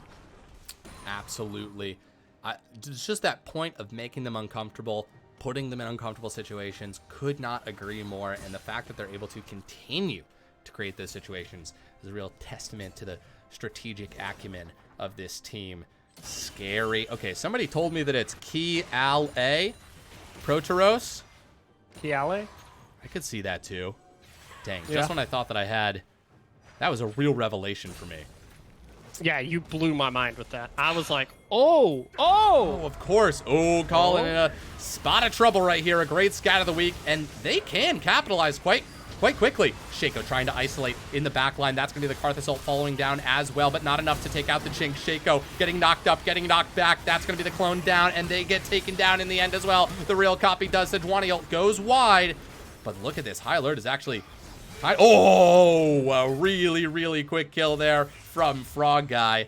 The two top laners slapping each other back and forth, but they're going to turn it into a 2v1 as Ghost comes and Blue Moon Jelly. Uh-oh. Can they stop this? Zed? No, they cannot. That is too strong of an assassin, and Slothman will be slayed in the end as well. Frog Guy going to walk forward. Maybe he can use his E as CC. A little bit. We talked about the angles that Shaco and Zed and others can come from in these fights. Even when it looks like it's a one fight, Jinx gets excited, but when she turns around to run back, guess who's behind you? It's Zed. He's waiting right there for you, and he's more than enough. A pick onto Karthus is not as big as it seems because he has the passive. He's going to be able to deal damage. He's going to get his ult off. And also, he's currently the weakest member of his team. So they're totally okay with Karthus being the one who gets picked if it starts a fight for Zed and these other carries to get off. And they have a comp right now where every single person is a threat. They absolutely do. Look at this. Bear down here in the bottom lane trying to crack this inhib tower. He's going to go for it. It's going to take a little bit of damage, but that is just part of the price that you can pay when you're as thick as Bear is. Very thick boy. Very, very thick. A very thick boy. Very thick. Barty is a very thick They boy. eat my shorts. Jinx. Getting close to a third item. There is hope on the horizon as items tick over. The side of Panther Corp, they are getting closer and closer. Syndra working on a third item. Also has picked up some gold now. Syndra's gotten 2 shutdowns. Walking in right here into the choke point. Look at Kyle on the back line, but actually going to get hit by a scat of the week. Blue Moon Jelly doing a great job of isolating that Shaco. Shanter in some trouble. Jinx does go down. That's a lot of gold that's going to be out of this fight. Blue Moon Jelly trying to find a target. Is going to ult the clone, I think. Gets the Shaco clone. Versa still alive in this. Lulu doing everything they can to keep Billa up and going, but the Karthus ult comes through, and it is cataclysmic, but Slothman looks untouched. Blue Moon Jelly gets taken out. Kyle is alive through this whole fight. Still alive. Holy Frog moly. Guy, too. Wait a second. I think we're learning something here. Yeah, you can kill the squishies, but if you've got a tank that can clear a wave and won't die, how do you solve that problem? Let's see if they can do it. Tower. Oh my god, taking so much damage. All right, maybe just ignore the They're tank. just going to ignore him. They're just going to pretend like he's not there. Yeah, that seems to be the key. Jinx is up. Versa back right here. Lulu's got the shields, the slows, the speed ups, the polymorphs. I don't think they get inhib here, but they have certainly made an impression. Jinx has probably got the worst job on Summoner's Rift right now. The amount of stuff Set is ulting people into her. Zed is diving her. Shaco is going in to try to burst her. This is probably the worst feeling as an AD carry, but notably, Sion, as you said, and Sejuani are getting very, very tanky. They are getting very hard to kill in these fights. The problem is they need them to be tanking while their damage dealers are safe to deal damage. But no way, are we getting a cross-map play? No. They're not going to have time, I don't think. They are not going to have time. Look at but those they are red setting side up. pings. They are going to make them walk into them. It could be a prank. It could be a trap. Hasn't happened yet this game. Uh-oh. Blue Moon Jelly caught out. Didn't see him. Whoa, look at that. Poppy ult interrupted. Barty walking forward. Fuck this fucking client. God damn it. Right at a fight. Jesus Christ. Okay, looks like Syndra got taken down right there, but Kyle going quite low, but his clone gets taken down. The original copy dies in the end. Jinx trying to kite back and forth, but Ghost is here up in the mix. But Jinx is still living. Jinx is still kiting. Jinx is getting these rockets. Now, can she get excited? She can, but Frog Guy finds it. Frog Guy gets the kill out of the Jinx just as she gets excited. Just as she completed her narrative arc, she gets taken down. And now Slothman, big, thick, meaty Slothman living in this fight, as too is Billa. Let's see who can win this now. There are such odd tools in this fight. Slothman gonna get away. Oh, Karthus ult. Orbital Ion Cannon locked in. Doesn't kill anybody. But a good try. Yeah, batteries aren't charged. Not fully. Yeah, let's try that again in another minute. Okay, we see that Jinx could do the potential, possible. But the problem is you're racing the clock here. That's a level 16 Zed, a level 17 set. And one thing is, the more health Sion gets, the more it hurts when Set throws him at you in a team fight. Absolutely. Colin, Kiale, Kyle, however you want to say it. Shaco for sure. Although some people say Shaco's Shaco. been a monster in this game. Yes. Yeah, but people say it's Shaco. They're just not saying it right. Like, can we be Yeah, honest? that's There's a true. lot They of are different just dead wrong. pronunciations. There's a lot of different pronunciations in League, but Shaco is just wrong. It just is wrong. I couldn't agree more. You're absolutely correct. I see that some people have some opinions on my calls about Slothman. But all you're doing is giving me better adjectives. Massive, muscly, girthy Slothman. An absolute unit of Slothman. 1 metric vascular unit of Slothman. One. Never mind. Yeah, we're getting into danger territory. Look at that pink ward. Okay. Billa over the wall. Wait a second. This isn't as safe as it seems. God dang. They are doing Frog it. Guy, terrifying. Oh, Okay, that's the a ult frog does go over, but that's just going to be the clone. It's going quite low. Oh, wait a second.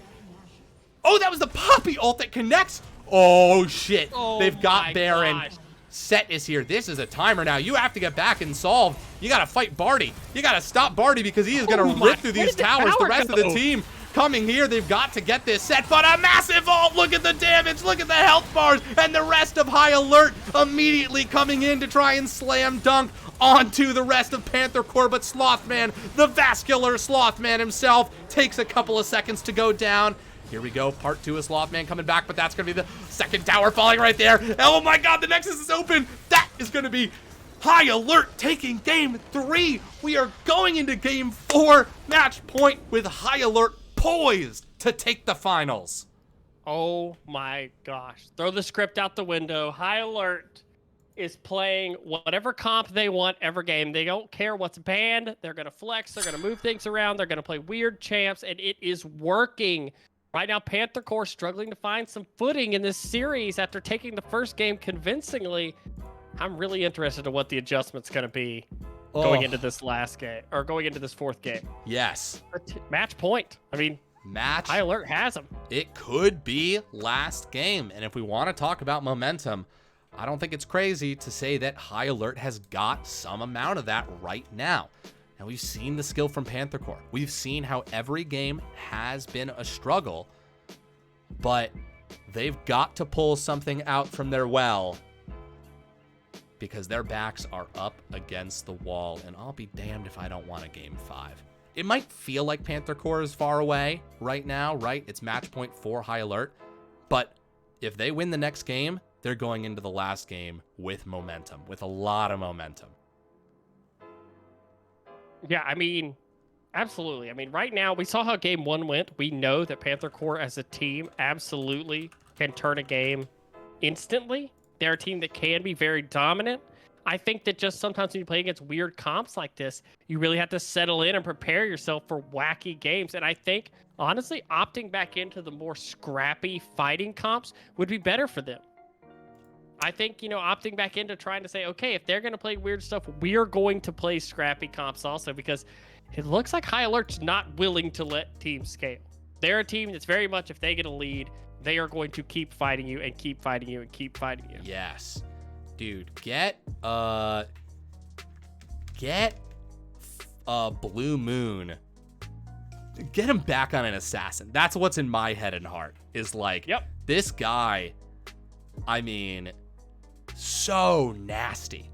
And like you think about game 2, right? When it was 2 champs that could scrap. And Blue Moon caused a lot of trouble in that game too. An enormous amount of trouble on that Yone. And I think a player like that having the tools to just make shit happen at all points of the game, absolutely important. I'm going to hand out these schmeckles going out to the people who voted for High Alert. Dude, Vega, you are raking in Always the cash bet today. the under, guys. Always bet I started the day with 600. I'm at 7.4K. Oh my God. I just always bet What the is the under, high guys. life like? Well, I'm going to lose it all right here probably. But because now it's like, do you bet High Alert because they've won 2 games? Right. Or... I don't know. I really do not think that Panther Corp is out of this. Me either. Absolutely not. We have a caster compliment has been redeemed. Him, the guy I redeemed a caster compliment to see what it does. Nothing happened. Sorry. All of the things that you redeem are sort of things that we have to do. Less Force is right. I have to give you a compliment now. Him, the guy. What can I say about him? That's him, Duncan? That is... Listen. That is him. He is him. That is him. He is... Him, Duncan. He is Himmy them. Butler. He's that. He's him. Listen, him. Timothy Chalamet. First of all, I do recognize you from a couple of past streams. It's always been a pleasure to have you in chat. You're a very active chat member, and that's been an absolute pleasure to have. I also got to say, you asking how the series going led to a fucking wonderful rant, which I appreciate the hell out of. So what can I compliment about you? What I can compliment about you is you seem to just be a wonderful community member. You seem like someone who's great to have around, and having people like that around is what makes everybody better as well. So thanks for being great. That was beautiful. Thanks, man. I think we got another caster compliment. Frog Guy. I could talk about Frog Guy take all that day. one. Frog Guy is an absolute monster. Frog Guy is the epitome of when you're like, I need a player who's going to take over series. I need a guy who's going to dominate. Assuming this is Frog Guy that's in my game. When you need someone who's going to be an absolute stud, an absolute monster, captain of a team, absolutely dominate the 1v1s in every game, Frog Guy is your man. I expect to see Frog Guy in LCS next year. Personally, I'm trying to get closer to Frog Guy now just so that I can tell people I knew Frog Guy before they were famous. I want to be one of those people who's like, hey, remember Frog Guy when we talked to each other in Twitch chat and you got really famous? Can you help me? Frog Guy's the best. Dude, and I absolute pillar of the community. I fucking love that. Oh, shit. All right, hold on. People are starting to chain caster compliments. I think these teams are trying to use caster compliments to hype up their team, which is a great strategy. I'll take the next one. Kyle, or as they say, Kiale. I've got no idea how to pronounce your name. Not even close. I'm juggling around 3 different versions. When you compliment someone, you have to know something about them. And what do I know about you? I know that you just played Shaco support like a fucking assassin in game 3 of a fucking finals. Of a finals, baby. You gotta have some stones to pull out a champ like that and play like you did. So, I mean, I can try to compliment you, but it seems like you've got all the confidence in the world. This monster's for you, Kyle. This monster's for you. Now we're both gonna chug 7 full monsters. Yep. Wait. You heard him. Cryptic redeemed a Hunk Alert and typed for Vega's Mouse. Oh, nice. Wow, And I they're want to give really... some backstory to this. Please. Whenever I get auto-filled mid in Masters, I don't play mid, but I usually put it as my secondary so I'll get support.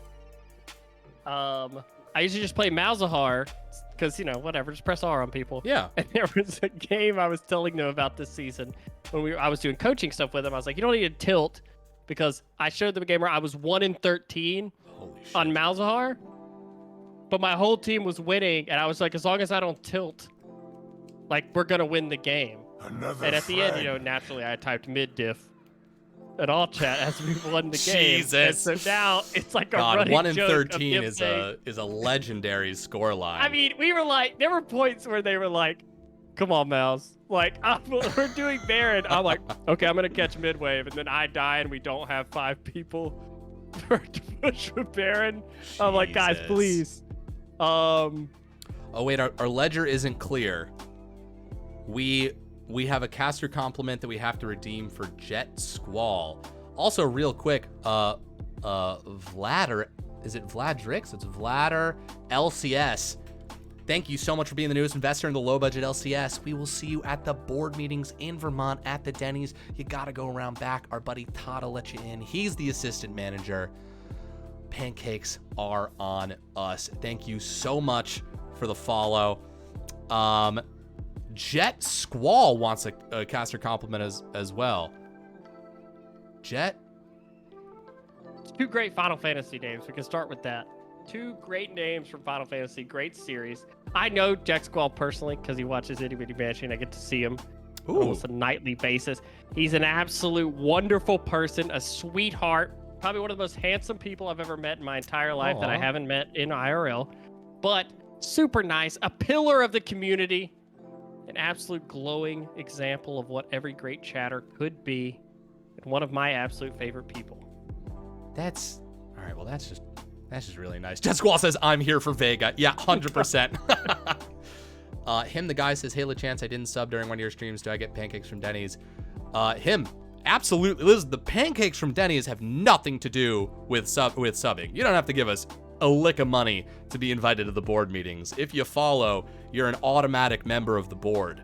Our board meetings are pretty chaotic. So you're already there. If you follow, you're welcome at the meetings. Lol Cryptic was also saying, no, Forsaken Mythos was saying we need a caster roast instead. I can't roast you guys. I love you guys. Dude, it would be fucking easy to roast you. Vega? Oh, you want me to roast Vega? You want me to talk about how Vega is just a wonderful, kind, caring person who's fucking so quick with rapid stickimithia, someone who does not drop a sentence? Not there, not here, not anywhere. Vega is fucking fantastic. That's my roast. Fucking roast. How am I supposed to follow that up? How am I supposed to follow that up? I fucking dunked on him. Yeah, this is very, I don't know if you've seen the roast of James Franco.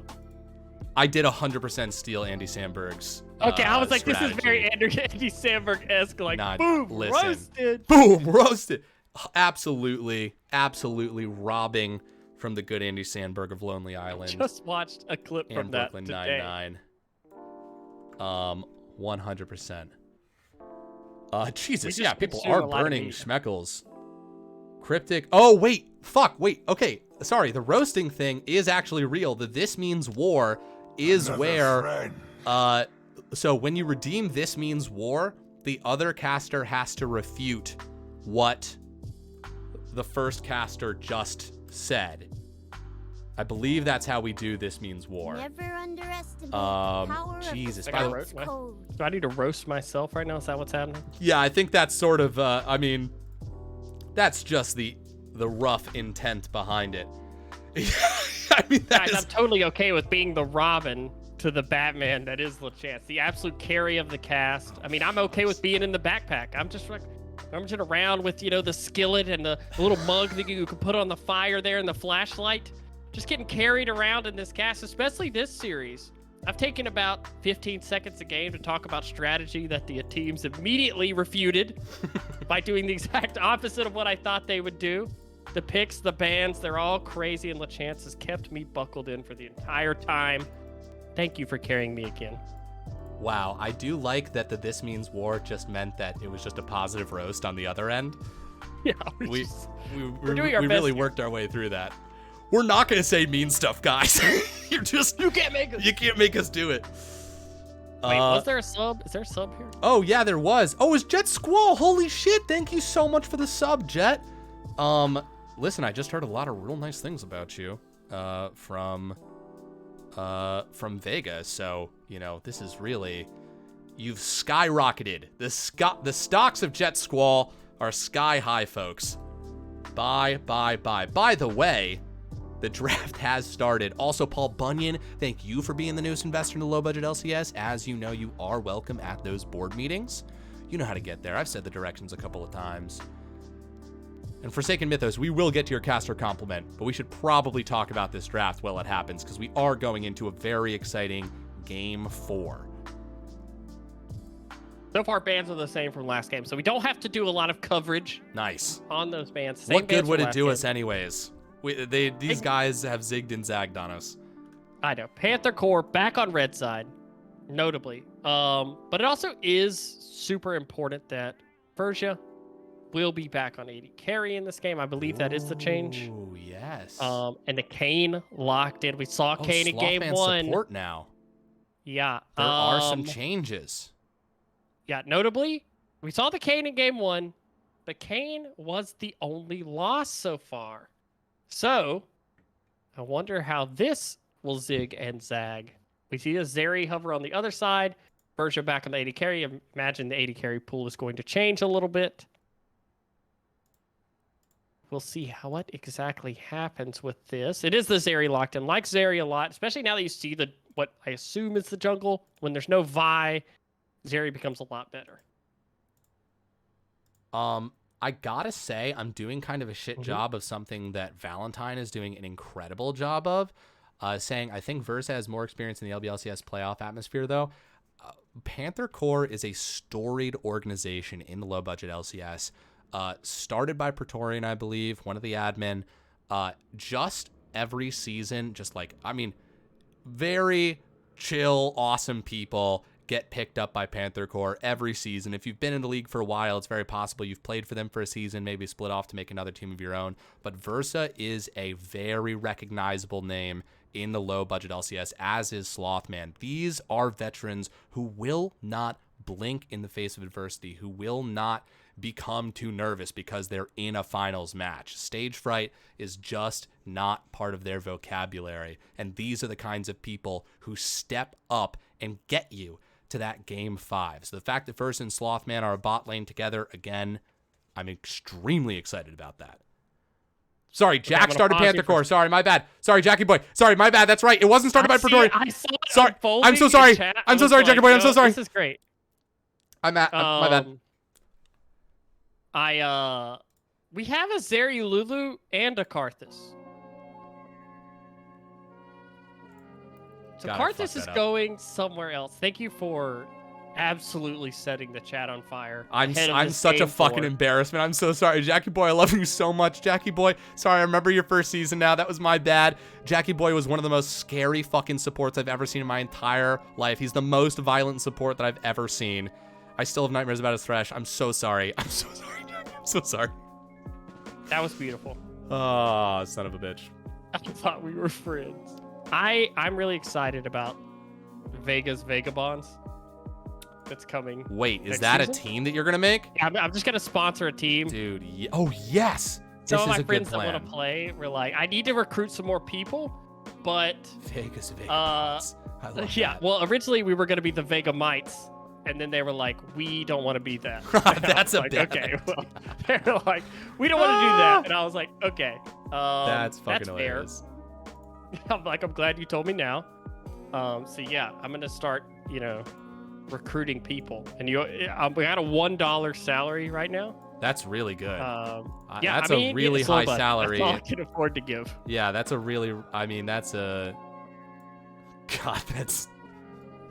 I'm looking for top talent. I love the idea of being able to discuss the salaries. Yeah, I mean, I prefer an open salary system, so Yeah. we all know what everybody's making. 100%. Oh, sorry, I'm pressing The buttons here in the Montier is still on top. background. That's an Akali. Oh, yes. Wait, who's playing Zed it? is banned. It is Froggy? Oh, Froggy Fresh yes. Frog Guy? Beautiful.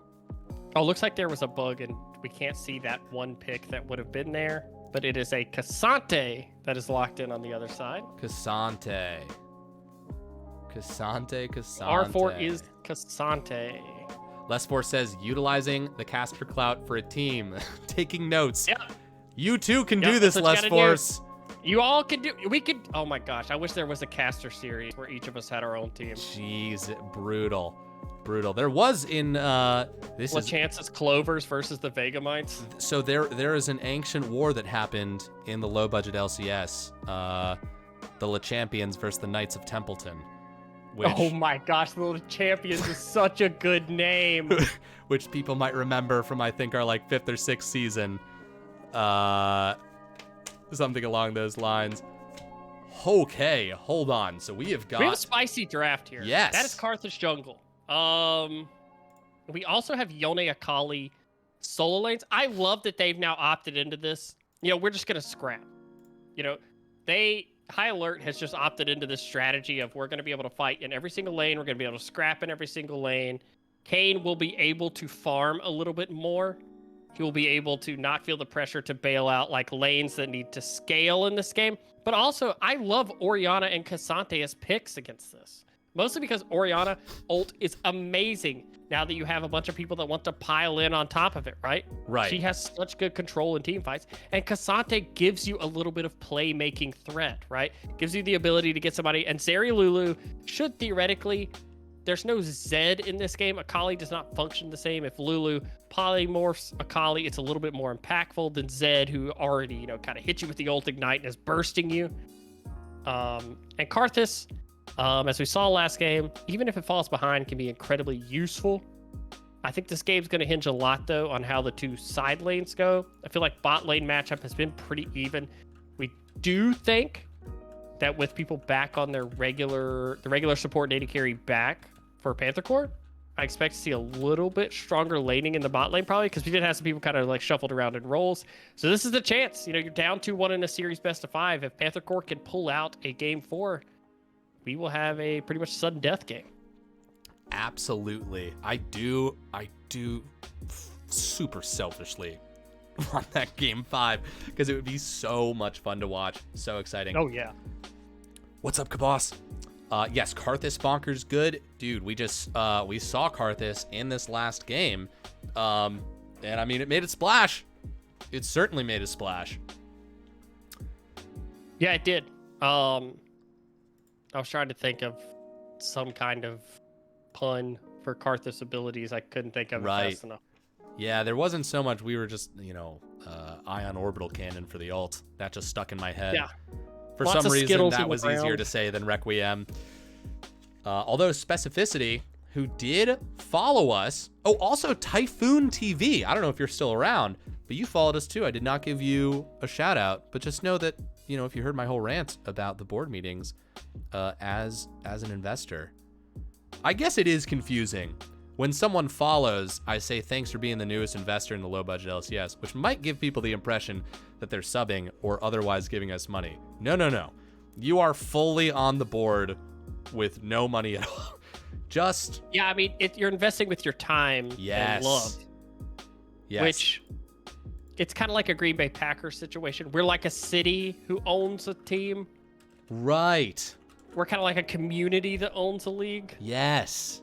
We're a community. Yeah, it's like those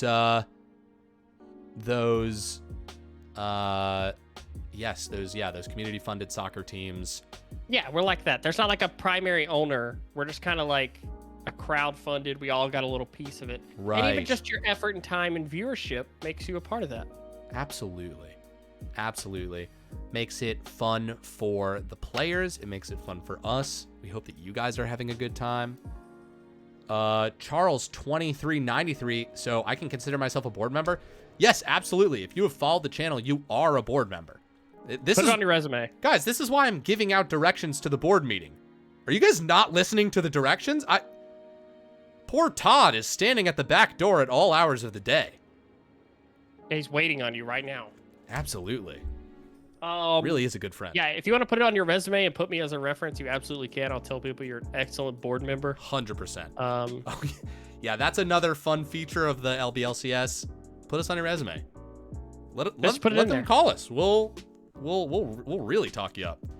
We practice with the caster compliments. Think about how great we do on a phone call. Oh, if someone randomly calls me for a reference and I don't even know the person, I'm absolutely gassing them up to whoever. Oh, hell yeah. Oh, them? Oh, They saved my firstborn child. Yeah, that's right. Yeah, the car was rolling back into a highway, down a driveway into a highway. They barrel roll, put their elbow through the driver's side window, cut their ribs up, but they pull the emergency brake. And that's how my little Sally's alive today. If you don't hire them, you're a fucking idiot. That's just a taste of the kind of... yeah, you need to do commercials. I am fully on board. Who's the best bear on the Rift? Huh. Probably Bart. It's got to be Barty. If Barty, of all the bears on the Rift, Barty's definitely on. I mean, Tibbers, Kyle. Yeah. When they use Tibber, I love that we have two people on the same team here saying their names. Just full ass wrong at this point. Show your families later this clip of us talking about you, and you're like, "We won the title! Look at this clip." They're like, "Why are they calling you Bart?" Didn't they pay the time and attention to learn how to say your names right? It's more that we took. Yeah, we don't have the budget for that, and we've sort of over-indexed into time and attention, so much so that we've added a new layer. Exactly. To your mythos. Shout out to Forsaken Mythos, who by looking at their name gave me the courage to say the word. When I used to play video games when I was younger, that you could name the characters, I would look at the back of a shampoo bottle and look at the ingredients, and then I would use that as inspiration to get names for people. That's beautiful. Very Frightening says, there's art everywhere, guys. You guys are medium budget. I don't want to hear it. That is so kind, but you haven't seen our books. We are, in fact, very low budget. Oh, Rescued used to do that too. Wow, that's beautiful. Now, look. This is why you tell people these things, so that we can share this history together, that we both use shampoo to name characters. That's beautiful. That's really beautiful. Buggle is malting somewhere. Jet Squall, is Lil Sally doing well since she was saved? Absolutely. Couldn't be doing better. Just finishing up the 3rd grade, so going into 4th, it's going to be a big step, but she did really well in 3rd grade, and she's made a great group of friends. Everyone's staying together, nobody's moving, so looking forward to the summer. There's going to be a lot of great play dates, and 4th grade's going to be a blast. That's beautiful, isn't it? It is. I'm waiting until predictions end to tell people what I predicted. Oh, yeah. I like to... 200K. This could be the last game. It could be. It's make or break for my money, because I went all in again. Which really is the only way to live. Another Mr. Ellis says... Wait, hold on. Hold on, I gotta turn the music off. I gotta move these things around. Okay, that's actually a really funny comment. Doesn't matter if we see the books. Let's not pretend like we know how to read. A great way to go along with a bit and also burn the community at the exact same time. I love that. It reminds me of the King of the Hill meme that always gets posted, where Bobby's holding the sign up on the glass to the kids in the class, and the principal takes the paper down and says, "Those kids would be really angry if they could read." I have not seen that one. I also have not seen that show. Probably the best anime. Probably the best anime. Oh, you know what? You actually have definitely hyped it up to me. I think in one of our first Maybe I'm making this up. King of the Hill? Well, Yeah. people. Okay, so we're going to Japan next year. So a friend of mine who's Fuck been to yes. Japan, I've talked to a bunch about it, and I was like, well, what kind of stuff do they like? Because over here, we like, in America, we like a lot of Japanese stuff. Like, it's pretty big Right. culture. King of the Hill is apparently huge in Japan. Really? Yeah, it's really weird, but it's like Huh. I mean, if you think about it, it's like an American Right. cartoon about what it's like to live in Texas. So like, I could Totally. see how that would be. Like, we like slice of life stuff from Japan. Actually, that makes perfect sense. Which raises another question that I have that maybe you can answer before we get into the action here. Yeah. Which is, how in like old 90s movies, every time there's like a corporation, right, that's like run by someone from Asia, Mm-hmm. at some point in the movie, people with swords and like throwing stars Yes. come down. Yes. And it doesn't matter, even if like they're That all was a staple of the businessmen. 90s, yes. Yeah. Is there an equivalent to where in movies in other Oh, countries, that's when like so- American people, are there like cowboys coming out, like guys on horses with pistols? So there is kind of, in like manga, like you do see like American, ooh, look at this. You do see like representations of American people, and it very much is like a little bit like the cartoon. Look at this Versa being isolated, Colin going in on this. They've got the Nyla again, the flash forward. That's the stun. That's the CC Versa flash over the wall, but Colin's not gonna let this go. He wants it. He gets the heal, but he does not get the kill. The Coffin King is on the hunt. Technically 2 for 2 on summoners. Yeah. The big thing is the health difference right now. See if that manifests itself. Yeah. There is still a heal on the Nyla. But there's a lot of minions right now, and at this low level, God, this is intense. I don't think I really took in the draft fully. I think I was fiddling with stream things here. I'm just looking through, and this is... I mean, we have got... Oh, they look got at this, level the dash in, the 2. dive in, but they have the exhaust ready. Slothman knew exactly what to do, but Versus going quite low. That's the exhaust. That's first blink going on a Nyla. Colin gets it. Colin gets the kill. He's sticking around, but look at this. Slothman... God, the Lulu has done it in the past. Hold on. Frog guy, Blue Moon Jelly. The giant sloth man yet again showing up. And I will say, Versija, am I saying that right? knows? Verja hasn't been AD in this series, and a little times it could take you a minute to kind of get used Right. to what that damage Look is. at But this flashback. Billa on the way. They've got the Karthus, the jungle Karthus this time around. They've got the double bust, landing 2 Qs, a flash, and using the exhaust. Oh, lands that 3rd Q as well. Whew.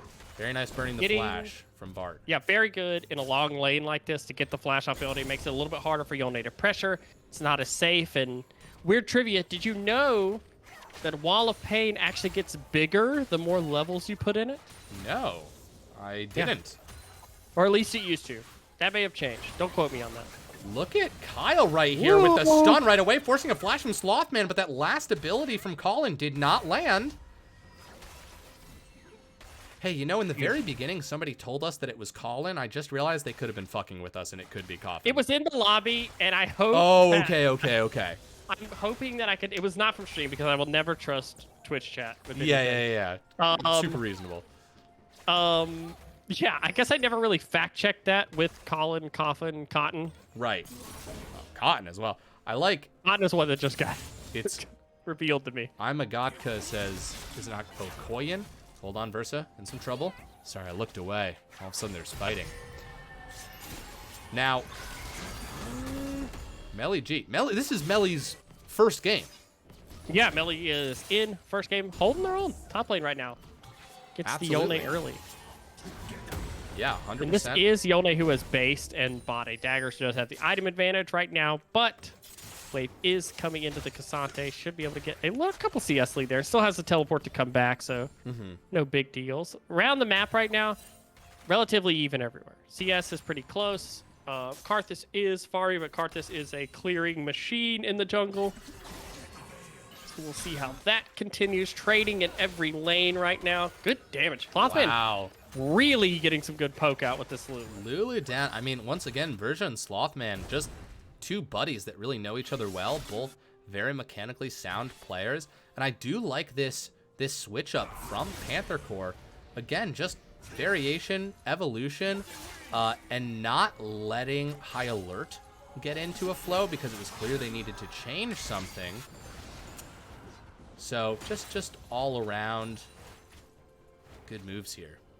I agree, and I think you've been hit by 2 curveballs in the last 2 games because of draft, and a swap like this lets you give a curveball without really necessarily, sometimes teams just don't have prep stuff like a Shaco and things like that they can bust out to mix up a series, but a switch in position, it changes play styles, it changes, what people's tendencies are, and across a best of 5, you kind of start to learn the person you play against tendencies. Right.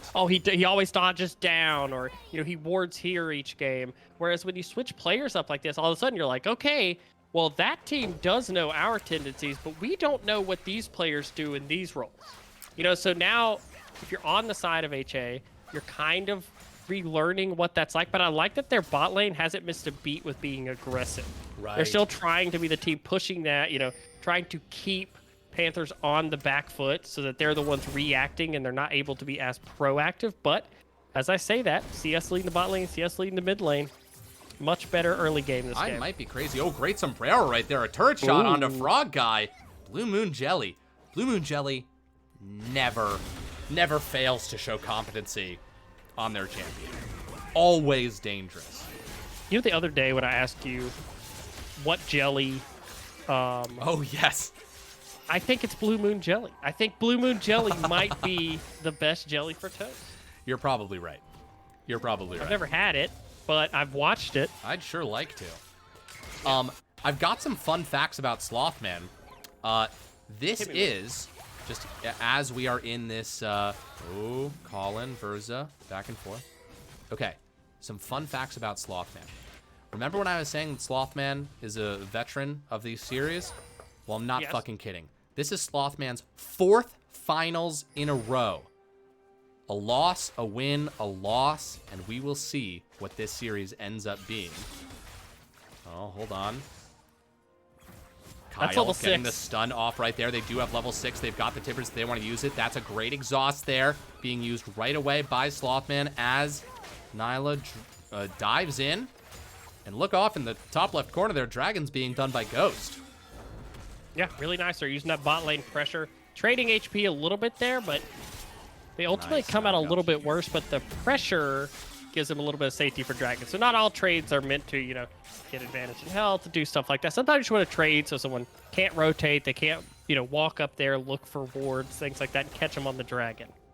Absolutely. Oh, Barty walking in. Billa right here. He's got the exhaust, but that's an ult that interrupts an ult. That was beautiful. Billa might be in a little bit of trouble right here. Barty doing the 2v1 dance, but Karthus still in it. Nice. Cassante dip, duck, and dash and davin around, but he actually brings him outside of Karthus's area of effect, and that's a double kill for Barty.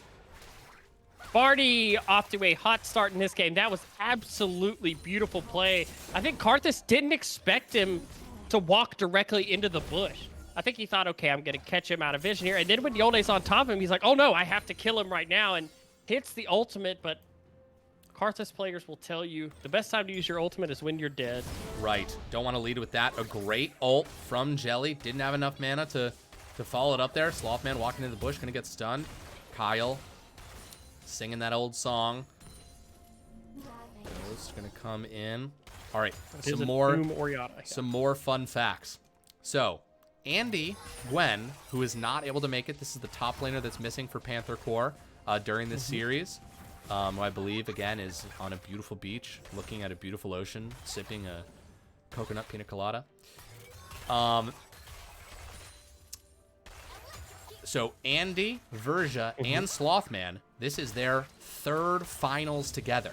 So, this bot lane has a lot of practice together. They know each other very well. I was not kidding to you.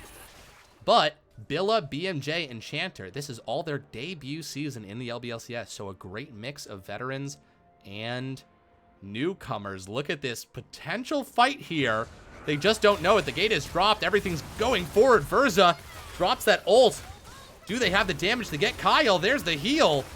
Oh, close, but no cigar. Annie is able to slip away and make it back to tower, but they've got a pretty fat wave here. Yeah, that's all 4 summoners gone off the bot lane. They've got to back off. They're going to get some plays. Look at this teleport. Look at this TP. flank. Who is this? This is the top lane. This is the Yone. This is going to be a lot of trouble. Do they have the polymorph? There's the polymorph right away. There's the heal for a little bit of speed up. The Lulu ult as well. But there's just a lot of damage, and Party will not quit. Billa is going to go down. Can they get a kill in return? They cannot. And Blue Moon Jelly going forward. The ignite, the flash away. Oh, the Q misses. Oh, and the execution with Frog Guy, but he will trade his life. Wait, no fucking way. Slips out the back end. Report the minions for not getting the kill. Fire those minions. On an edge. Fire those minions. I can't believe Frog Guy got out of there. I can't believe that just happened. High alert, though. Off to a hot start again. They absolutely are. Everything is going their way in the beginning right now. Except... This was blowing my mind. Oh, my God. Okay, I was looking at the Kayn right here versus. And I was whoa, like, hold on a second. how This did- Cassante. Oh, my God. Whoa! Okay. So Melly is in it. That's a huge morale boost for Panther Corp. Yeah, that's massive. I was going to say, I was like, for a second, because Kane's model and Yone's model look pretty similar. They're both, edgy, angry boys. I was like, how did Cassante get a 2-level lead on Yone? And then I realized it's Kane, and then Cassante solo kill. So now it makes sense. Now it all comes together. It's all coming up Millhouse. Blue Moon. It's all coming up Millhouse. Guile. Running into that bush. Slothman gets out of there. Back to some fun Slothman facts. Fun Panther Corp facts. The last time they played against High Alert, they ran the same roster that they ran in Game 1. So that's some regular season lore, which was Slothman support. Although Slothman, they did have a bit of a switch up. Oh, here we go. Blue Moon Jelly. Walking up. Ooh, That's a that's massive Orianna. Old Frog Guy going quite low. Ghost going down. Another kill. Look at the gold. It doesn't matter about those kills. We are tied up in gold. God, Kyle is so patient. Cassante up here in the top lane. That's a massive engage right there. Slothman going quite low, but this Lulu is so sticky. She is able to live for so long. Tibbers is the one who falls in the end. Wow, that was a punch and a counter punch there. Yeah, and a lot of that is if you don't have the burst to single out the Lulu immediately, she has shields. She's going to slow. She has polymorph. She has her ult. She has a ton of tools to keep herself alive post that. And I think farm is really telling the story right now in both top, mid, and in bot lane. Farm leads across the board here. And even though there's some early kill shenanigans that have happened, the farming has kept Panther Corp in this, and they do have good scaling in this comp. Wait a second. Verse in a little bit of trouble right here. Billa walking forward. Close. Okay, wait, the slow's coming through. Billa, but Ghost is here too. God, that's a great Kayn skin. Yes, it is. Kayn running forward. He wants Versa. There's the slows coming out. Ori's going to be here. Orianna's coming down as well. She could come and flank. Look at that. Ghost being brought into maybe the a little bit tower. too far into the tower. He's going to get the slow as well. Orianna placing the orb in the right place. Very good ball movement. No ult, though. She fooled me. Like an NBA team. Great ball movement. Great ball movement. I love that passing. High knees up and down the court. Let's go, guys. All right. And just like that. Hey, is that Billa a going to lead die? For Panther Corp. Pretty close. Pretty close, but they win. Gromp. Is it real Karthus jungling if you're not maximizing your passives uptime? Yeah, that's true. 100%. Second dragon is up. We do see Yone using that pressure top lane from the lead to steal away from jungle camps. This is great for multiple reasons. You're getting some more gold onto your Yone, but also you're denying the scaling of the Karthus. Karthus is going to walk out of base towards the dragon, though, it looks like. Teleports on both top laners. We could have a scrap here. Yes, indeed. Frog Guy going up, stepping up, seeing if they can get some. Oh. They are going to have bot prio here. That's really important for this. Having bot prio ahead of this dragon means they're going to be the first ones to move. You see Lulu already moving to remove vision. Level 11 not ticked over for the Orianna yet, so Ori will not have that tier 2 ultimate. Akali does have it if anything were to happen. Infernal Drake taking a lot of damage. Looks like we are going to get tied up in dragons here. Panther Core balancing the ledger. And we get Chem Drake. I love that. Ooh, very fun. Love the giant plants. The plants create a lot of shenanigans, a lot of angles. Gotta love them. Look at this. Colin going deep in, but oh my god, the polymorph and the counterpunch coming, but the Annie stuffs it. Absolutely halts it in its tracks. These bot lanes. The fact that we're not seeing one just stomp on the other, and it has been constant, like, you know, okay, we're gonna use all our abilities in the absolute correct order, and then they're like, okay, we're gonna do everything we can to stuff it correctly. Billa comes over the wall. No wall of pain here. Just smiles and sunshine.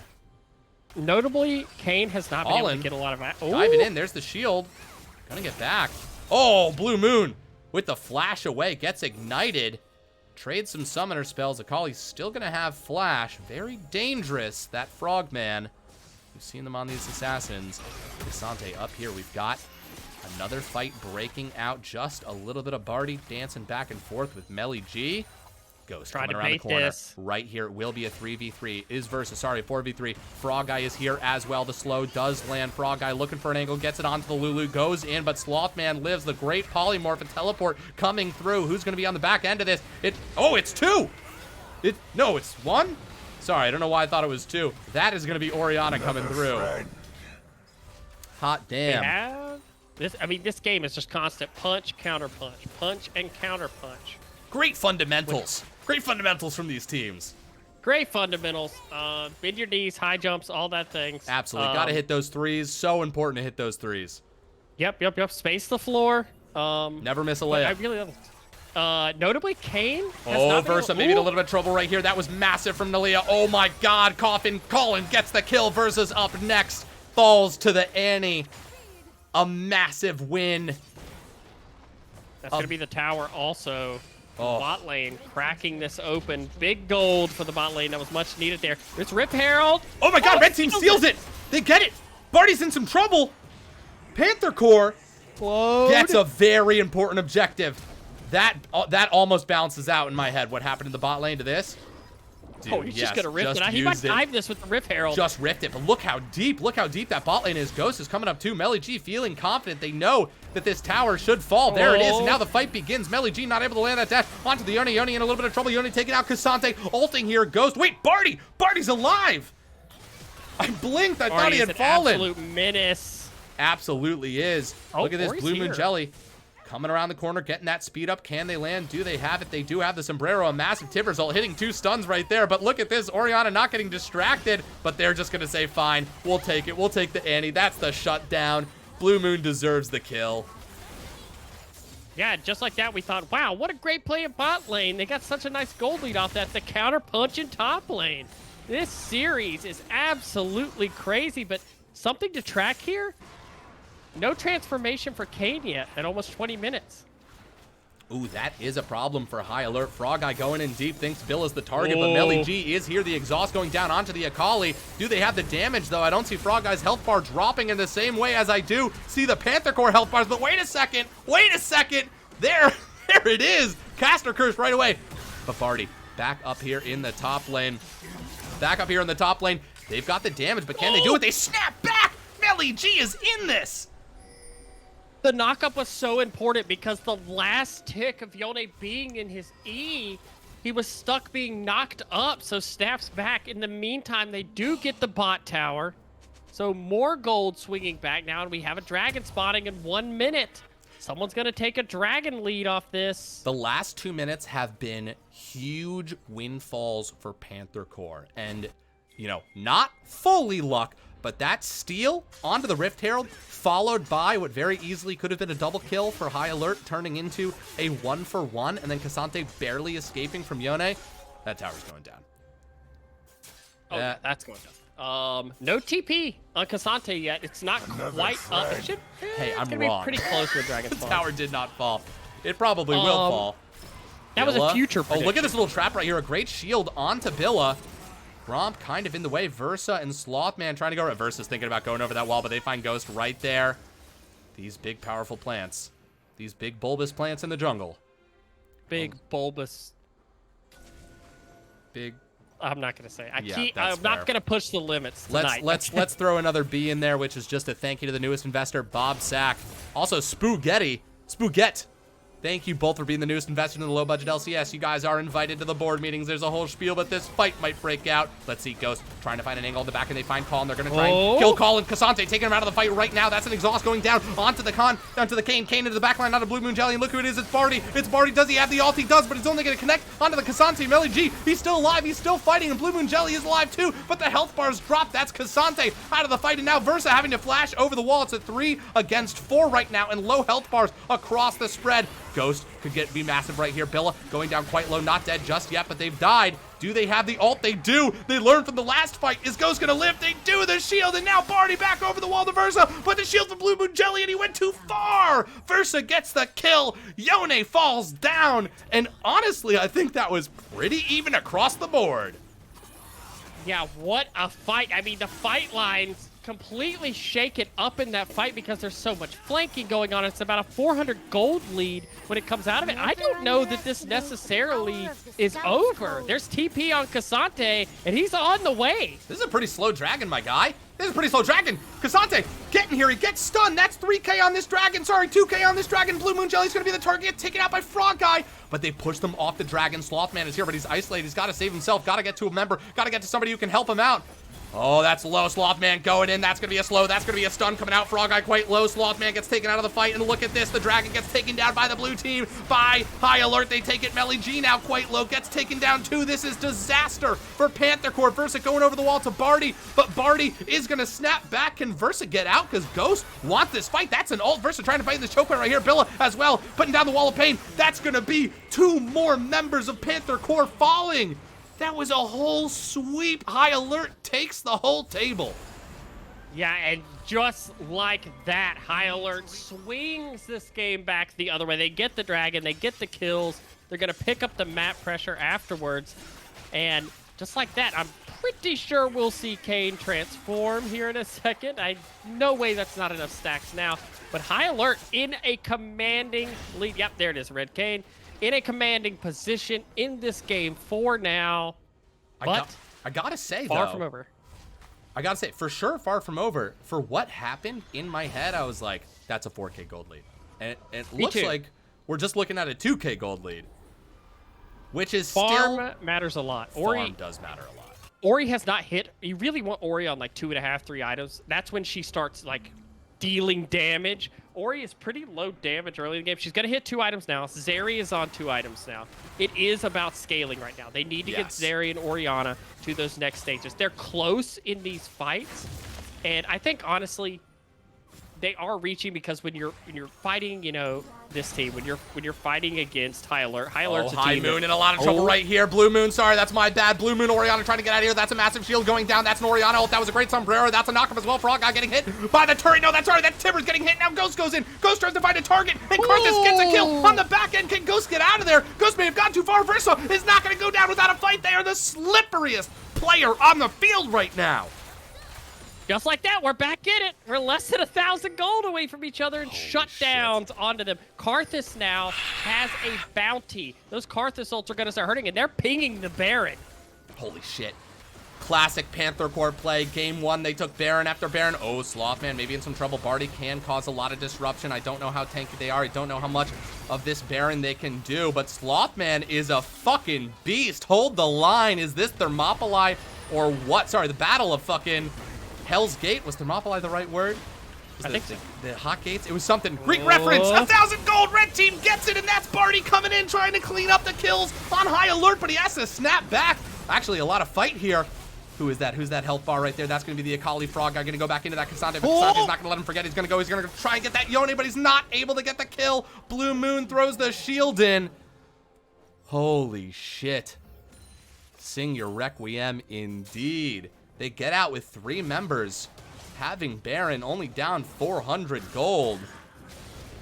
Yeah, I think you're fine with that. You trade 2 members to get the Baron. You take that threat off the map. It's going to give you some more time to scale, more gold in the pockets of your carries.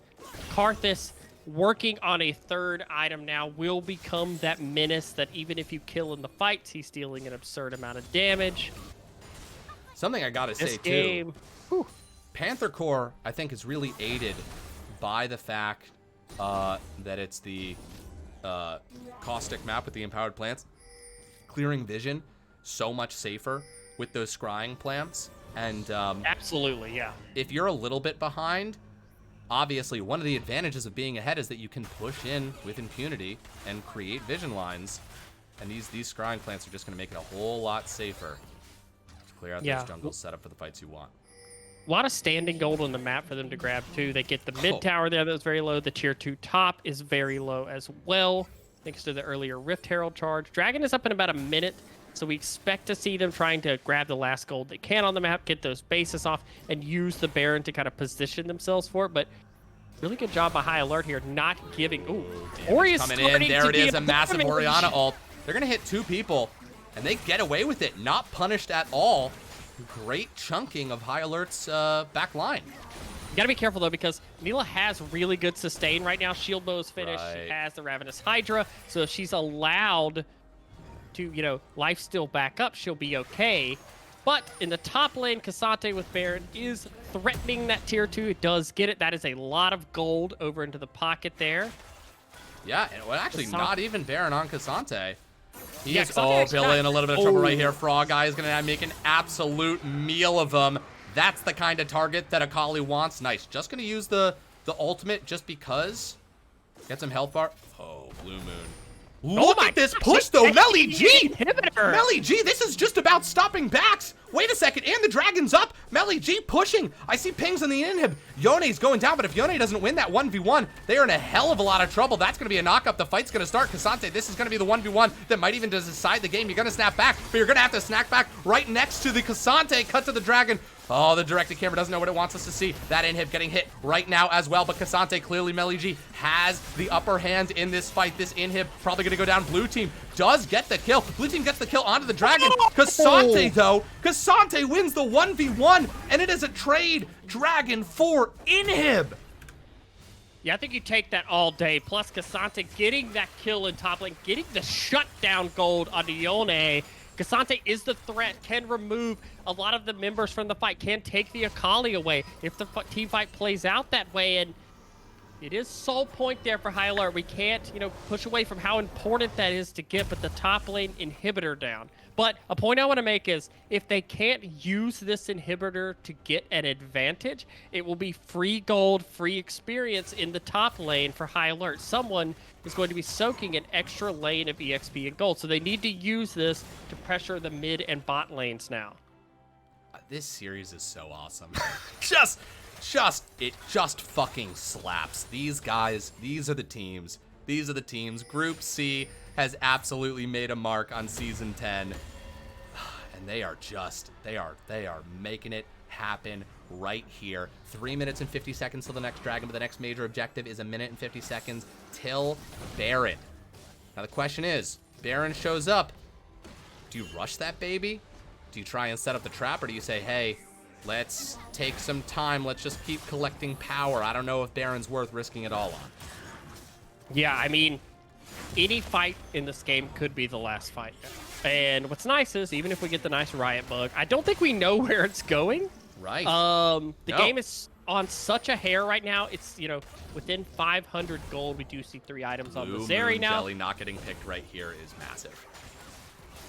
Yes, very massive. And any poke right now is extremely important. With 3 minutes from the dragon, 1 minute from the Baron, this side lane also incredibly important. That was the first time I've ever seen a dragon fight where the directed camera was like, nah, you don't want to see this. Okay, we are going to get a 2v1 though. Cassante going to find themselves against a Yone and a Kayn. Let's see, lots of damage in this fight right here. That's going to be the Yone ult being used. I see Melly G's health bar dropping quite quickly, but that's a shield going as well. Looking at dashing across, trying to make it to the blast cone, gets it over the wall, going quite far, but not far enough. Barty falls down, but look at this. Panther Corp takes the opportunity, takes the moment to strike on the other side of the map. They are going to try and push forward. That's the ult from Versa as well. I don't think they're accomplishing their goals. Look at Kayn. Look at Kayn in the back right here. Ghost trying to flank, but they do get out. They do escape. So risky. 23 seconds now on the Baron. Cassante does have teleport, so that timer is a little bit, you know, misleading. You may think you have a little bit more time than you do. Always have to take into account the teleport. And he did try to go for an ult there. Wasn't able Versa, the target right there, absolutely going to get CC'd, but the shields go onto them, and actually Versa quite healthy. dealing a lot of damage. This tower's the sturdiest thing on the fucking planet. Cannot believe it's still up. Absolutely, and it is deceptively tanky for the Zeri. Has the Titanic Hydra, has a lot of health, and is able to run down a lot of members here with the Lulu help. But that is both summoners off of Zeri ahead of this Baron. Dragon spawning in about a minute and a half. If Baron isn't taking soon, there's going to be some real choices to be made on the map. God, Versa in the front line right now. So scary. But Barty is here. Barty waiting in the weeds, waiting in the wings, looking for a moment for that key Yone ult. That could give his team the time they need to get into the back lines. Dragon up in a minute and 20 seconds. 10 seconds. This next fight probably going to define the game.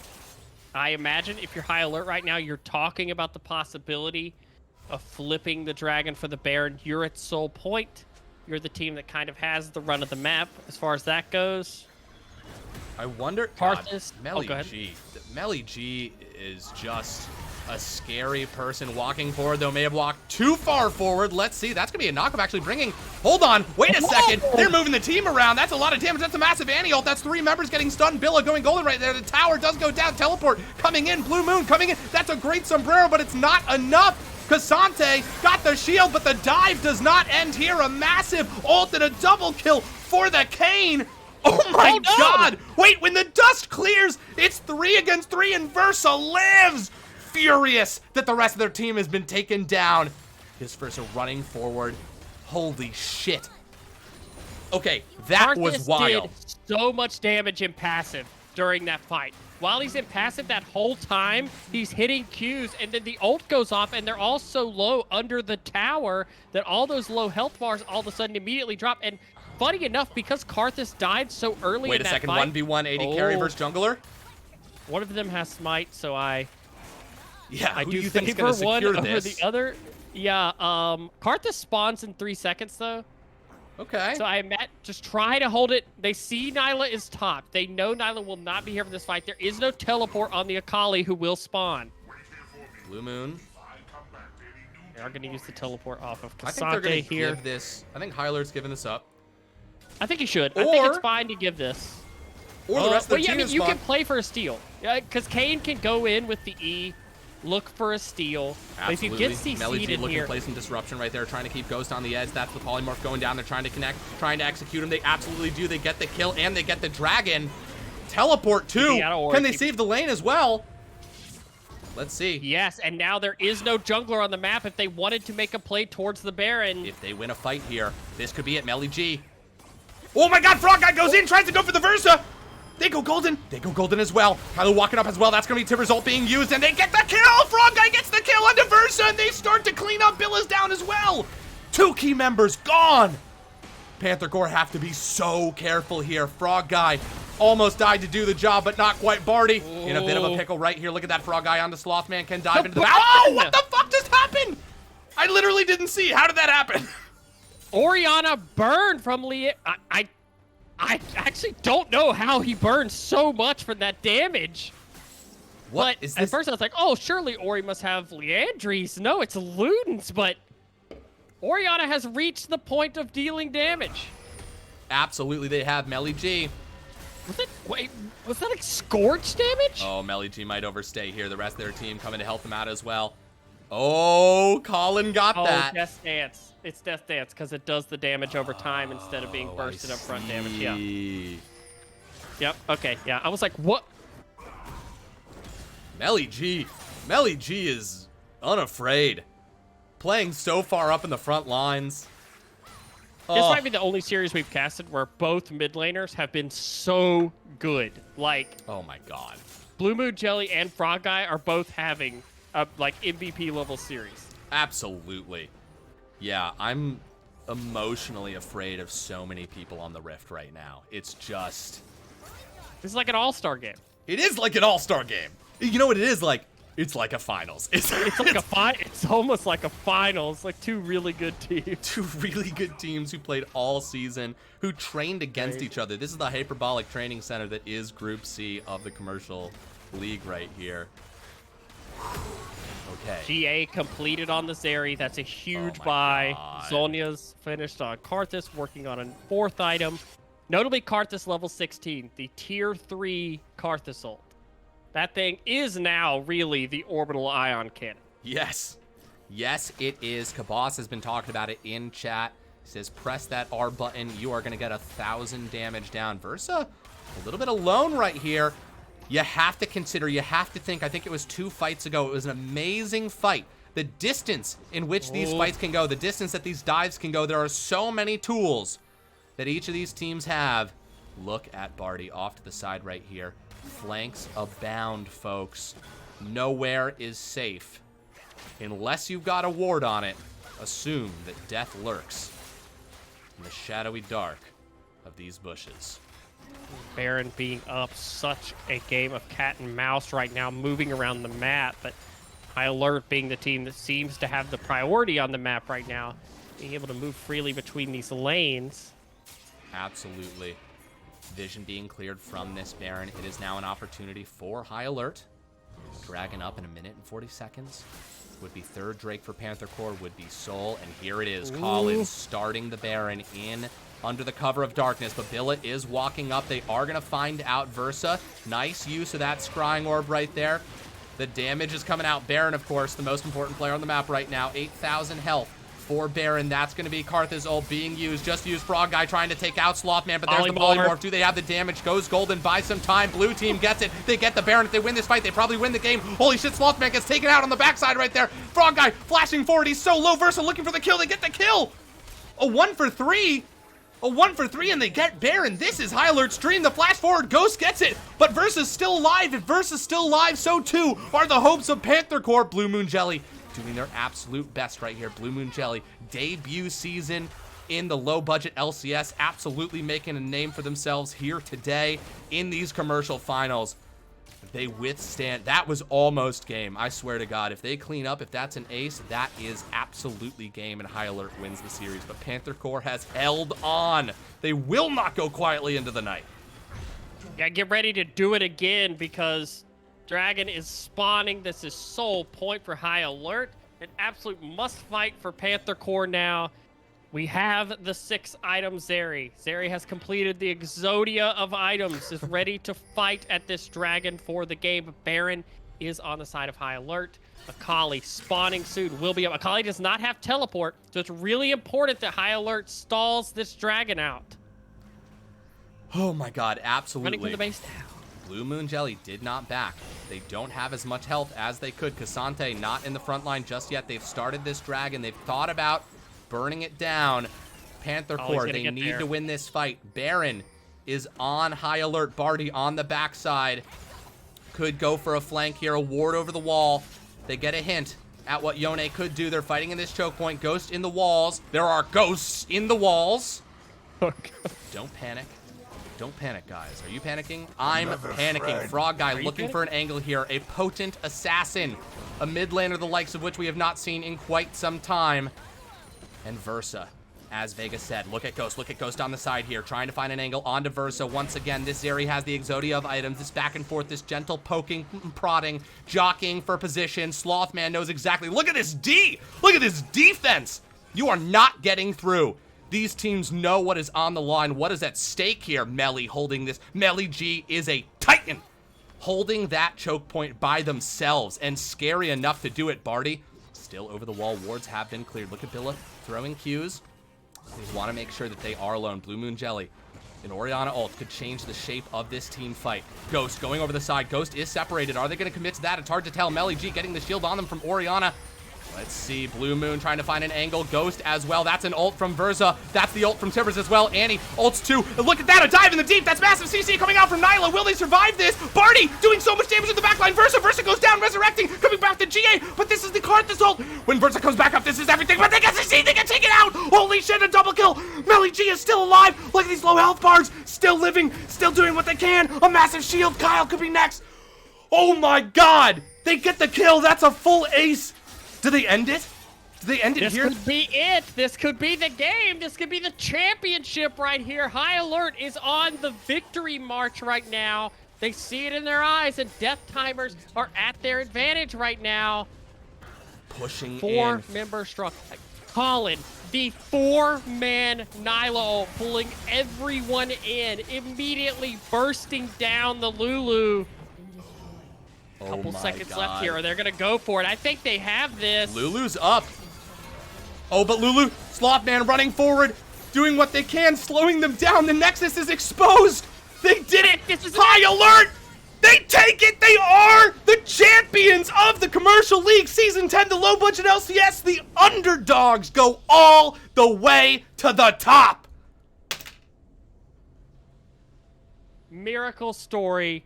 Absolutely. 13 seed, 4-3 in the regular season, and notably lost 0-2 to Panther Corp in the regular season, but regular season be damned. They bring it in when it matters the most in playoffs, and that's a 3-1 victory for the championship. God, a miracle run. A miracle run. High Alert was just able to best the #1 seed in their group. Dare I say, one of the most dangerous groups this season. Oh, what an amazing story. What a rise. This series has been incredible. Panther Corp just setting it down, setting the bar with game 1, and High Alert rising to that bar and elevating it and say, we will adapt, we will change, and we will bring home the trophy tonight. And they did it. Absolutely incredible. We're definitely going to do an interview. Hashtag Hork up indeed. Hork up, everybody. God damn. Yeah, we got to talk about the Shaco. We need an interview. Yeah. Got to talk about Shaco. Absolutely. All right, let's get these guys in here. Okay, holy shit. All right. If you guys could go to, let's see, how do we do this? Let's see, Panther Corp, if you guys can start. Nice, we'll just drag you in, or sorry, High Alert, my apologies. Hello. What's up, Barty? I'm not. Do you want to get the rest of your team in here? Pilot, if you're listening, go to community chats. Go to community chat. They're watching the stream right now. So. Beautiful. We will bring you up here.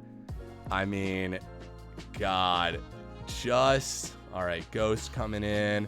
We got Froggy. We got Colin. Beautiful, folks. Holy moly! Welcome to the consulate. High Alert. Congratulations on winning the finals. What an incredible series.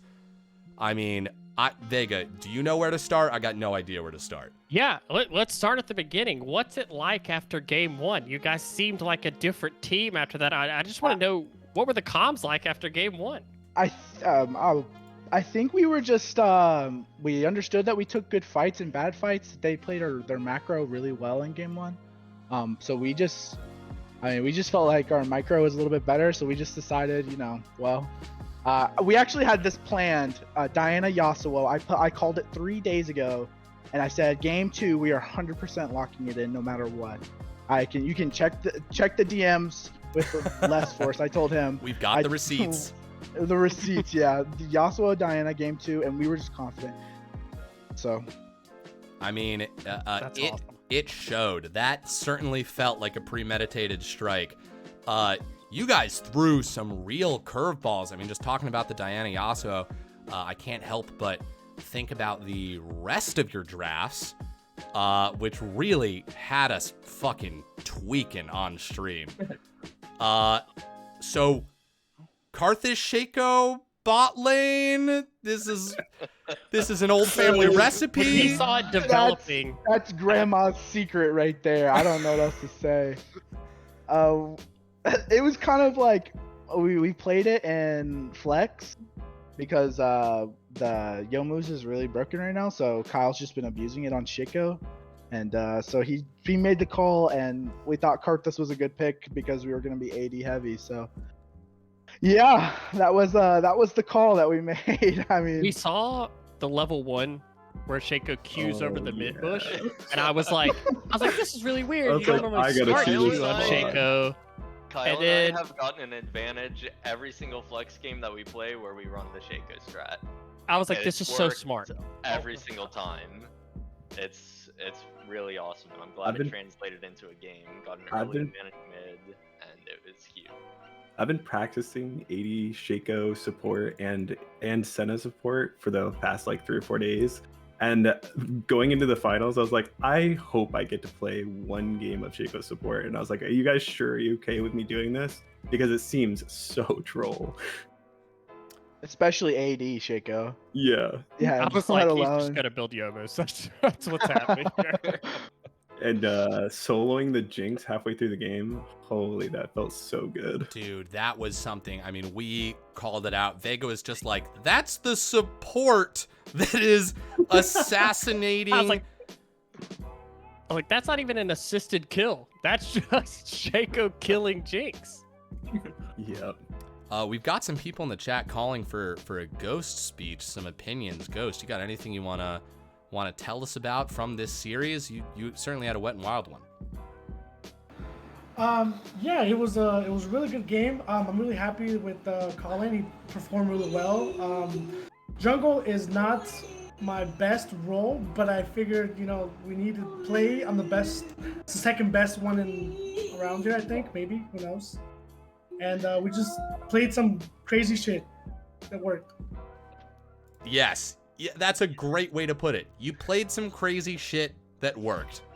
And it did. It really did. So Group C, there's been a lot of comments. Group C supremacy. Lots of It is. yeah, lots of talking up the group. But It's straight up. so just you guys pure. were 4th seed, right? Coming yeah, out of that? we ended up being 4th in our group. So Okay, so 4th seed versus 1st seed. How much prep went into this finals match, and how much of it was influenced by the regular season? Did you take what you learned in that, or was it like, okay, we're clearing the desk of ideas, new stuff only? we pretty much knew stuff only. I think with the new item changes, we felt like we could have a big advantage, big advantage. So we just kind of play what we've always been playing and what we've always knew. So that's just kind of how it ended up. I played Yasuo for like a year straight, just insta locking, and we just kind of evolved it around Frog playing Diana for the same amount of time. So Dude, we just kind of picked what was comfortable and we just went with it, really. Yasuo into Riven. I mean, That was fun. That so was fun. it. Was I thought Sloth was gonna shit on me. I legitimately thought he was gonna just like I don't know if you know this, but it's literally like I'm cursed by people playing Riven into me, and I'm just inting. So Riven and Camille Bear has a nasty habit of going 0 nasty, 10. nasty. We were habit. like, somebody's going 0-7 in top lane this game. It's going one way or the other. It's not gonna be an even lane. It was absolutely a fighting lane up there. 100%. Some great games all around, and really happy with how they turned out. Dude, Frog. Let's I was gonna say let's give Frog a point question the here. spotlight. You want to toss one his way? You were really hyping on this mid lane. Oh yeah, I love the mid lane matchup this entire series. But Frog, what goes into playing against a Zed and then saying no, I'm gonna pick Zed later and bring this back? It's kind of funny, I just picked up Zed this season and I've played a ton of games and it got banned out in the regular season. I wouldn't even say that Zed is a champion that I'm super strong on, but I was really happy when they first picked Poke Mage into it, and so Syndra? it was kind of just insta, let's go all aggressive. I think I fought Blue Moon Jelly, super aggressive. I think we both played really aggressive laning phases and ended up getting the lead out of it, so it worked out well. Yeah, The absolutely great series. The decision to call for Zed was literally like they locked Syndra immediate. Oh, we're locking Zed, by the way. Oh, I mean, it was just we like, saw, no, by the way. yeah. In the There world. was no hesitation in that lock. We were like, oh, okay. Yeah, that was a fierce lock-in. All around, you guys played so well, and it really felt like part of the reason why this series was so exciting was that your counterparts were playing so well, and just seeing you guys rise to the challenge, especially after game 1, make all these adaptations. The communication was clearly on point. There was a lot of adaptation in this series, which makes League of Legends so fun, and it's so fun to see teams like really dive into their champion pools and their strategies. I've got a question that has nothing to do with what I just said. Is it Colin? Is it Coffin? What? How is Colin? that? Colin. Yeah. It's Colin. Okay. Yeah. Next question. Is it Kyle? Is it Kiale? It can be either, but it's Kiale. God damn it. All right. Okay. So we were wrong about Don't a watch lot the of VOD. stuff. Maybe. I need to Don't watch the watch- VOD. don't. The whole game I was playing Shaco, I was But like, he's I absolutely have to watch the VOD. I have to see what they think about the level 1, about all of the, Oh, it It was was sick. The whole thing. It I'm was freaking out the whole game. yeah. Well, Absolutely. Whoever calls it Shaco is wrong, though. Oh, yeah. 100%. That was one thing everybody agreed on. Oh, That was just, that's just the dead wrong way to say that. Well, guys, congratulations. Before we Thank let you go, obviously, you guys are being crowned the champions of the Commercial League Season 10. You will get the tag that will be yours for forever in this Discord, which is sort of our version of a trophy. But anything you guys want to say, just thoughts on this season, thoughts on the finals. I'll just give it to you guys for a minute before we let you get out of here. Well, holy cow, thank you guys for putting in work into a production, and it really has just made this experience just fun all sure. the way around. We've I had just- so much fun coming into each week and playing our games. It's been really awesome. So thanks for putting on a production for it. Also, I'll add to that. I just want to shout out Panther Corp. Those guys are awesome. Slothman and Verja and I were playing ARAM literally 2 hours before the game started. Those guys are great. I love all of them. I'm sad that Andy Fraud didn't get to go, but I'll land against him in All-Star game as well. Also, I'm reading chat here, and I don't want another Schmecklegate to happen, so I would like to have those, please. And thank Oh, yes. I can get on that right now. Choose outcome, high alert, complete prediction. Whew! My sacred duty has been completed. Sweet. Stop the Schmecklegate. No Schmecklegate. We don't need to make No a federal Schmecklegate. case out of it. I just want to say thank you guys for having me into this league, into the games, and it was awesome to be a part of it.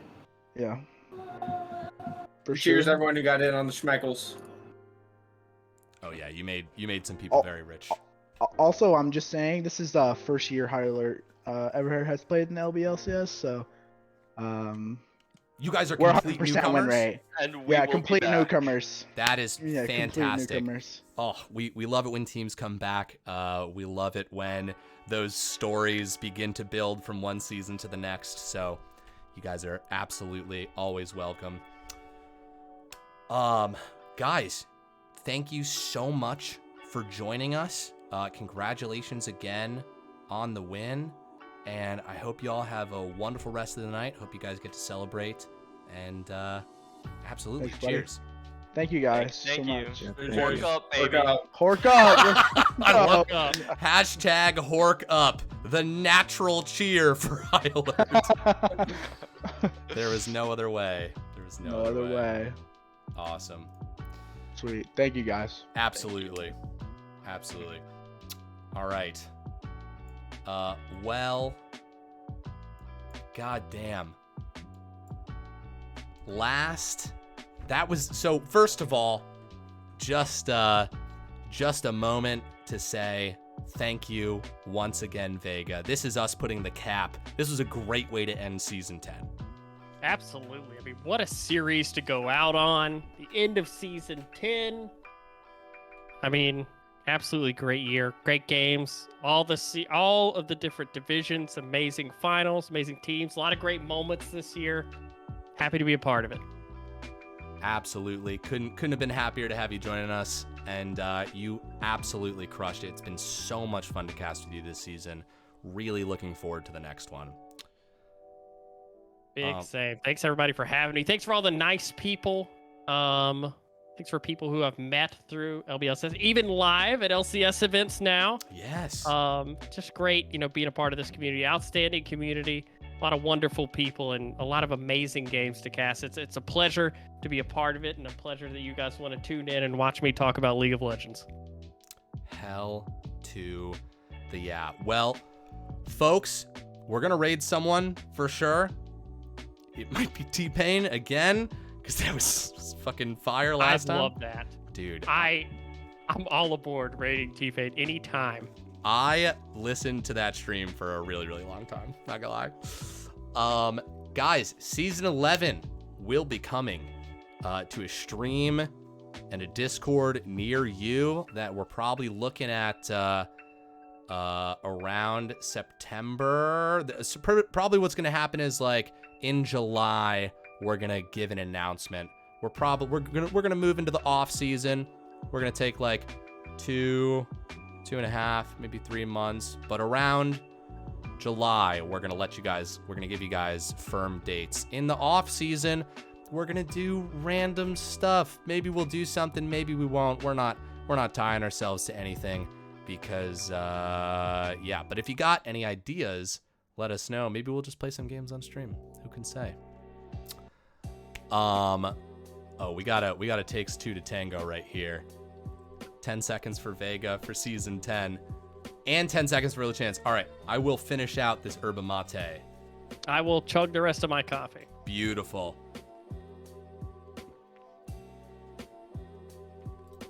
All right, that wasn't 10 seconds, but that was the rest of my drink. Okay, mine was a little bit longer, but God, I hope that wasn't like a hot coffee that you were chugging. Was. It's cool now because I got it at the beginning. I'm not doing that again. Absolutely. Yes. Oh, any last recommendations? Any shows? Any games? Guys, just watch F1 on Netflix. It'll change your life. Dude, you're so turned up about this. I don't even want to be. It's like I see it happening to me, and I'm like, no, we're not into F1. That's not what we're doing. And then I'm like, get off stream, immediately boot up F1 Manager, turn on F1 on like the side monitor, and I'm like, okay, this is who I am now. It's the racing life that chose you. Beautiful. All right, I gotta recommend Yakitori's Soldiers of Misfortune on Netflix. Ooh. Incredible animated series, 6 episodes, graphic novel turned anime. You will not regret it. It is so fucking good. I gotta check that out. Oh, I caught up on Vinland Saga. Oh, fuck yes. Oh, absolutely great. Absolutely great. So good. So good. Vinland Saga absolutely earns all of its praise. Oh my god. My girlfriend will not let me name our new cat Thorfinn. And I am really oh, that's a shame. Pushing for it. I totally understand. Listen, I know I don't have a vote in that, but add my vote to Thorfinn.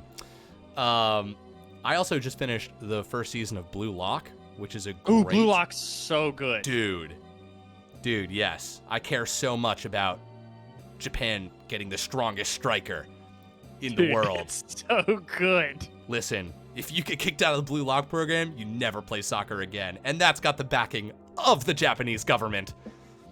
They will stop you. Oh, all right. It's been a ton of fun, folks. We're going to start this raid. Let's see. Yeah, T-Pain. All right, guys, we're going to raid T-Pain. Have a fun time over there. Last time we did this, he was just making some awesome music, and it was a ton of fun. So enjoy the tunes. My name's LeChance. I've been joined by Vega. Thank you all so much for an amazing season. Love you to death. Peace out. Oh, yeah, and see you in All-Stars. That's right, Gatatsu. Yeah, we got some fucking other things coming. Anyways.